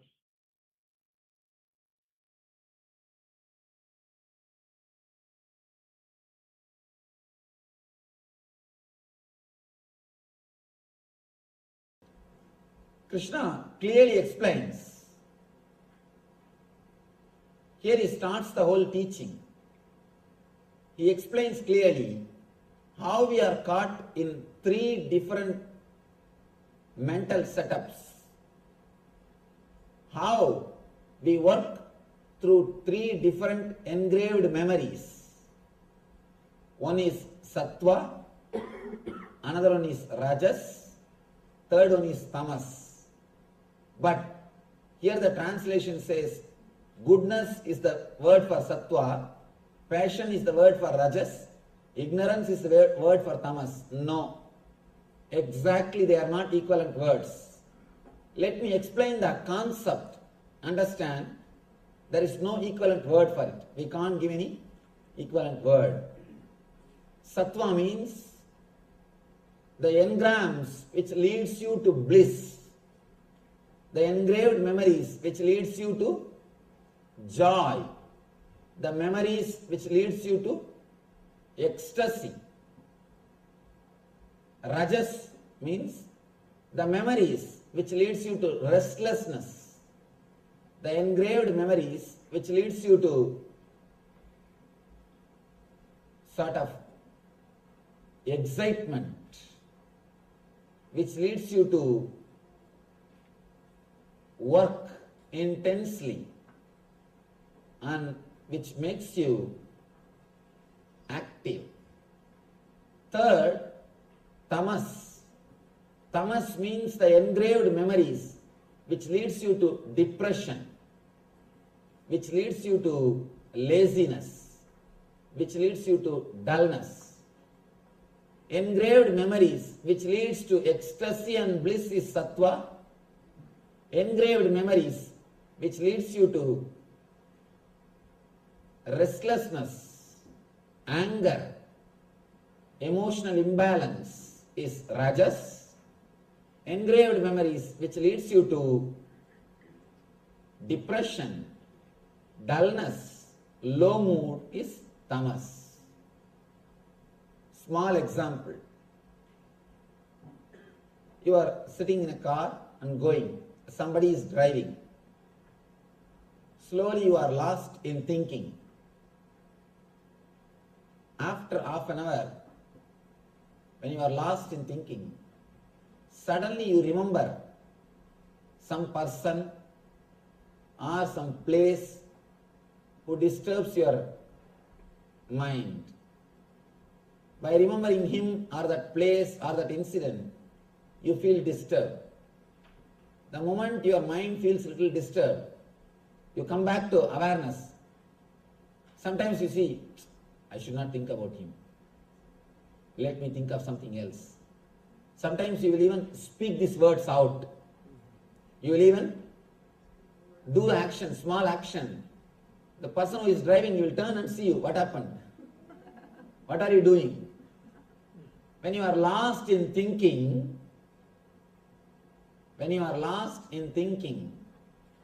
some memories comes up which makes you feel depressed or dull, disturbed, and suddenly you come back to awareness and you say, what am I thinking?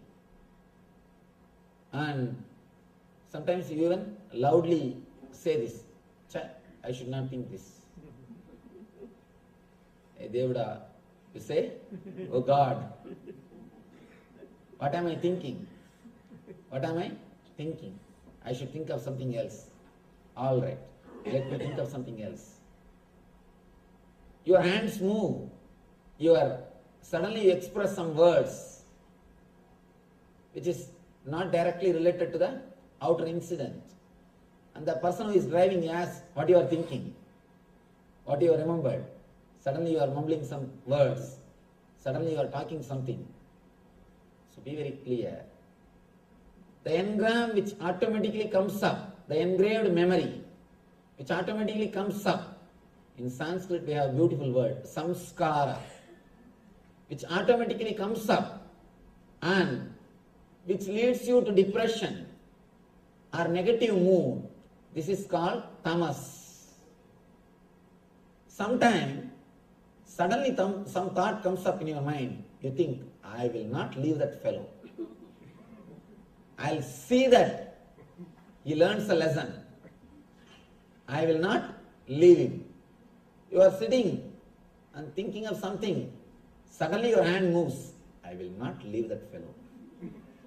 I'll take him to task. I'll see that he learns a lesson. These engrams which makes you to do these things, which makes you active, anger, violent, these engrams are called rajas. And very rarely you get sattvic engrams. Because of that, I can't give any example.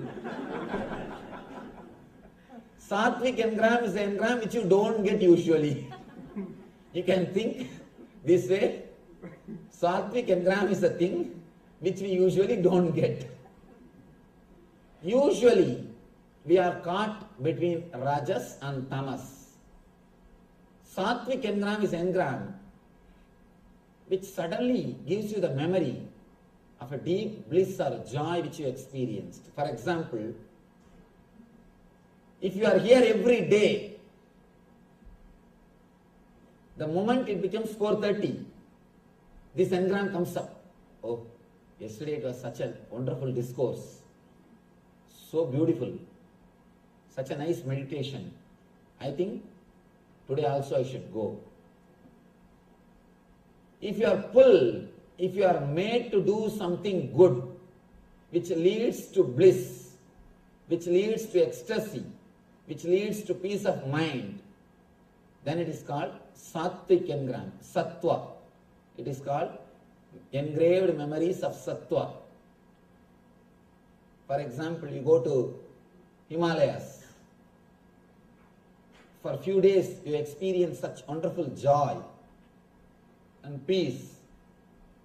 Suddenly, when you see some pictures of some hill, mountain, or when you see some movies in the TV about mountain, this Himalayas memory, it comes up. It comes up and you start thinking, I think I should go and spend 1 or 2 more months in Himalayas. The engrams which leads you to peace, to bliss, to ecstasy is called sattvic engrams. These are the 3 different types of engraved memory, samskaras, which rules your whole life. Please understand, the knowledge about this engraved memory is a basic lesson. Anybody who wants to live, he should know this science. It's like a owner's manual for a person who has got mind. If you really have brain, all right, even brain word is not right, mind, this is owner's manual. Without owner's manual, when you use a product, either you miss the whole thing, or you miss lot of things which is available in that product. There are so many things which you can do with computer. There are hundreds of things which you can do with a calculator which you don't know. You use that calculator just for basic few purposes. Plus, minus, only for few purposes you use. And you don't use the calculator for so many different things for which it can be used. Same way, when you don't know this owner's manual for mind, gunatraya vibhaga yoga, that's what Krishna calls understanding about the 3 different set of engraved memories, samskaras. When you don't understand about these 3, you miss the whole thing. Many times you miss the whole thing. Or you miss so many different things which can be done with that product. So many different things which can be done with that product. You can do so much with your mind. you don't do. Either you miss or miss when you don't know, when you don't have the owner's manual. Here, this is owner's manual for mind. We may ask, why should we know about the samskaras? Really, what is the use? What way are they going to help us? First thing, samskaras are not dead memories. Again, we don't have an equivalent word for samskara in English. If you have to enjoy Shakespeare, you have to go to the original language. His language, not even today's English. You have to go to his language. Same way, if you have to understand the great truths, you must know at least a little bit of Sanskrit. Samskara is not engraved memory. The engraved memory, which is alive and active, which has got power to pull you down and make you move, which will make you travel in that same path again and again, is called samskara. Usually the word memory is understood as a dead record. But samskara is not just dead record. Please be very clear. It is not just dead memory. It is not just like a computer memory where all the pictures and Word documents are stored. No. It has got power to pull you again automatically and to make you walk in the same path. It has got so much of power, automatically attracts you. It calls you and makes you travel in the same path. By you walking in that same path, the engraving gets little more deepened. The memory goes little more deep. It is a living memory. It is not dead memory. The more you travel on that memory, the more you live with that memory, more it becomes part of your being. It travels to your deeper level consciousness. Here, today, Krishna is trying to explain step by step how you are caught in these three levels of memories and how you are again and again pulled and pushed by these three memories. It's almost like having three wives. Only God can manage. Here, he gives you a clear understanding how to live with all these three, some engraved memories. And one more important thing you should understand, because these memories are living energies, they are not just dead, they are living energies. See, when they are living energies, they can do something bad as well as they can be put to use to do something good also.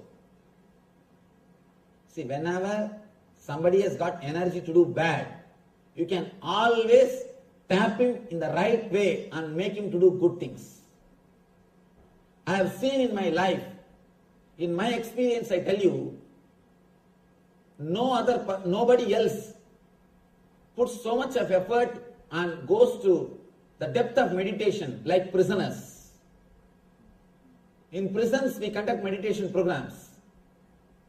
I have seen they go to such a depth, they are so involved, and compared to prisoners, outsiders just do the meditation as so, that's all.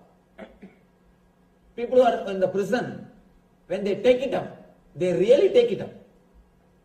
And they are so intense. When they are transformed, their whole life, they just transform the whole thing. They don't do anything half-off. See, if you look deeply, there are so many saints. Life I can quote. Valmiki in South India, a great saint called Arunagirinatha. There are so many saints who were sinners, but the moment when the turning happened, when they took turn, when the change happened, when the cognitive shift happened in their being, usually the cognition happens in your mind in one way. You receive the data, process it, and deliver the result. Once the cognitive shift happens, you receive the data, process it, and go inside. As long as you are reacting, you are naturally working towards the depression. Once you start going in, you are moving towards bliss. See, the same incident, for example, death of somebody who is close to you, somebody who is near and dear, the person dies. The same incident can lead you to spiritual path, or it can lead you to frustration. You can think, anyhow, I am also going to die. Let us do what I want. Let us do what I want. What is there? Small story. One guy was about to be hanged, about to be given death sentence. The police officer asks, do you have any wish? Last wish? He said, no. If you want, pray to God and ask for forgiveness so that He will bless you. He says, I wanted to remember God, but not the way in which you said. I feel if I would have known earlier I will be hanged, I would have done little more sins. Anyhow, when the result is known, result is hanging, I feel I have missed some sins. If at all I have to remember him, I will remember and ask him, why did you not tell me that I am going to have this punishment? Then I would have committed little more sins. Some people, when they see the death, when they understand the death is ultimate, they think, anyhow, death is ultimate. Let me decide and work towards divine, achieve God, realize Atman. One group.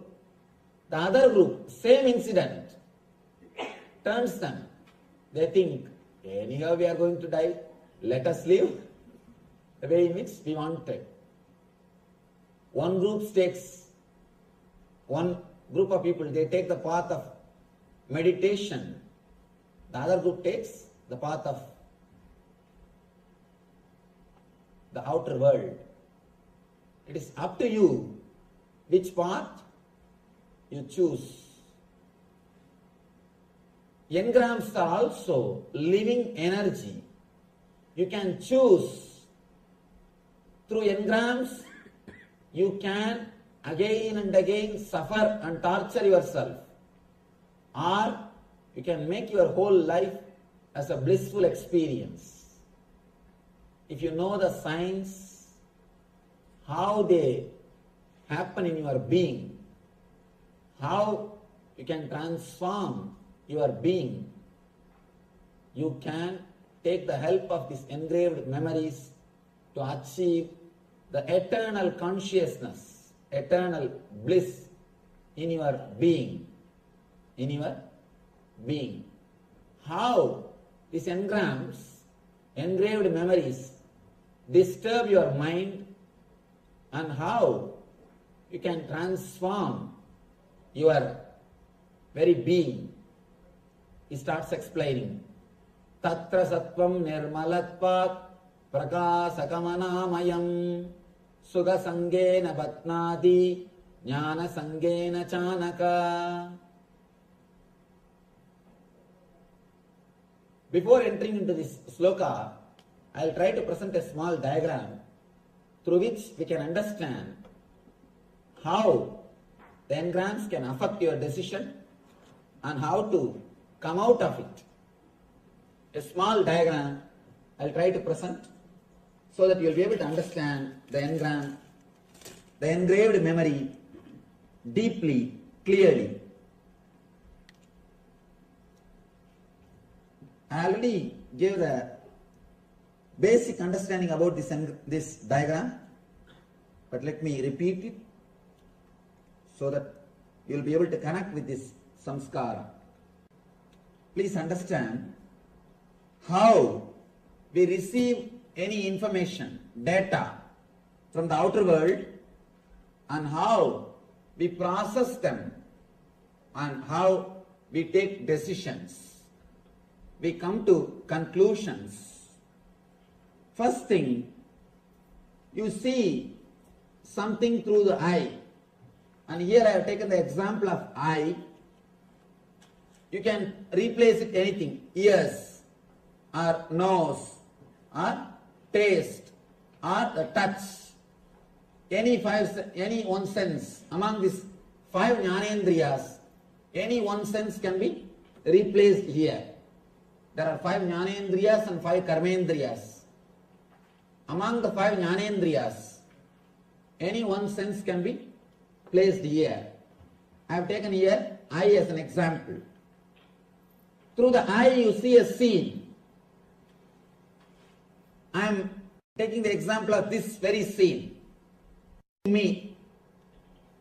First, this whole scene, like a picture, it is taken by your eye and it goes to chakshu. Understand? You don't see with the eye, you see through the eye. There is an energy which is inside the eye which sees. There is an energy inside the ears which hears. Ears by themselves can't hear. That is why when you are sitting and reading some book, even if alarm clock goes, you will not be able to hear.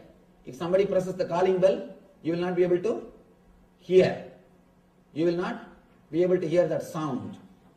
And if husband or wife walks in, you will not know if you are sitting and reading. Of course, if it is late night, all wives will know when the husband is coming.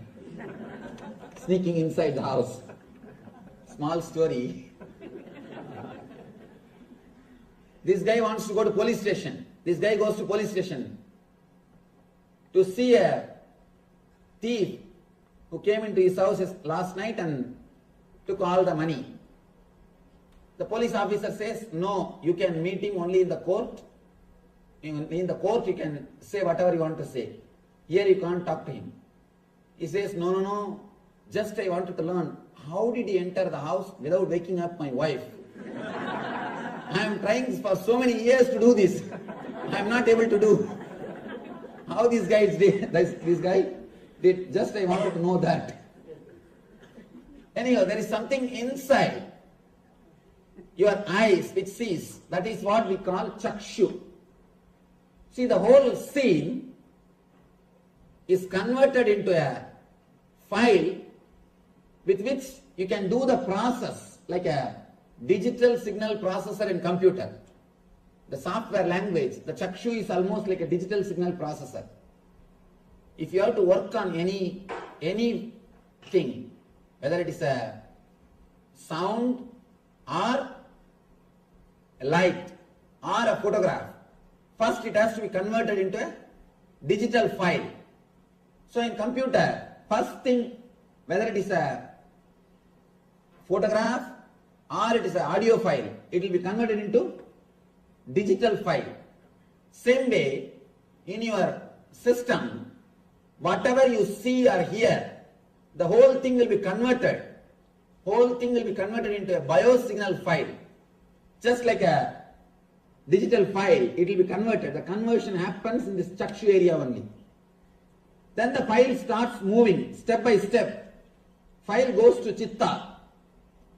Please understand, if you understand this one thing, the whole life can be transformed. You know where you are where you are reacting, how we are reacting, and how we make big decisions with our assumptions and suffer. Just like if you remember the first story, without thinking, just by imagining, maybe it must be some liquor, and you just put the finger in your mouth. How we do that mistakes, we can understand if you understand this one diagram. The file goes to Chitta. Chitta means memory. The place where all the past memories are collected. Of course, all these places are related to memories only. This is the one part where the work of excluding happens.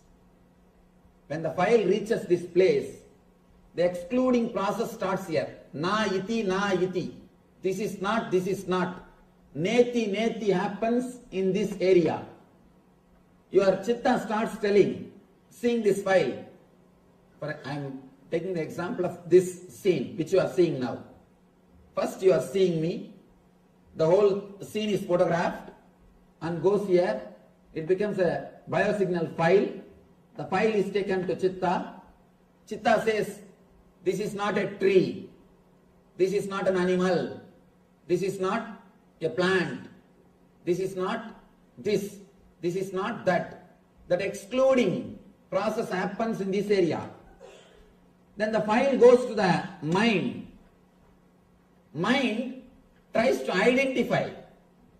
This is a human being. He is wearing saffron robe.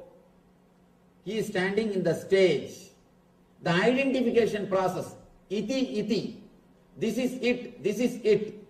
That process happens in the mind. Here neti, here iti. This is not happens in Chitta. This is it. Identification happens in Manas. Then the whole file goes to Buddhi. Buddhi is the place where the whole trouble starts. And here the analysis starts. What way I am related to this file? What way I am related to this scene? What way I should respond to this scene? According to the Buddhi, if your past memories with me, if they are good, immediately you refer. What happened with yesterday lecture? What happened with earlier when I met this type of situations? You see, if your Buddhi refers with the past memory, and it will decide if the past experiences with me, if it was pleasant, then you decide, let me stay and listen. If the past experiences are not pleasant, if you felt boring, then you say, this is not the place for me, let me go. If you take like a straight decision, then it's okay. But the problem is, if you had some problem with some other person who was wearing the saffron robe, that engram will be there. You will not even bother who is this person. You will just bring that to your memory. No, with that Swami I suffered like this. With this Swami I suffered like that.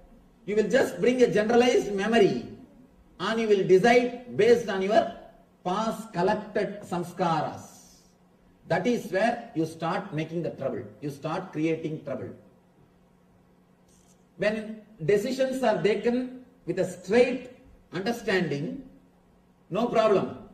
But most of the time, you collect and connect the engrams which are not directly related to each other.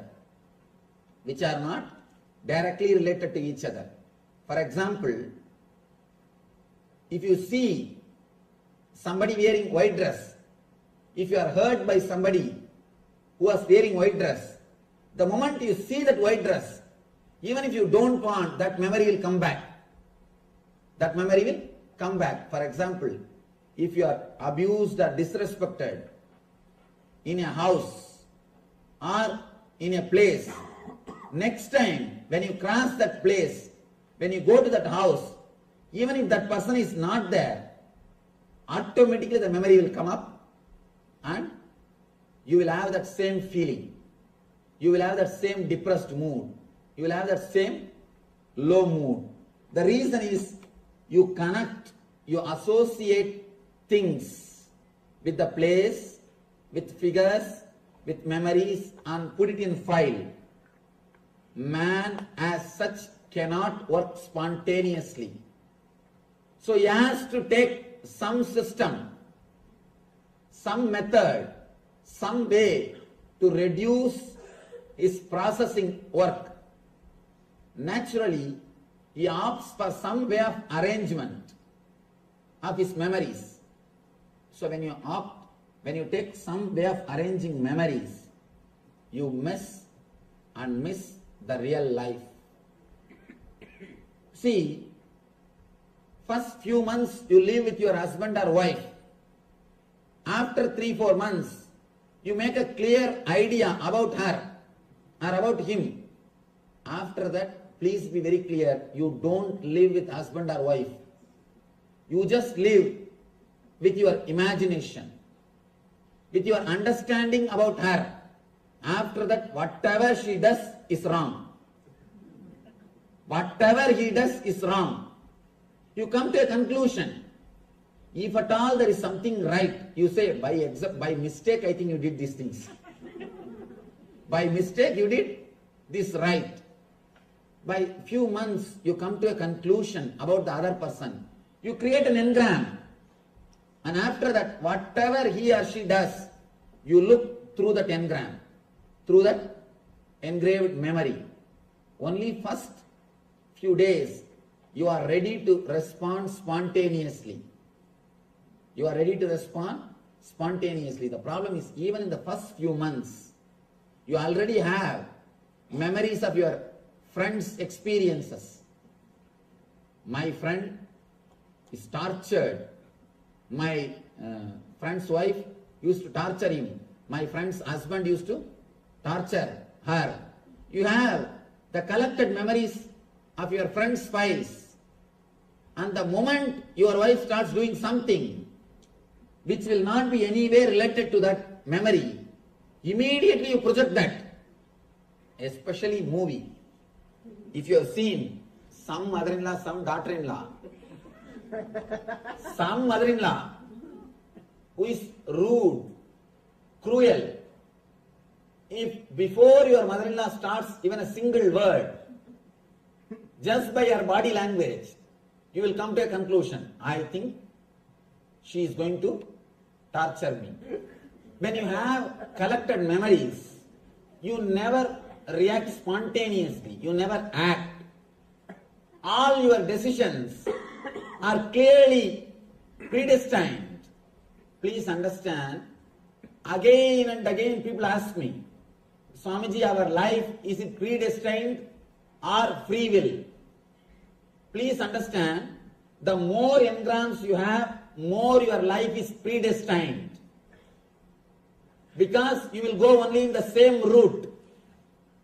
The less engrams you have, your mind is, your life is, you will have more freedom. The number of samskaras will decide whether you will have free will or your life will be destined. For example,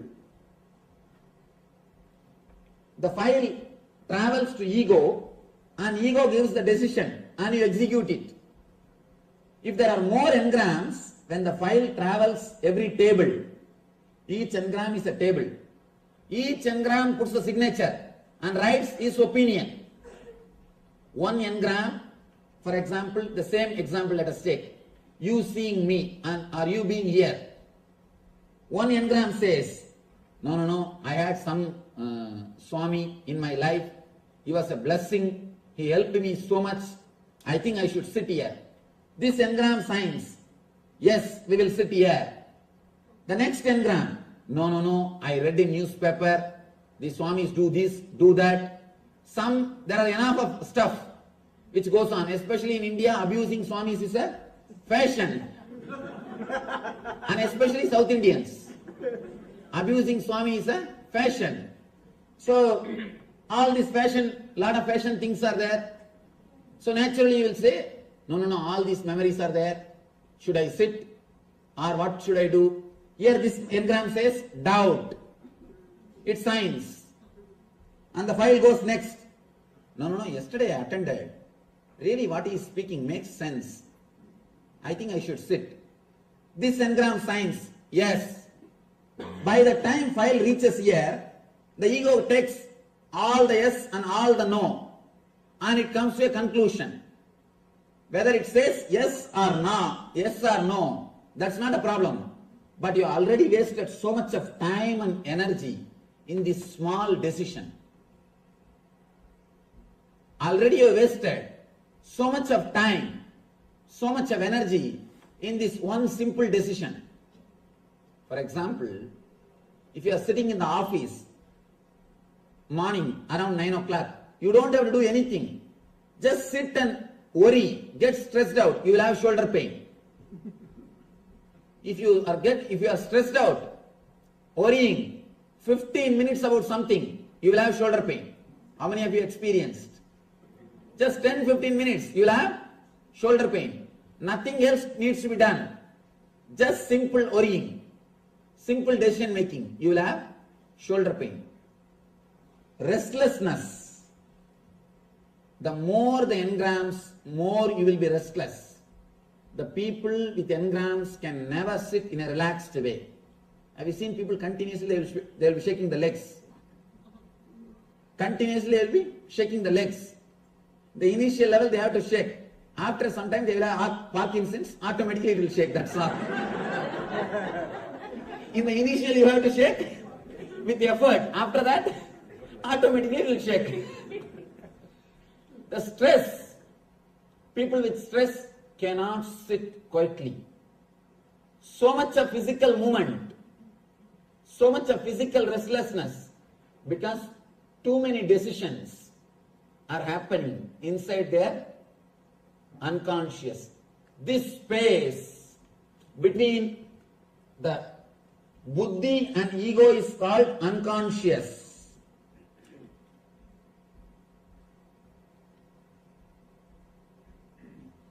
This space is called unconscious. Because you will not know what is happening in this space. You will not know how many tables are here. This is like a government office, Indian government office. If 300 tables are there, the file has to move all the 300 tables. And when it will move, and who will sign what, and final result what it will come, neither you know, nor God knows. This is a conscious zone. This is like a honest office. I don't know what example to give.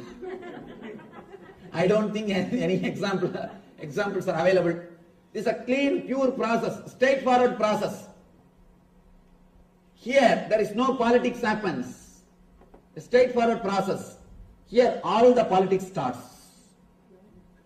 For example, according to the data collected and processed in this level, you know smoking is injurious to health. According to the simple, straightforward data, you know smoking is injurious to health. But when time comes, suddenly you decide, let me smoke. How the file takes a quantum leap. How the decision is totally changed. When the file travels in this area, here there are engrams which says, no, last time when I smoked, I really felt good. I felt relieved from all the stress. Actually, if you want to get rid of any stress, instead of smoking, have a tight shoe. Because the tight shoe, when you have a tight shoe, all other worries will be forgotten. You will forget all other worries. Having, see, smoking and having tight shoes is one and the same. By smoking, you are trying to forget. By creating bigger problem, you try to forget the smaller problems. The same logic with the tight shoes also. Have tight shoes. Automatically, you will forget all the smaller worries, all the smaller problems. Here, all the past memories, I smoked, I felt relieved. I had all my stress, all the stress disappeared. All these things happens in this area. Because of that only, suddenly you decide which you never wanted to decide. Suddenly you shout, and after 10 minutes you start repenting. Why did I shout? I always wanted to control myself. I always wanted to keep a smiling face. Or at least I always wanted people to tell that I am having a smiling face. Either I want to keep, or I wanted people to recognize me as a smiling person. Why did I shout? You repent. You decide. Suddenly, you react suddenly because of these engrams. There are so many decisions which you take out of these engraved memories and repent, suffer later on.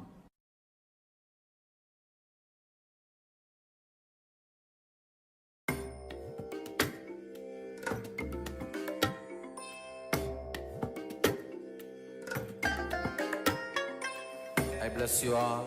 Let you all open all your three eyes and manifest the powers of Mahasadashiva. Om Nityananda Paramashivoham. Om Nityananda Paramashivoham. Om Nityananda Paramashivoham. Om Nityananda Paramashivoham. Om Nityananda. Yes, welcome back from those wonderful revelations by the Supreme Pontiff of Hinduism on how karma is created. So next we'll be moving into an internalization exercise on that very same topic. Meanwhile, you can let us know what was, if there's any powerful cognitions, let us know what powerful cognitions that you got from this very revelations by the Supreme Pontiff of Hinduism. So please take a moment, requesting participants, just take a couple of minutes and let us know your powerful cognitions from this.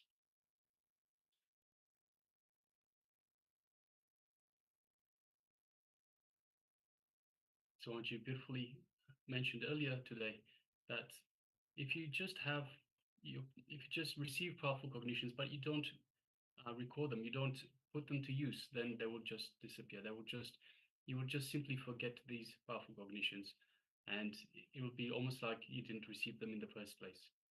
So now, just requesting participants, as I've requested at the start of the program, always have a pad, a notepad, and a pen with you, and note down every powerful cognition that you receive.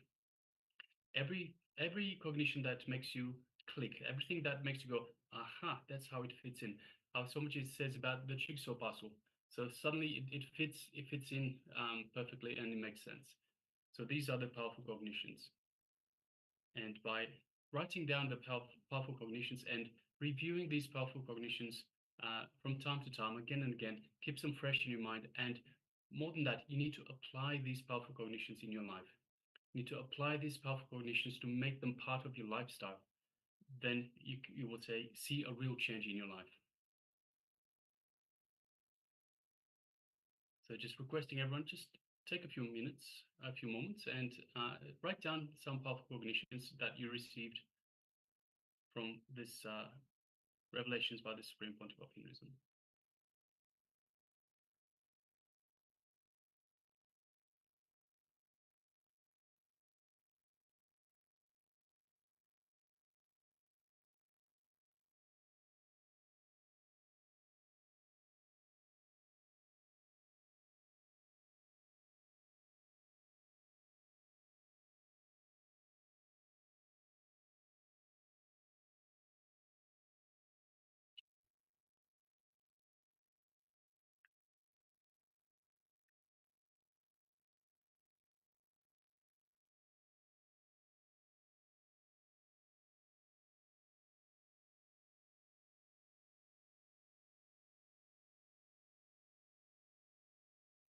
All right, so we'll still give a few more moments. Meanwhile, we'll be moving into the internalization exercise itself. But please continue to write your powerful cognitions and make sure you write them down on your notepad as well. So write them down on your notepad so you can have them for later. So you can review them later. You can relive and make them part of your lifestyle later. Or you can make them part of your life. The internalization exercise itself. When you stop blaming others, when you understand that you are responsible for everything, so you are Paramashiva, as Swamiji often says, I didn't come here to prove I'm God, I came here to prove you are God. So you are Paramashiva. So we need to have this powerful cognition. When we stop blaming others from this powerful cognition that we are Paramashiva, we are responsible for everything, we will become more and more aware of every action that we take, every thought that we have. This awareness is enough. This awareness will help us act intelligently. So the exercise is, let us have a look inside and see how you have been giving silent permission for your misery. So where have you given silent permission for your misery? For example, you might feel frustrated, have no clear planning, you're not communicating, you're being alone, avoiding feedback, and you're feeling confused. So this is, you're giving silent permission by going inside, by being frustrated and not communicating, by being alone, avoiding everyone and everything, avoiding feedback. You are giving silent permission for your misery to arise, for your misery to continue. So have a look inside, have a look at your life, at all aspects of your life, and see how and where you have been giving silent permission for your misery. So where some situation, for whatever reason, triggers this frustration in you, this withdrawal from society, withdrawal from everyone, being alone, avoiding feedback, avoiding communication. So take a moment and let's analyze. Take a few minutes. We'll be projecting the slide, so please go ahead.